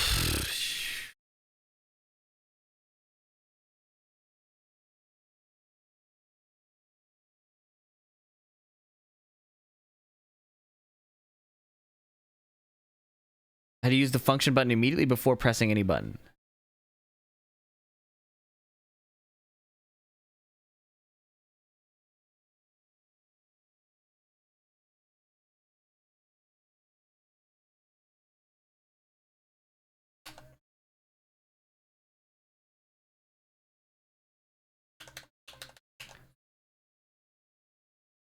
Yeah, it's a KDA mousepad.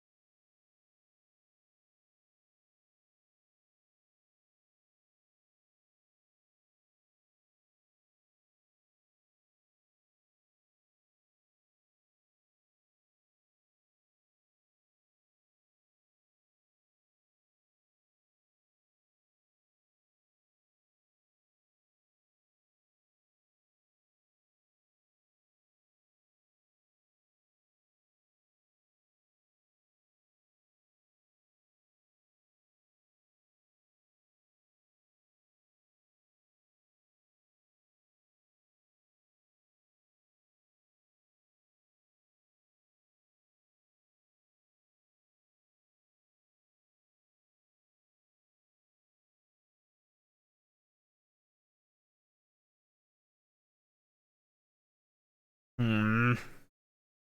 Yeah, I did react to part 2. I need to record that too, man.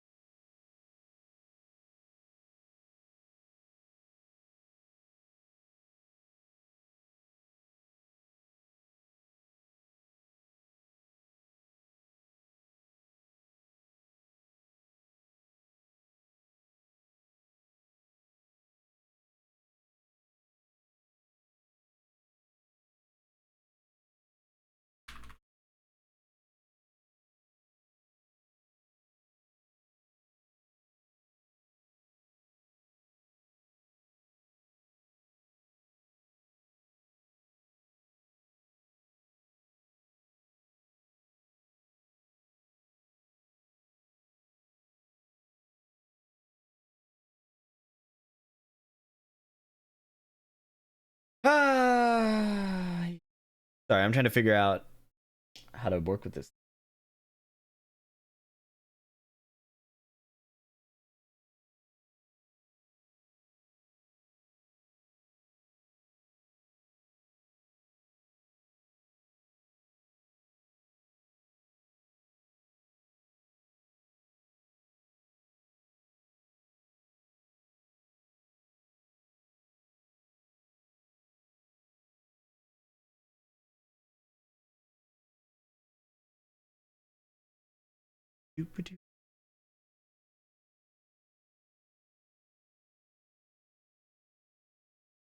I can't believe I can't connect this thing, man.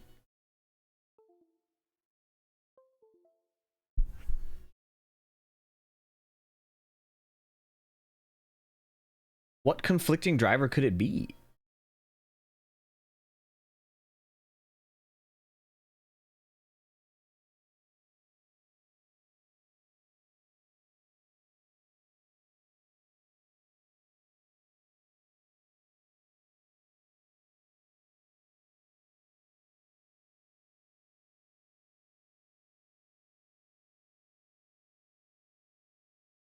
I don't want the BFG, I want the Pro KO, man.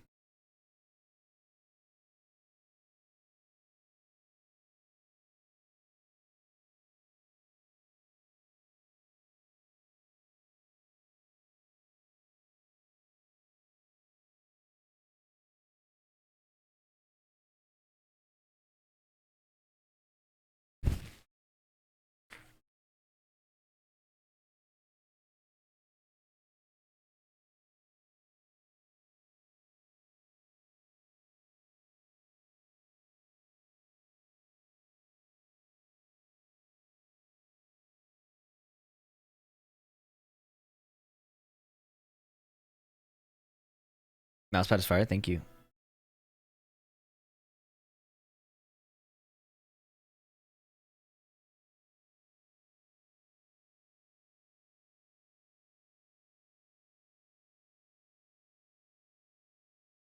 It isn't a good look to have random tissues. Okay, I don't think that's a big issue right now. I'm very visibly using it on my nose because I have congestion issues that stop me from sleeping.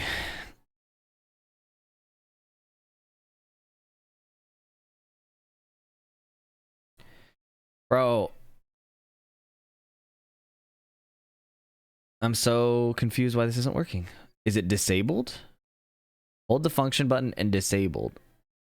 And okay, so it's disabled now. Is it enabled now?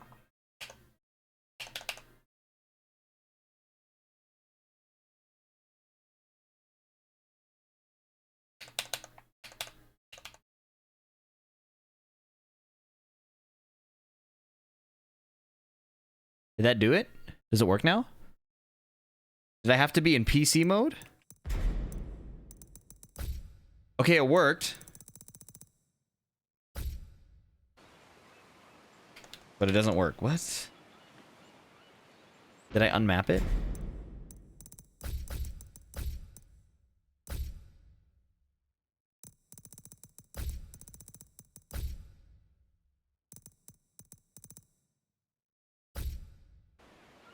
Okay, it works. Okay, we got it working. For some reason. I don't even know what I did except put it in PC mode. Do you need to be in PC mode to do it? Finish.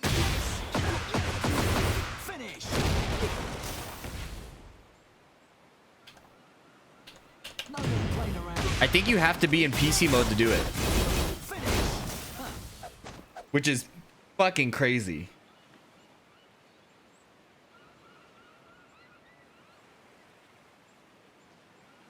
The feature that lit up literally only worked in PC mode. It is an officially licensed device, yes. That is okay. Extremely frustrating.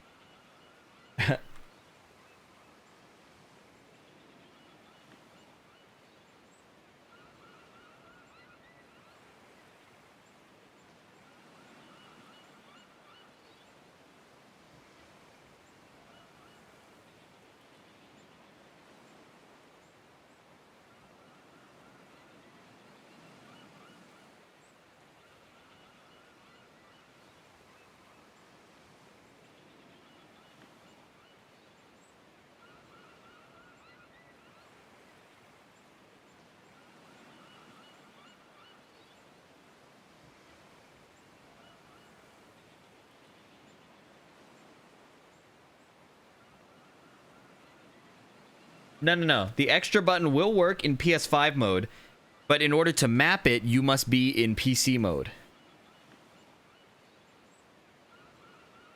Is my guess. In any fucking case, I forgot to put in the other shit. Oh my god. At least I don't have to screw it in again.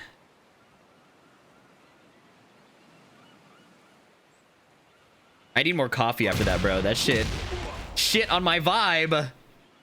I was vibing. And then I had to deal with some shit. Okay. I honestly want to try like Street Fighter combos on it. Okay. It's over. It's over.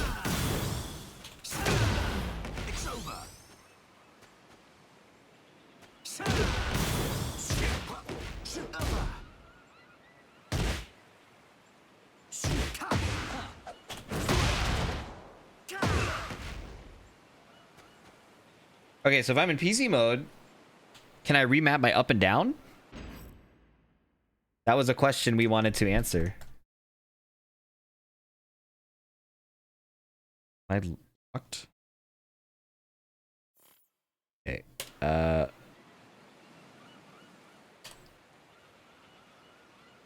Oh, you can. Nice. You can remap up and down, I think. No, you can't. You can only remap these specific buttons, but you can map another button to up or down. That's an interesting issue. Ooh.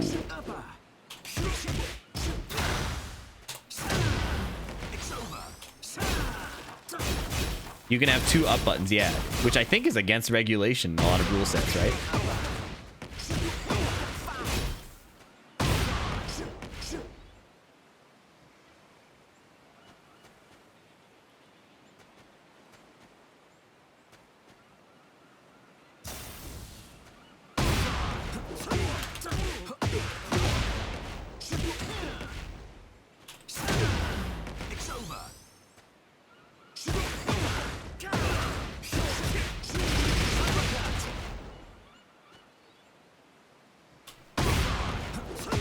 Does it feel better than the Kitsune? I think I like the Kitsune's buttons better because they're bigger. The buttons are bigger on the Kitsune. And I think I prefer the bigger buttons. But I think that the remap and the extra buttons here is a huge edge. I'm kind of astounded that the Kitsune doesn't have that. Yeah, these buttons are really tiny. The user experience prior to the whole it needs to be in PC mode was sick.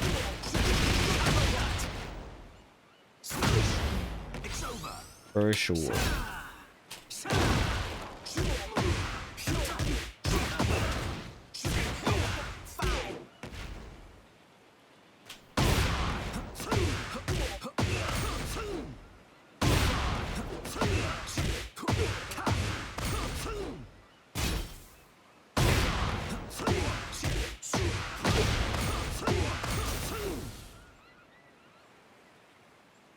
Quanba Sapphire? What's the Quanba Sapphire? Is that the new Quanba leverless?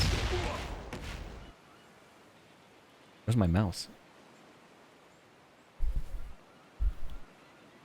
Yeah.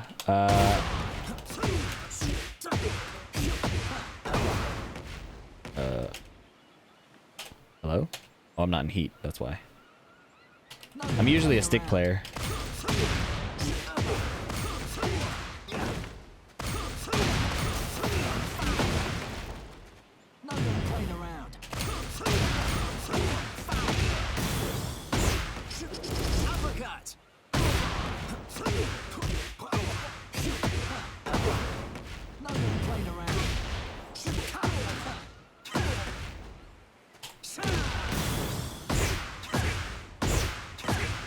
Whack ass combo.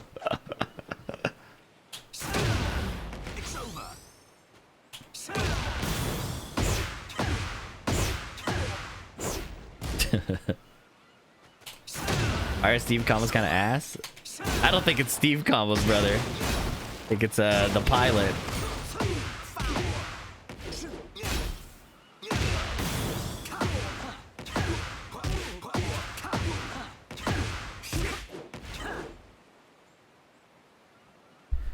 Do you use 1+2 type of vines, or do you set directional inputs on the extra buttons? The extra buttons I'm going to use in Street Fighter for parry and drive rush, or drive impact.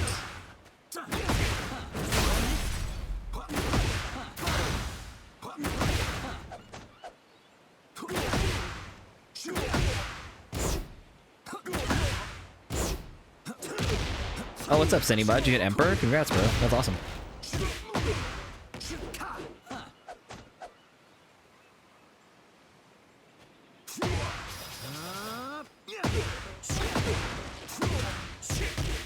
This combo is crazy.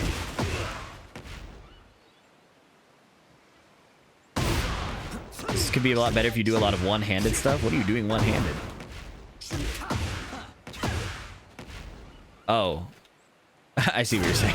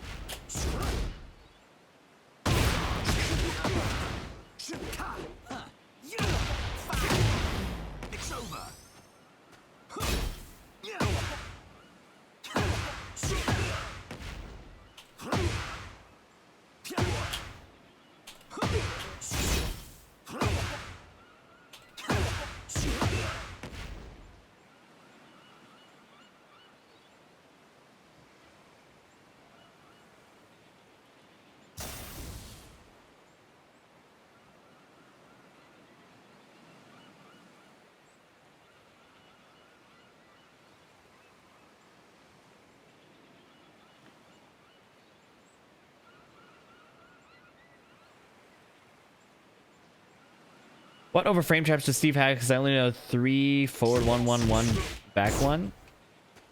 Up back 2, back 1. Up back 2 on block is +3. So that will trade with jab. You have running 2.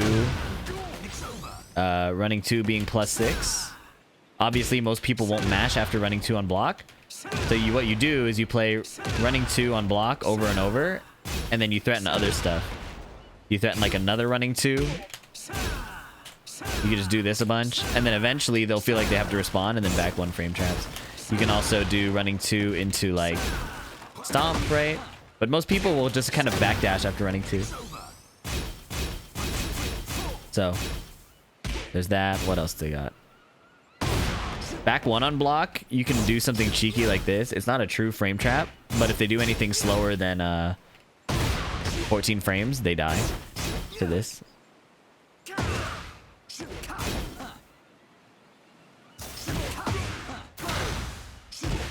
What else is there?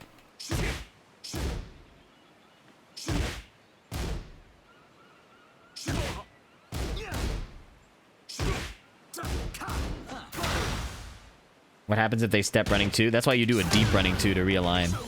You don't just do running 2 twice in a row. You do deep running 2, and it follows the sidestep. And then that's when they'll probably try to jab you or hit you, and then you back 1. What are your thoughts on the Clive stuff shown today? I'm afraid they are far too accessible. Alright. I want you to take a look at this with me.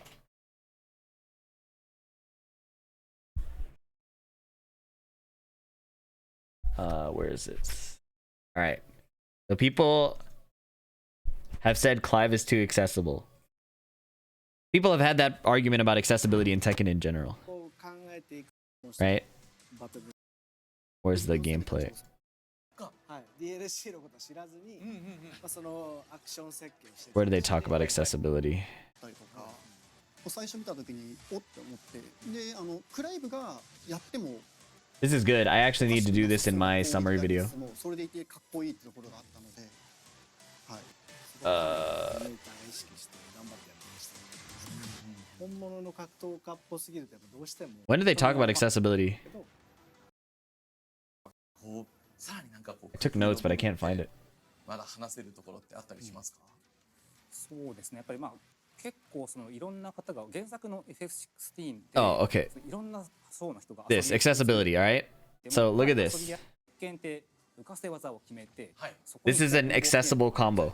クライブは浮かせてボタン連打してるだけでも 2, 2, 2, 2, 2, 2, 2. Okay. Look at how much damage that did.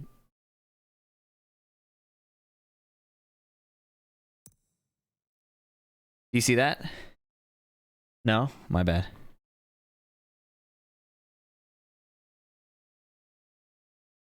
Look at this. Let's look at this combo together. Okay. Wait, is the guy here that asked the question? I'm not trying to like call you out specifically, because this is something that a lot of people are asking. Okay, I don't know if he's still here or not, but this is important to understand. Look at this accessible combo.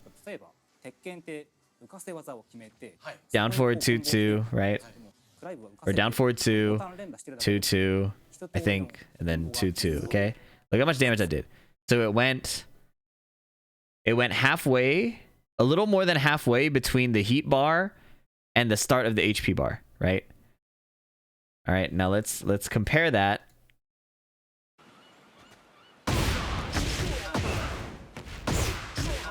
Right, like if I do a Steve combo that is kind of a bum combo, I don't even know, like that's like 50 damage.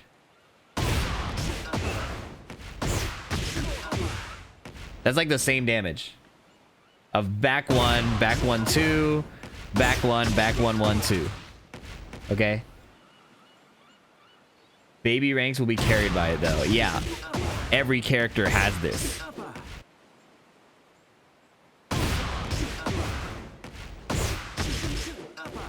Okay, what's this? Like, let me figure out this is Baby Steve combo. There we go. 46 damage. Can I get more? Let's... Okay. Work. Okay, that doesn't work. Okay, there we go. 48 damage. Let's compare how that looks. Okay. I think the guy left, but that's fine. Do you see how this is kind of basically the same damage? Clive's is just more visually flashy.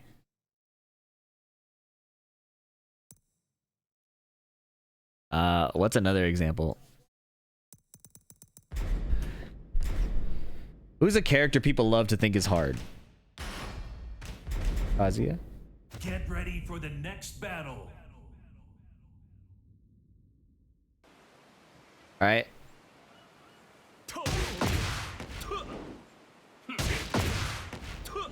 He hit this. There we go. That does more damage.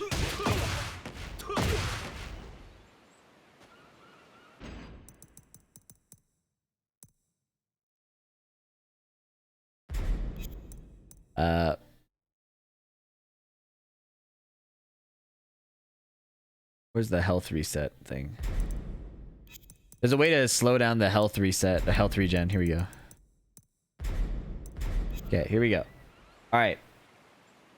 Down forward 1 4, deep dash forward forward 4. I don't think that's a big execution challenge. The hardest thing is realizing you have to dash deeper. Right? I am like pretty sure that that does the same, if not more damage. And Clive doing 2 2 2 2. And I don't think that is much harder. It actually does more gray health damage too. So yeah. I think that's a key issue right away. What else is like, you hit 2 of these, you're ahead, you know? What if I don't know how to do a God Fist combo? What if I like do this? Like, I did more damage than Clive already. So I don't know. The argument is very confusing to me about accessibility. Because it's like, you're not getting anywhere close to optimal damage. It's the skill floor. It's like the same thing as like if you 1-1-2 punish everything. If you hit 2 of these, you are ahead of Clive in damage.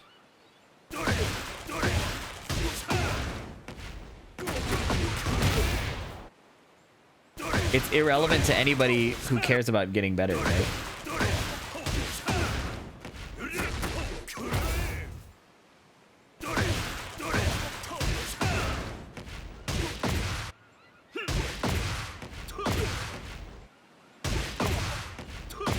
This is just deep dash.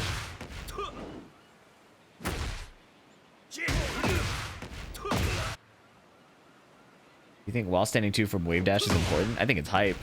I do it because it's hype.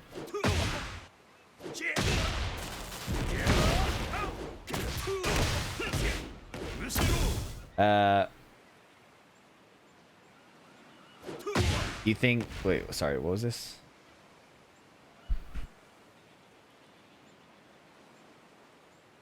Lee 1-2-1-2 combo?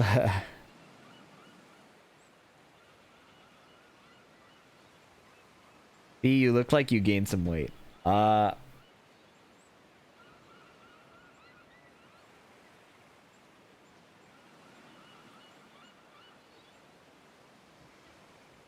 will say that for 90%, probably 99% of the people you interact with, that's not going to be interpreted very well.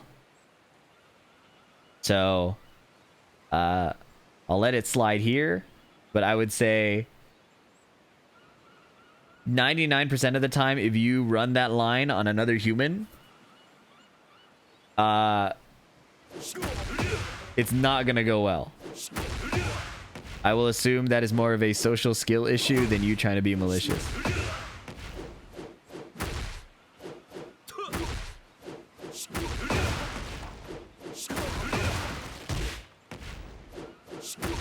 So I'm cool with it because we welcome people who come in at various levels of understanding and misunderstanding. But the odds of you getting a pleasant response from somebody you say that to is going to be pretty low in the future. Anyways.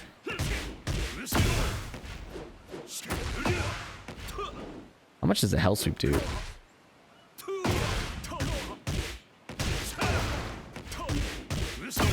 Like, is that supposed to be considered hard? Am I just out of touch with the fan base? Is this supposed to be hard than hitting 2-2-2? Because like, you're getting more damage anyways. Let me do it upside down. If I could do it with my controller upside down, then it's not hard. Okay.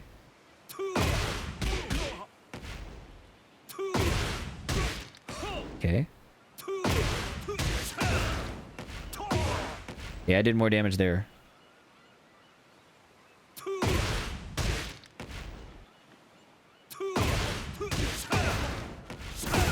Okay, that's more damage than Clive.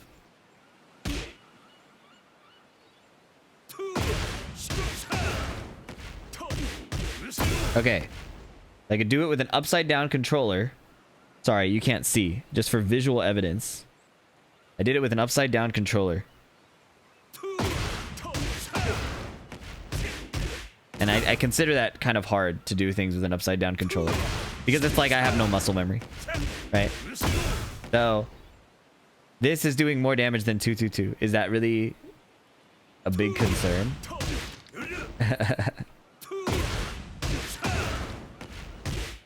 That does more damage. So, that's confusing. But I'm actually glad that question was asked because I'm going to cover that in my summary video.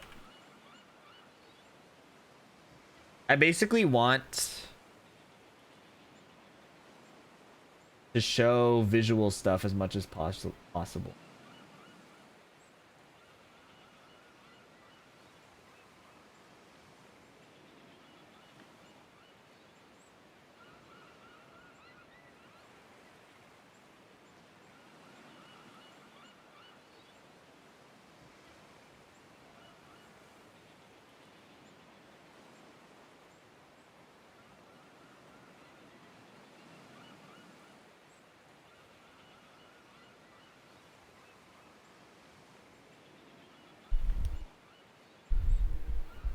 If he's very easy to play, he's going to get played in tournaments a lot. That's not necessarily true.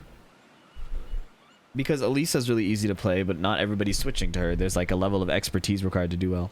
What's up, Peter Mao? Good to see you. Screen clutter? Yeah. Tekken 8 has a lot of that too. What are your What are your plans for the rest of the stream? I need to record this summary video. But I'm a little fatigued, especially from trying to get that leverless thing to work. That was shockingly difficult. That was like alarmingly frustrating.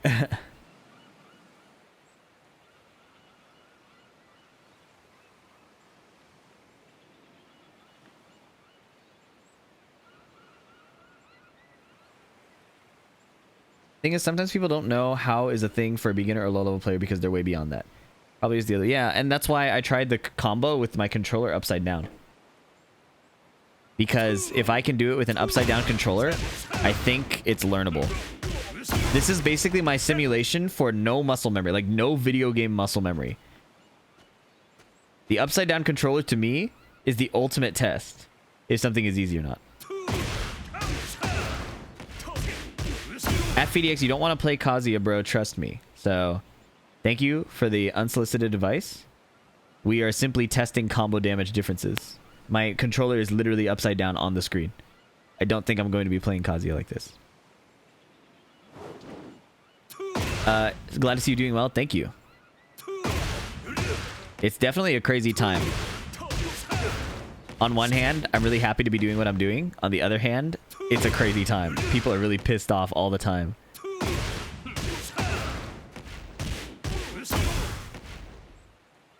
You were a Mishima player before Noctis? No, I was a Law player. I learned Mishimas after Noctis to improve different parts of my gameplay. Kazuya, you kind of have to commit to how you want to attack them, or like you're making a read on like, are they blocking or are they swinging, right? If they're swinging or moving, you electric them. If they're blocking, you play a mix-up or you attack their realign, right? Like with you have to commit to a decision and be willing to die for it. And I needed that training, so I picked Kazuya to learn that through coaching from Speed Kicks. And it worked pretty well. I played Lee in Tekken like 5 and Tekken 4 as a kid. And Tag 2 as like a side team. Devil Jin hand cam vid. Yeah, I thought Devil Jin was really stupid. I wanted to get him nerfed, so I spammed the really cheap stuff on Devil Jin, and it actually kind of worked. My claim to fame is getting a game on Joey Fury in tournament with my Devil Jin. And then he reverse swept me, but that one game, Devil Jin was really dumb. How do you feel about them going out of their way to make Clive as flashy as possible? I don't think he's as flashy as possible. I think they did it in a way that paid homage to his performance in FF16 based on the dev talk. And that did involve being flashy, but I think it was fine. They did they worked really hard to make him accurate to the game, which I think is the cool part. You think DJ is going to get buffs for season 2? Maybe. I don't know how they're going to do it, but I think they will try. They mentioned trying to make him the character with the most effects. I don't think that's what they said. I think they said it took 4 to 5 times the effort to do the animations. I don't think it was an initial goal to say, let's make him the flashiest. I think it was, our goal is to represent this stuff, like the iconic feats and stuff. And that took 4 to 5 times more effort. I don't think they went into it being like, let's make sure he's the flashiest. Okay, we want to be accurate, and it cost this much more effort. And he ended up being flashy too. This feels like a discussion we had about Noctis again. Maybe.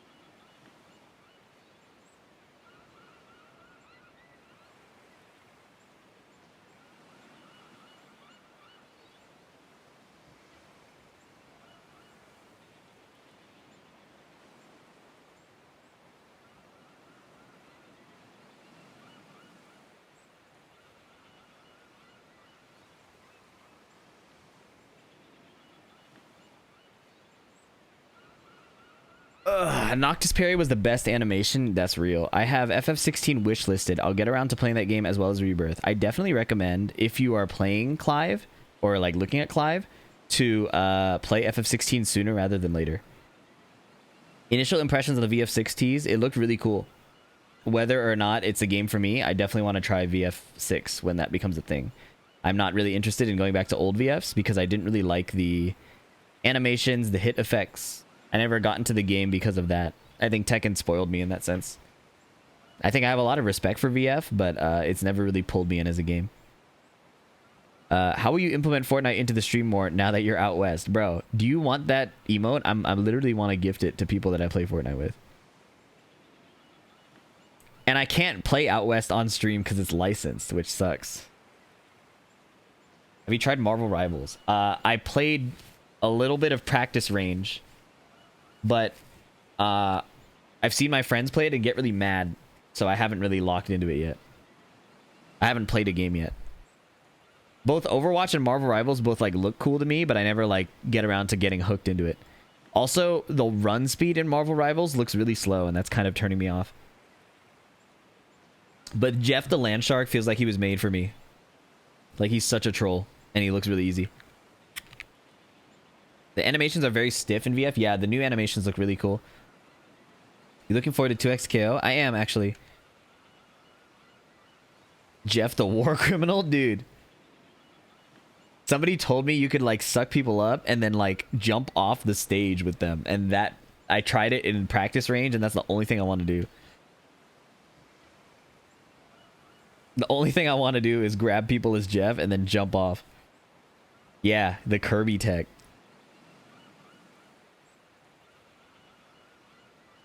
What's the point? Bro, it's so funny. I feel like that's like a human wiring thing. I feel like I've thought about it so many times, and some people just find it funny and some people don't. And I think it's just it's like, it's not even a nature versus nurture thing. I think it's just a nature thing. You got to be born to be the type of guy to want to eat people up and jump off a cliff. Like, I used to do that shit in Melee with DK. Grab people and jump off, or Kirby. That shit is so funny to me. It's really twisted too. It's something about the joy of, like, they have to come to terms with the fact that there's nothing they can do. You know what I mean? Like if you're ever sitting in a family room with your family and, like, you grab them as Kirby and you swallow them and you like fall off the stage and they're like, no, what do I do? And Kirby is just stoically like falling off the edge. That shit is so funny.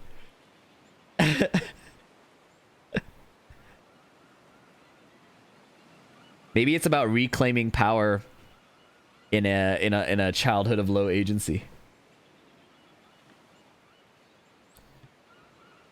Ganondorf, yeah, and Brawl, bro. I can give people the feeling of hopelessness.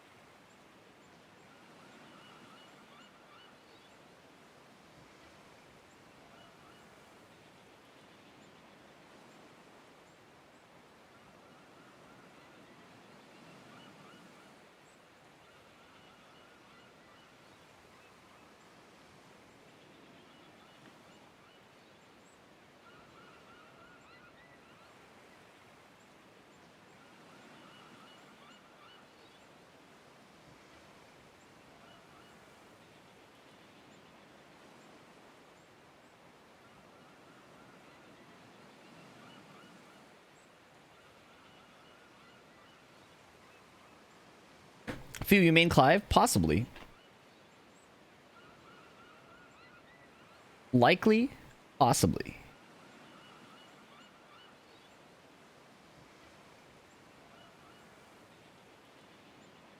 Best Clive in the world. The thing is, Landon is really hyped to play Clive too, so that'll be fun.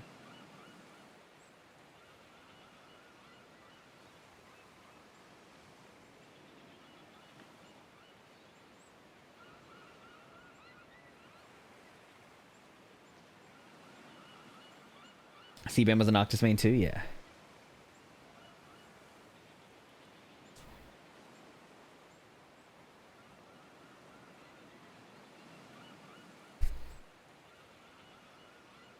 Is the Lily main arc dead? We don't know. It depends how Clive is.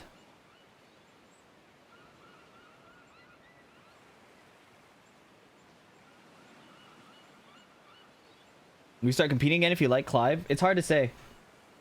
The factors that are required for me to compete again is not just having a main, but also having a good avenue for practice. Currently, the state of NA online as practice is really, really bad. The ability to get matchup experience and kind of build muscle memory and tons of other things like that is really, really hard. So it would require netcode improvements. And then I would need training partners as well. Currently, it is pretty difficult to train with like West Coast. So getting like good games of Speed Kicks and Tony is difficult. My connection with Speed isn't good enough to have him operate at like full power. So it's not that I have nobody to play. It's just that's a huge factor. So if I like the character but I have no avenue to practice, it also doesn't make sense for me to try to compete really hard again. Obviously, I'm still going to go to like the US tournaments, I think, or EVO. Does going on ranked not count as practice? The level of play is just not the same. I could fight only Gods of Destruction and it would not be close enough to the right training environment to do well in tournament. The gap between your average God of Destruction and like top 8 Evo is probably bigger than, if not the same as, the gap between a complete beginner picking up the game and God of Destruction. And I don't think that's an exaggeration. I really don't think that's an exaggeration. The skill required to develop that level of play, I don't think is possible to do with just online ranked play. I really don't think that's an exaggeration. There are mind games and like reflexes and like layers that can't really be built with just first to 2 online play. Hello everyone. Hey FDX, hope you're doing great. It's my first time around. Welcome, Momsa. Are there many locals where you are? We have like small locals. I really respect the TOs who put out events regularly. Our scene is not super strong unless you start combining Colorado, West Texas, and even then, it's not a top US scene for sure, which is not fully necessary, right? But as someone who is already really bad at setting aside the time to go to locals, from just a time management perspective, having super high level players to train against regularly would be better for my competitive prospects. Now, that said, I think it's really important to give back to the community. I think if I had better time management and better availability, I should be at my locals way more. And that's something I think about a lot. Why don't any players do gatherings and practice like Pakistani players? There's a lot of, I think, there's a lot of reasons. I think it's really hard to give a compact answer to that. But even just distance and size, I would say population density is a big one. What makes a connection good enough for training? Well, when I fight speed kicks, my character's rolling back and teleporting across the screen. So it's hard to say what is like a good bare minimum, but I would say definitely not that, right? Like certainly not teleporting around the screen. That was undeniable. TH the Tyrant, thank you so much for 2 months. Right? Like, or like in Japan, I think people are getting like 10 to 20 millisecond matches. Every match I play online is 80 ms to 120 ms. So it's just not the same.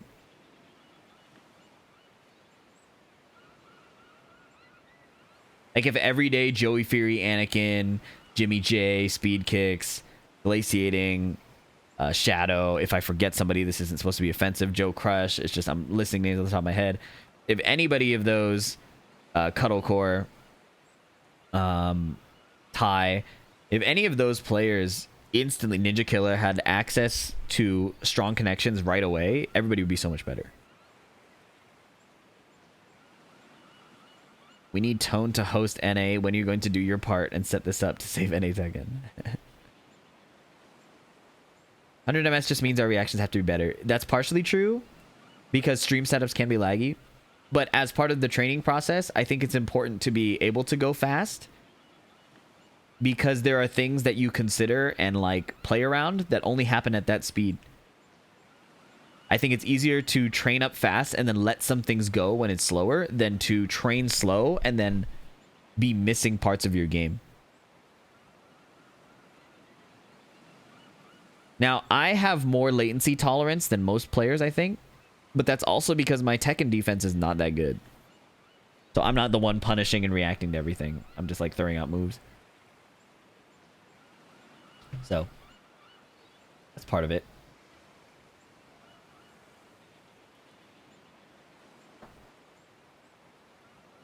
What if the 2xKO server code could work on TK? That'd be sick. But I think Japanese game developers have historically... I don't know why their netcodes are the way they are. If it's because they prefer to do things their way or if it's truly straight up technical difficulty. I think it's probably a mix of both. I think Tekken presents a lot of challenges with traditional rollback because rollback in this 3D game with like the slower animations is actually really difficult to do. So that said, I think there are mysteries about the netcode that continue to go unsolved, like why for example, can we get updates to the Tekken shop and then the netcode feels worse the next day? There are small things that feel really weird about Tekken's netcode like that, which feel unrelated to the 3D part of the game. All right, let me start timestamping this so I can do a summary. We can keep talking though. I'm just gonna look at this. Yeah, and then like crossplay is worse too, right? Like what are the technical challenges there? I'm unaware. 原作のクライブのバトルのテーマでもあるんですけど、召喚獣の力を用いたバトルアクションっていうのをメインに据えて、クライブ自身が強いっていう印象ではなくて、クライブ剣術師として強いクライブに対して召喚獣の力が宿されることによってすごく強いキャラクターなんだっていうところをすごく大事にしてますね。でそこのバトルの方針を、お伝えして、今回それがしっかりゲーム中で鉄拳8でしっかりそれが再現できているので、はい、そうなんです。あともう入れて。 Okay, wait. There was this 2-2 interaction I wanted to look at. 鉄の拳で戦うっていう。クライブ兄さんは右手になんかやばいものを持ってますね。だいぶやばいですね。Oh, did he block it or sidestep it? やばいものを持っ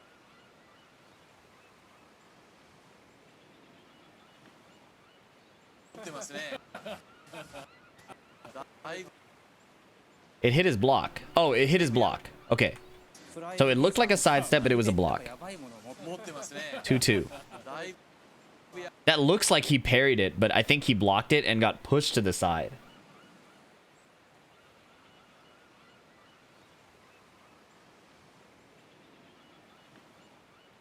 First look at 2-2 string. Is it high, mid-high? Is it unsafe? It is a weird block animation for sure. 中距離が得意なキャラクターにするだろうと。でかつこのねでっかいこのロングソードぶん回しますから、結構パワーよりのスタンダードキャラみたいな感じでコンセプトとしてはちょっとこの離れた周りからこのねロングソード届く。 What are these moves? 近づいたりとか、こんな感じのものをやったりとか。Tekken 7 netcode was terrible. The interesting part about Tekken 7's netcode is it was terrible. And then in the Season 4 update, I think that's when they introduced the listed frame rollback settings. Or like they showed how much rollback and stuff like that. And for the start of Season 4, we were in like the glory days of online Tekken 7. Like people were playing games from West Coast to Japan, and obviously it was laggy, but it was like the shit was working. I think Rip did a match with the main man. Sub Charismata. So like there was a period of time where Tekken 7 Season 4 netcode was fire. And then every patch it started getting worse. Every patch it started degrading. And nobody knew why. And Tekken 8 is periodically going through that.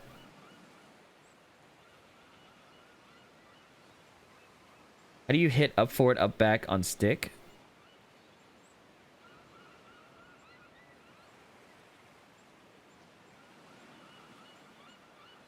So I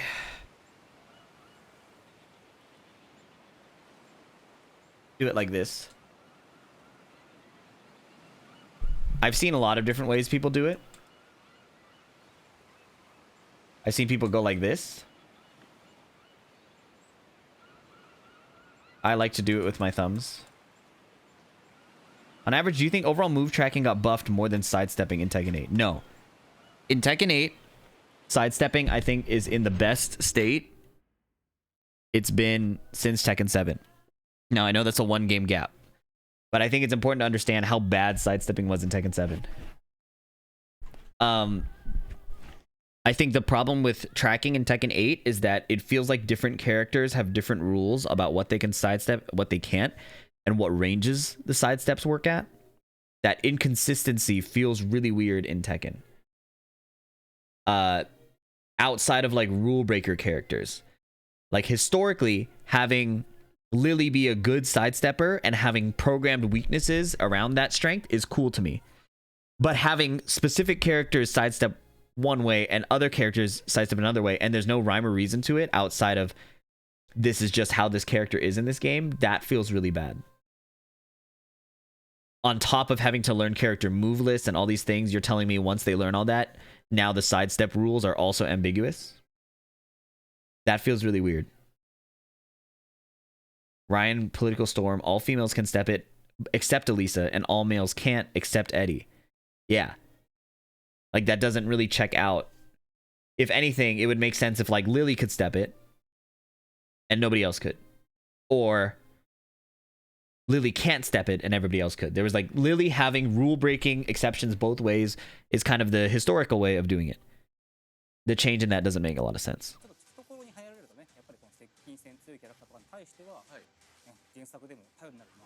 Oh, Torgal pushes back. My hand cam is still on, thank you. Some people usually don't let me know. They just decide to start gooning. I appreciate that. 皆さんみんな見てるでしょうねっていう感じの、はい、まあそれから、はい、原作とはオリジナルのものもあったりとか、はい、まあこういうね、はい、マジックバーストも使えたりとかっていう感じがあって、あとはさらにその鉄拳8っていう新システムで、そのヒート状態ですね、はい、ヒート一定時間キャラクターパワーアップするというのがあるんですけれども、クライブをこのね鉄拳8に落とし込むんだったら、これはもうどうするか分かってますよね。Why did you tell him, bro? Exactly. Okay. I have to remember that I'm doing a summary video and it's important to show things as much as possible.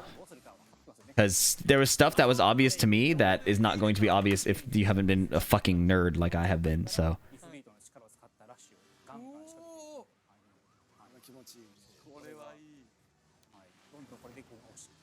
The white pony.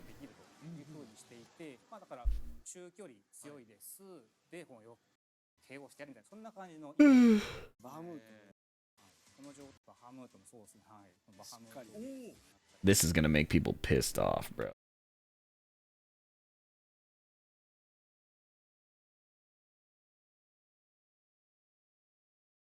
This is gonna piss people off. I'm already pissed. Yeah, you've been pissed off and they announced the character.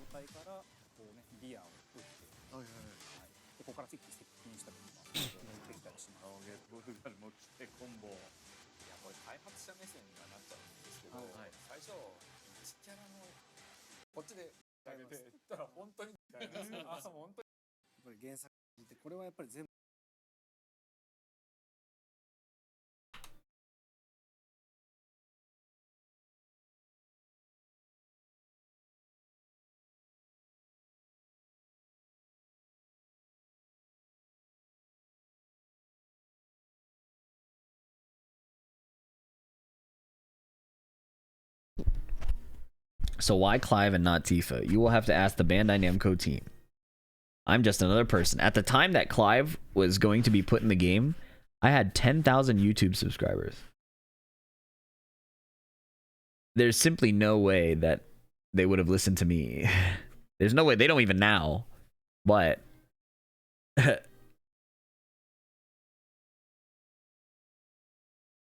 bro, mad at me or being unreasonably pissed off? You caught me at a you caught me in a moment of weakness. I apologize.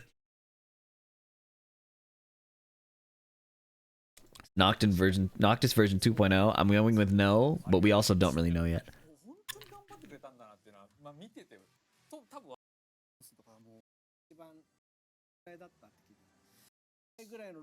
How many you need to be listenable? What does that mean? Oh, subscribers? I don't know. Not happening to me now.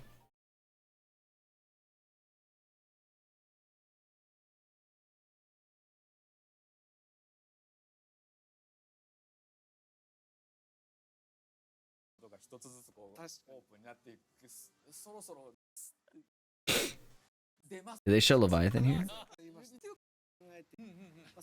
最初僕ら知らもちろん、はい、リヴァイアさんの動きもいやこれもあれですよ。でも最初僕ら知らなかったよ。はい、リヴァイアさん。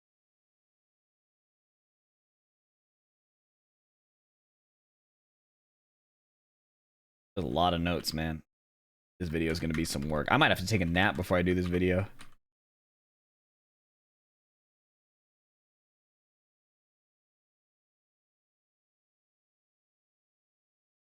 This might be a long ass video.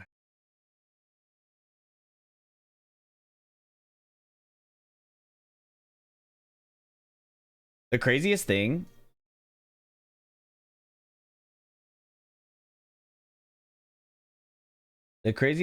was not to get bogged down in the comments because that's always a common mistake that I make. But one thing that was crazy was somebody said, so you like on my last Dev Talk review, somebody said like, so you made this video just to justify this terrible inclusion or whatever. Makes sense because you were a Noctis player. I was like, bro, I summarized a video from Japanese into English that was 25 minutes long into 10 minutes. My opinion barely exists in the video. People are being that toxic already? It's been that way, bro. It's been that way. Somebody asked me at the beginning of the stream, like, how do you deal with, or like, does it bother you that people are this negative? And I was saying, the negativity alone doesn't bother me. It's a combination of that, the negativity, the frequency and volume of it. Like, there's no escape. Anytime I put out content, there's a guarantee by the law of big numbers, TM, that there will be negativity. There's no avoiding it. It's going to happen. So that's another factor. And then there's the other factor that people try to say that it's not happening to me.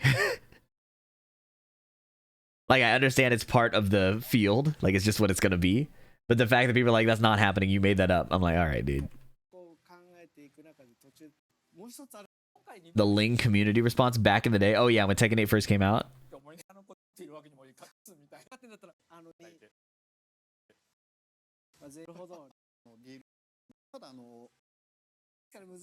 I don't think they're trying to gaslight me. They just don't have the level of like volume of negativity to see that happen.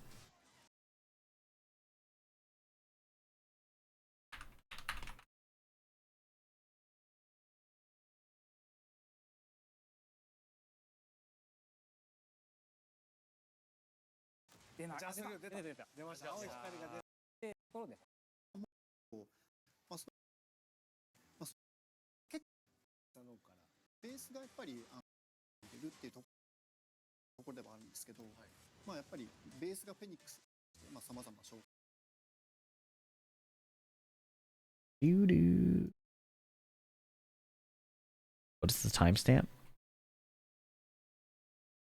10:25. Phoenix dance.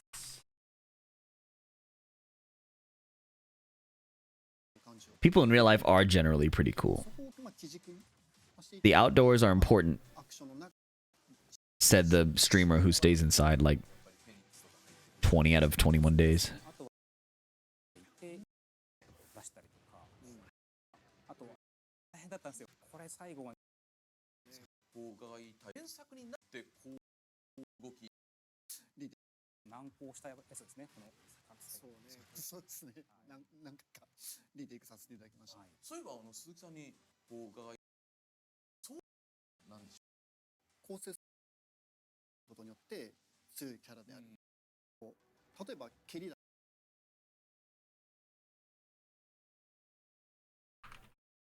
You're the evidence why it's important? Are you saying I don't go outside enough? Because you're right, but...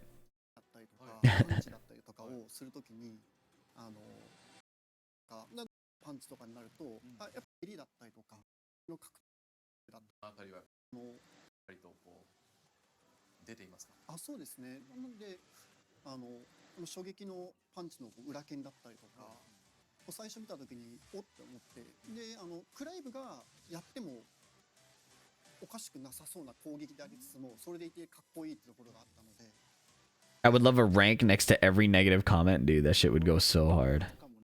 And I'm not even a person to rank shame.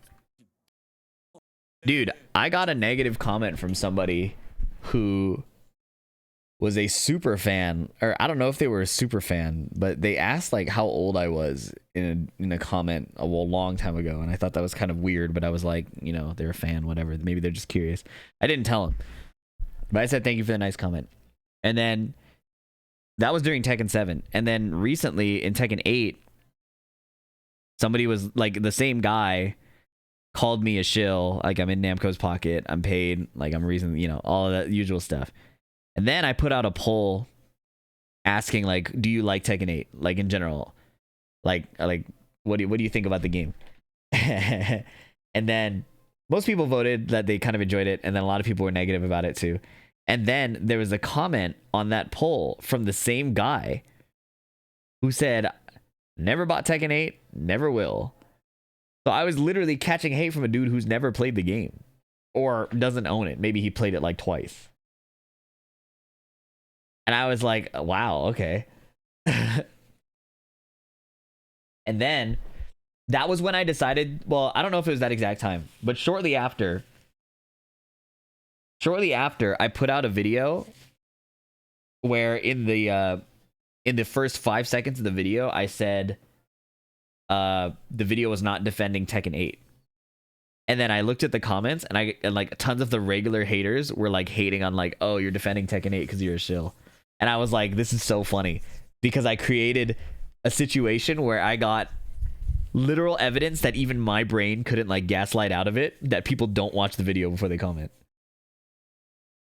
And that made me feel a lot better.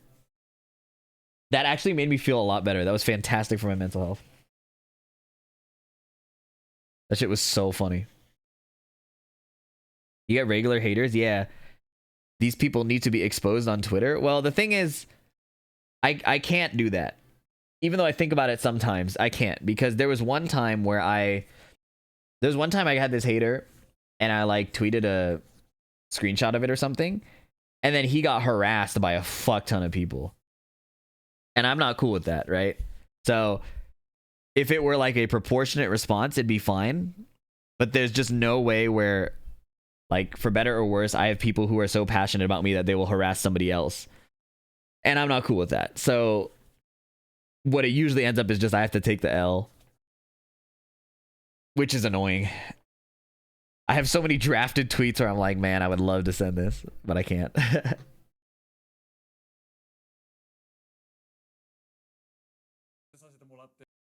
監視お願いしますザーって山のようにやってならないっていうところがなさそうな攻撃に関しては本当ないので、良かったです。そうね、っていうのがまあ上がってきて、でも鉄拳っていうこのまあ上げる中でまあ An unfortunate situation, but it's not so bad. I feel like I've gotten better at dealing with it the longer I've gone along with this. 1456 mercenary cut. だからもうこちらからナイトっぽい技名提案したらもうそれじゃなくってマースなり傭兵にしてくれと。それがそのまあクライブがガンブレックの方でワイバーンとして戦ってた時代に。なんてそうそれはねうちらからね何十個も監視来たらうわ。What is fascinating is I think a lot of the hate from me comes from my fan base more than me myself. In a lot of arguments I've seen on in a lot of arguments I've like peeped on Reddit occasionally. It's like people will say like watch this VDX video, and the counter argument is like, can't you think for yourself? And I kind of agree on one hand, like I'm glad I'm teaching people and helping people, but it is good if people can like think for themselves. Obviously, that's a lot to ask of Tekken players. Even I don't think for myself in too many situations, right? Like, how many times have I had the wrong punish? How many times have I had the wrong like awareness of a move because I haven't like taken the time to look it up? You know what I mean? So I get it, but I feel like it's directed at people who say that versus me, like myself. I've noticed a lot of hate comes from people who like cite my source without like, and the other person doesn't want to like argue. They just say like, can you think for yourself? 鉄拳の世界に来て初めてこれはちょっと面白い要素を入れさせていただいたり、あとまあトルガル今回しっかりバトル中にも登場して、実はヒートに動物の世界にそうしたいなとだったので結構困その時にトルガルって書いてある。 Do they show the Torgal Leroy thing? I think they do.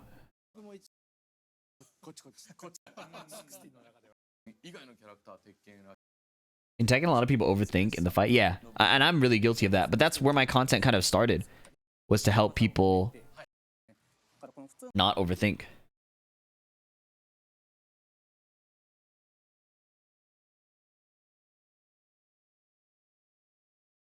I didn't see the Torgal moment with Sugar, but I thought I saw it in the game. Am I stupid?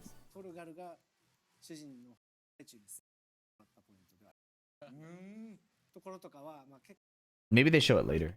でもなんでトルガルこう Oh, here it is. 17.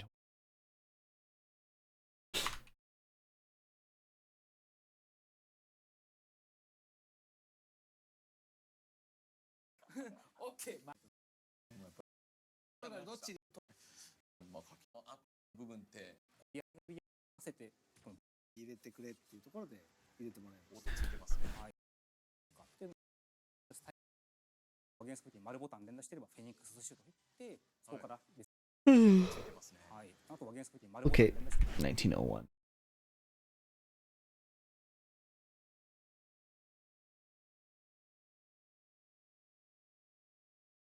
ればフェニックスシュート打ってそこから別のいろんな技が出たりとかっていうのも入っている。 For me, playing in Silence a lot more fun than being part of a community that's toxic. Yeah, I would hardly.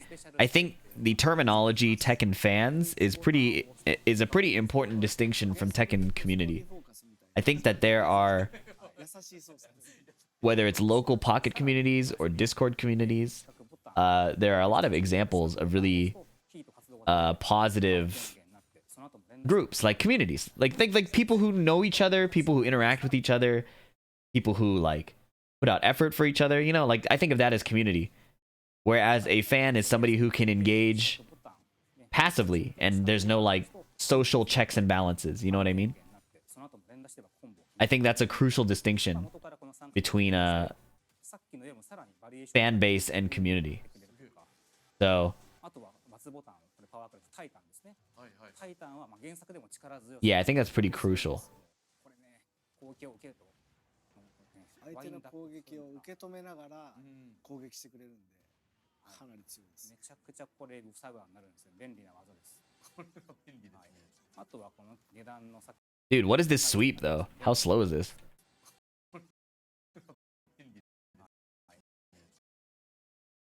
We seeing this low, boys?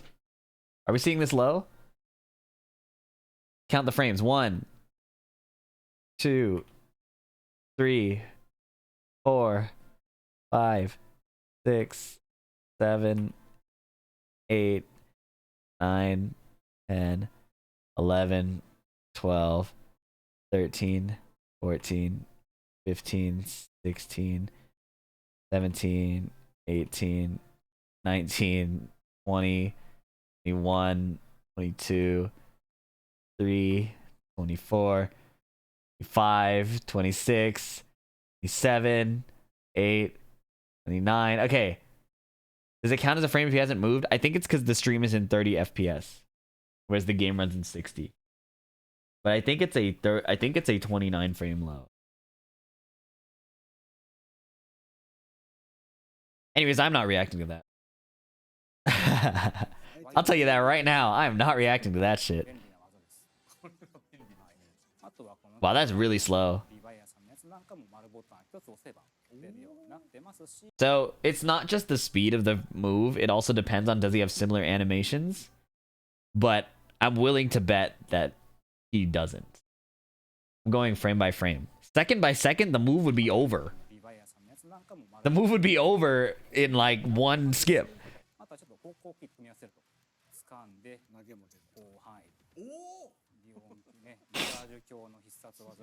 Early access god move. Same animation but a mid, that would be interesting for sure. Like, does he have anything that looks similar to that is basically the question. 'Cause that's a cool move. I want to use that, but we might not get to use it. That shit is cool. What is that?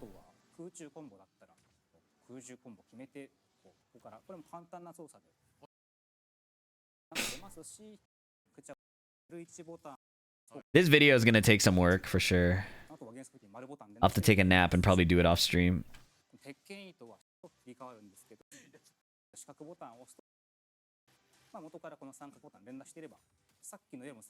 I like that they have Shiva's moves like that too.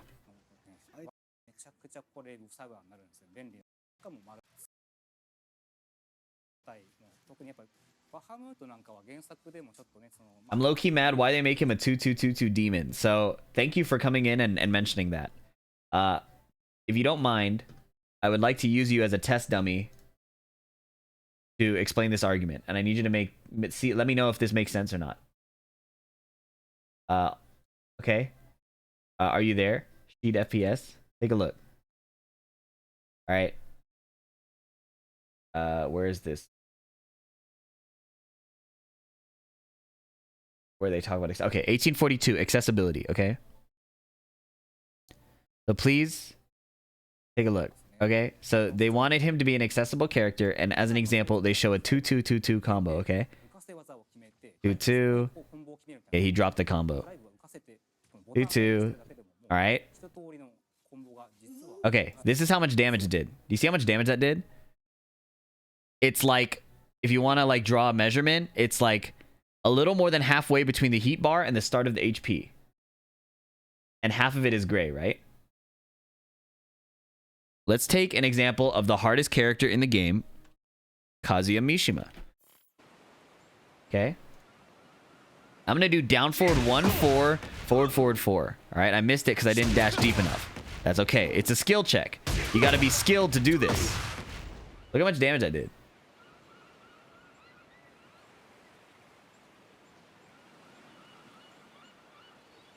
You see how it's like a little more than halfway between the rage thing and this?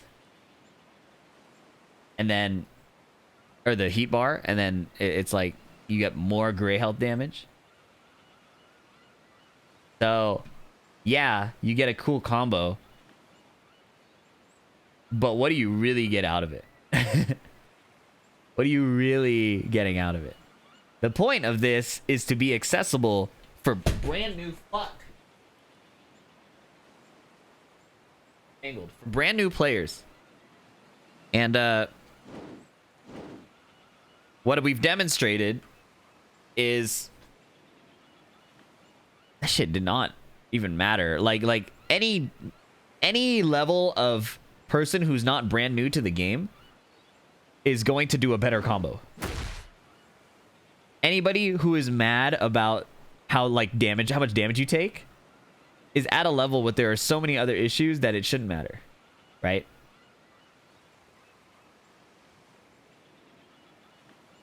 Even if you can only do 2 electrics, that's pretty good.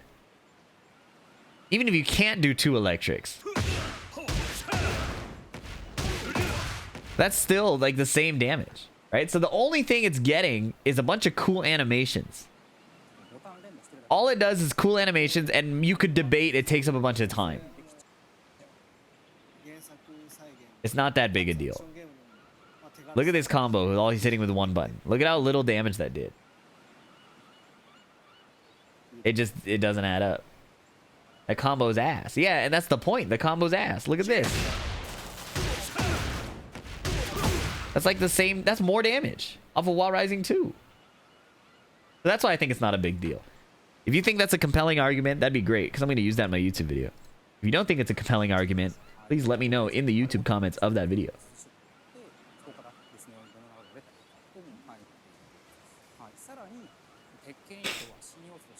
During the string, can you do mix-ups?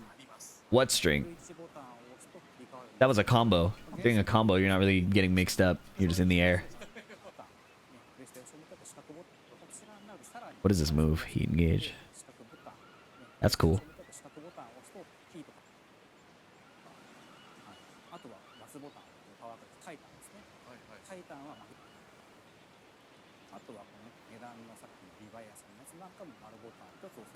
Ugh. Never played 7, but am I crazy for thinking this dude is not Noctis? No, you're not crazy. People saw a sword and they profiled him. That said, somebody did put together a cool video comparing Clive and Noctis that I want to react to. But I don't think he's, because they made him to be Clive and they made Noctis to be Noctis.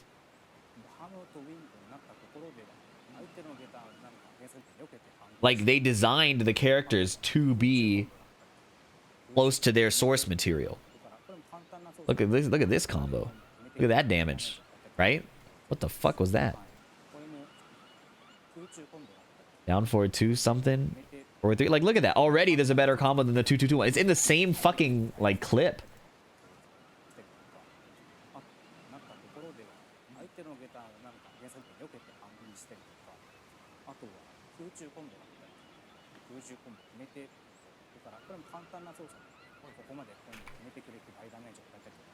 The projectile's probably gonna suck. But yeah, it's also kind of lame. おそらくでも本当これだけ召喚に使って疲れ知らずいいですねということでさあ鈴木さん先ほどもなんだかこう格闘ゲーマー That I didn't like using Bahamut in FF16 because I liked fighting. I didn't like sitting still, and that whole stance is sitting still, you know? 最初ので方法アニメーションの中に原作の突っ込むためにガルーダやり入れるコンボでこれもや Oh, Garuda's jump. This is interesting. 召喚時込むためにガルーダのジャンプなるほどあと浮かせてる時にガルーダのジャンプをして浮かしてあってから原作にあるやり入れるコンボでこれもやったりとか。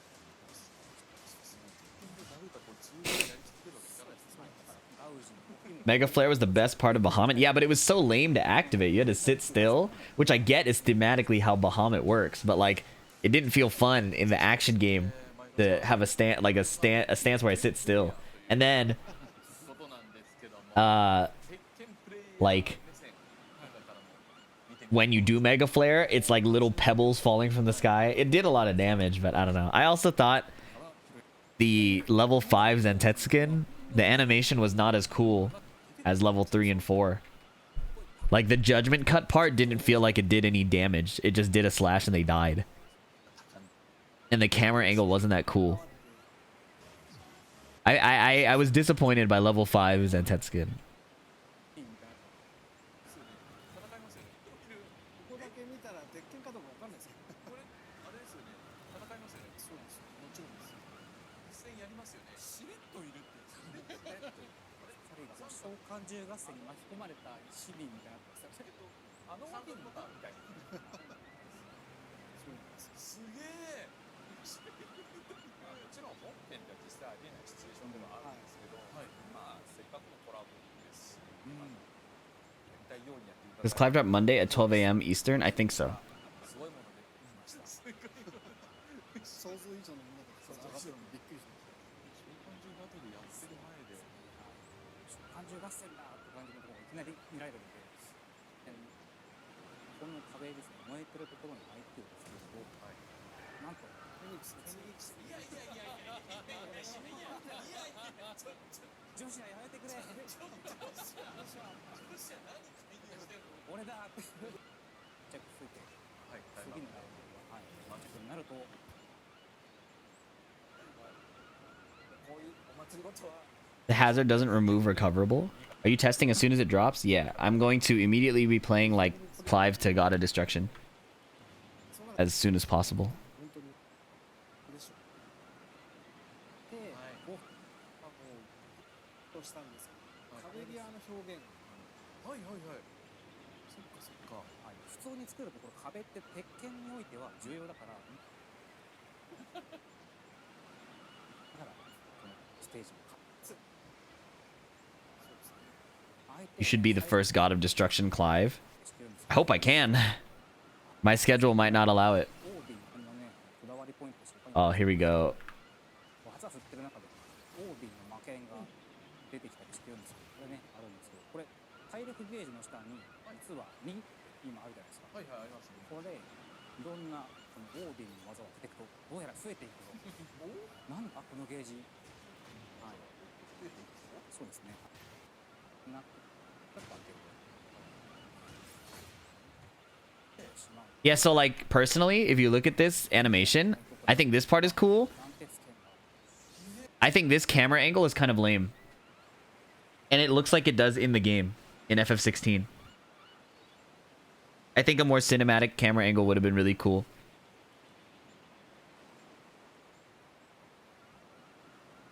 He has meter he can lose. It's meter he spends for an attack. It looks sick. I just said it looked lame, but okay. This did a fuck ton of damage. これが断鉄剣が Oh my god, that was just ridiculous.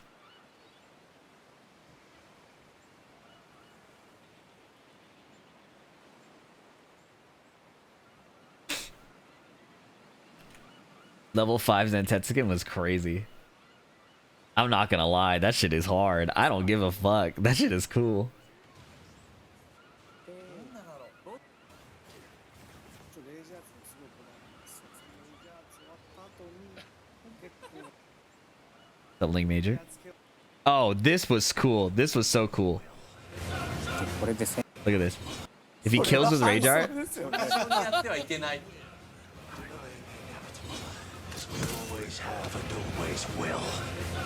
これで専用の修練室を持って ファンファーレが鳴るんですよ。これは that shit is cool. That shit is cool, man. I'm not gonna lie. That shit is really cool.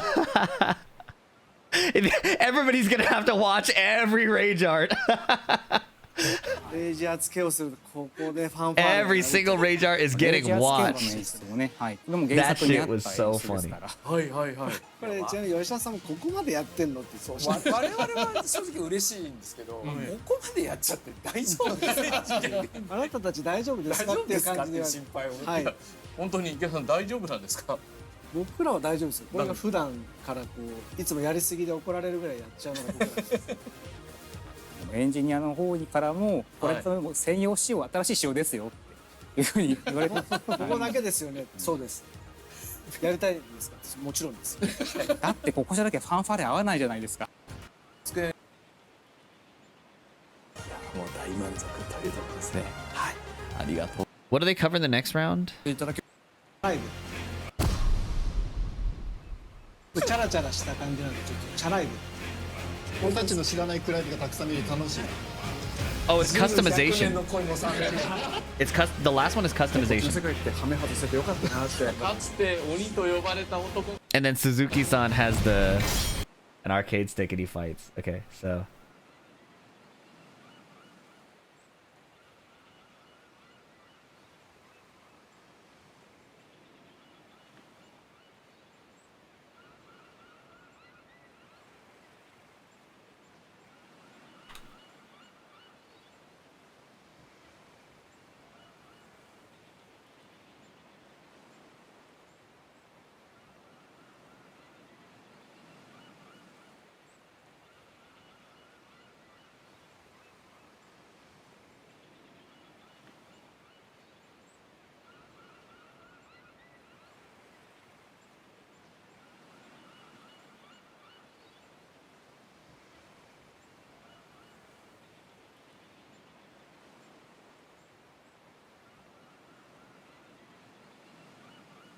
he looks like from Prince of Persia 2. I never played Prince of Persia 2.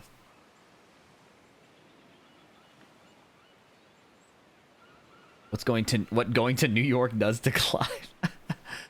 Yeah, all right. So okay. We're in a good position to talk about this after my. Hey, by the way, I appreciate you guys sticking around for this just chatting nonsense. I haven't played the game in like 2 hours. You guys hanging out is really, really cool. I appreciate that. We was Noctis designed by Nomura? Yeah, Noctis was Nomura's baby that got thrown off a cliff. I got no life, sadly. Yeah. We got a community. We all on the same wave. What's up, young booty? I can't believe that's your name and I have to say it.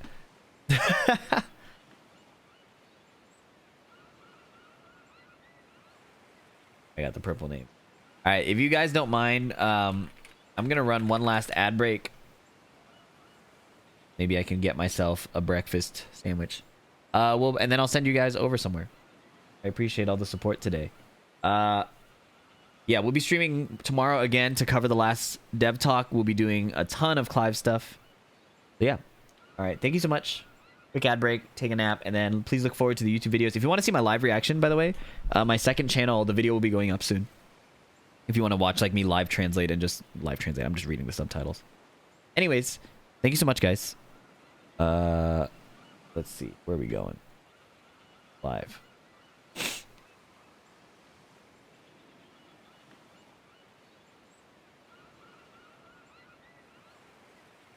British Miguel player. Alright, we'll go to glaciating. You guys want to see good Paul game? Yeah, I don't even know if he's playing Paul right now.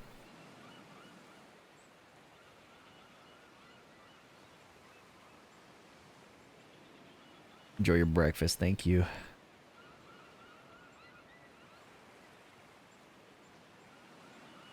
Yeah, it'll be a glaciating angle.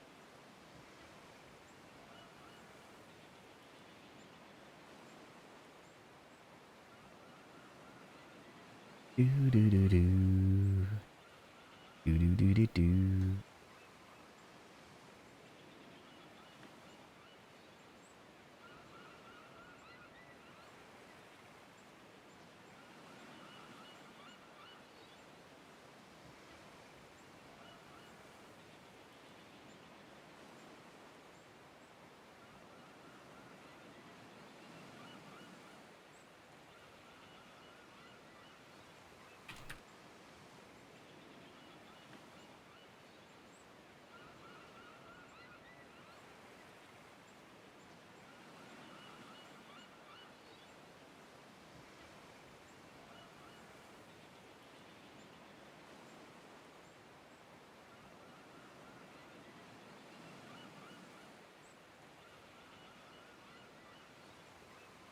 You done for today? Yes, sir.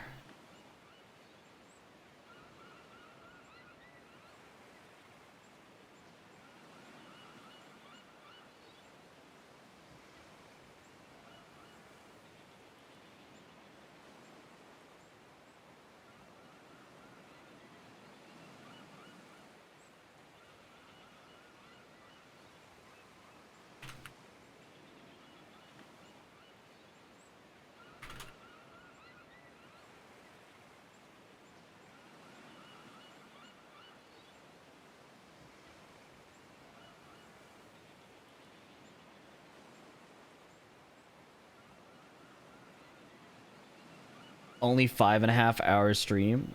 Yeah. Washed.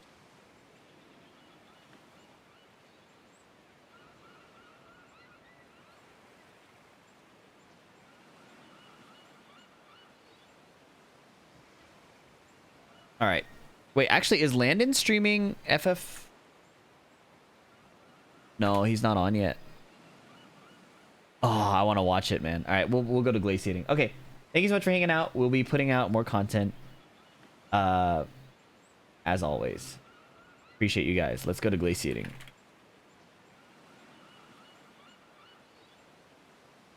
Thank you for hanging out, y'all. Appreciate you.